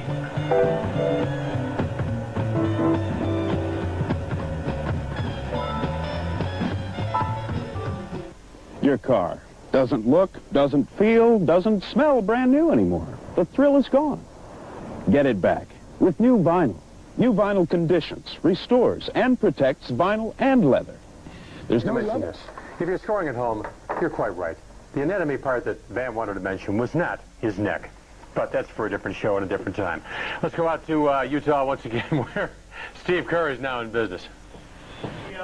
All right, back in the Bulls locker room, Steve Kerr alongside. And first of all, those things are bad for you. I don't smoke these very often. Okay. Like 3 times in the last 3 years. You can guess the nights, right? Yeah, exactly. Yeah. There you go. I'll take the hat. Gotta get some in the eye. It makes it burn. It's a good thing. It hurts so in the eye. Oh, you guys are bad. I know it hurts. But you know what? It's a good hurt. Oh, yeah. You're awesome, buddy. You're awesome. Oh, God, did that hurt. I'll get you back. Yeah, sure. Next championship, you can get me back. Exactly. Yeah. There we go. Hey, when is that going to be? Yeah, well, next year. Yeah. Hey, Steve, defense has been the key to this series the whole time. And been the key to your championship. Yeah. In the last play, Stockton comes around the corner, comes off the screen, and you guys get another great stop and win the championship. Well, he got a good look at it. You know, I mean, it was a good look, but it was a long shot. It was a difficult shot. It was right on line. It was just a little bit short. And from my vantage point, it looked short. But I was worried about that offensive rebound. Hoping like heck, right? Oh, praying. Thank God. Oh, they're getting your house, buddy. That's fine. Tell them to pour it on. This series, they did a great job defending you, but obviously that kept somebody away from the other guys and kept somebody open. How frustrating is it to be able to try and get your shot and just never have a look? Tonight was, usually, I get a few shots. Tonight, they just did not leave me. But again, I mean, offensively, if they're staying with me, then our offense is probably going to open up. And who cares? I mean, let's face it. We all jumped on Michael's back tonight, and he carried us, and he's the reason we've won all these titles. And thank God he's on our side. Yeah, exactly. We'll keep him, right? That's right. And the last stretch, what he did, defensively and offensively, he comes down, gets the steal, and makes the shot. It was so fitting because, this could be his last year. Who knows? Yeah. He hasn't told us. He hasn't said anything. I'm sure he hasn't even decided what he's going to do. But should this be the last year for him? What a way to go out, huh? Okay, buddy. Your turn. Ah! No. Hey, this is the good stuff. This is the good stuff. You're not good enough to win this one. All right, thanks, guys. The battle of the 6th, 7th, and 8th men, Utah outscored the Bulls tonight off the bench 19-10. Rebounds, the Bulls with a +2 advantage. Assists, 5 each way. Dennis Rodman had 7 points.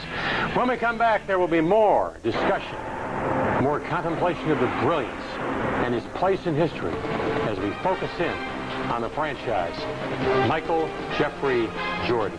Stay with us right here on Fox Sports Chicago.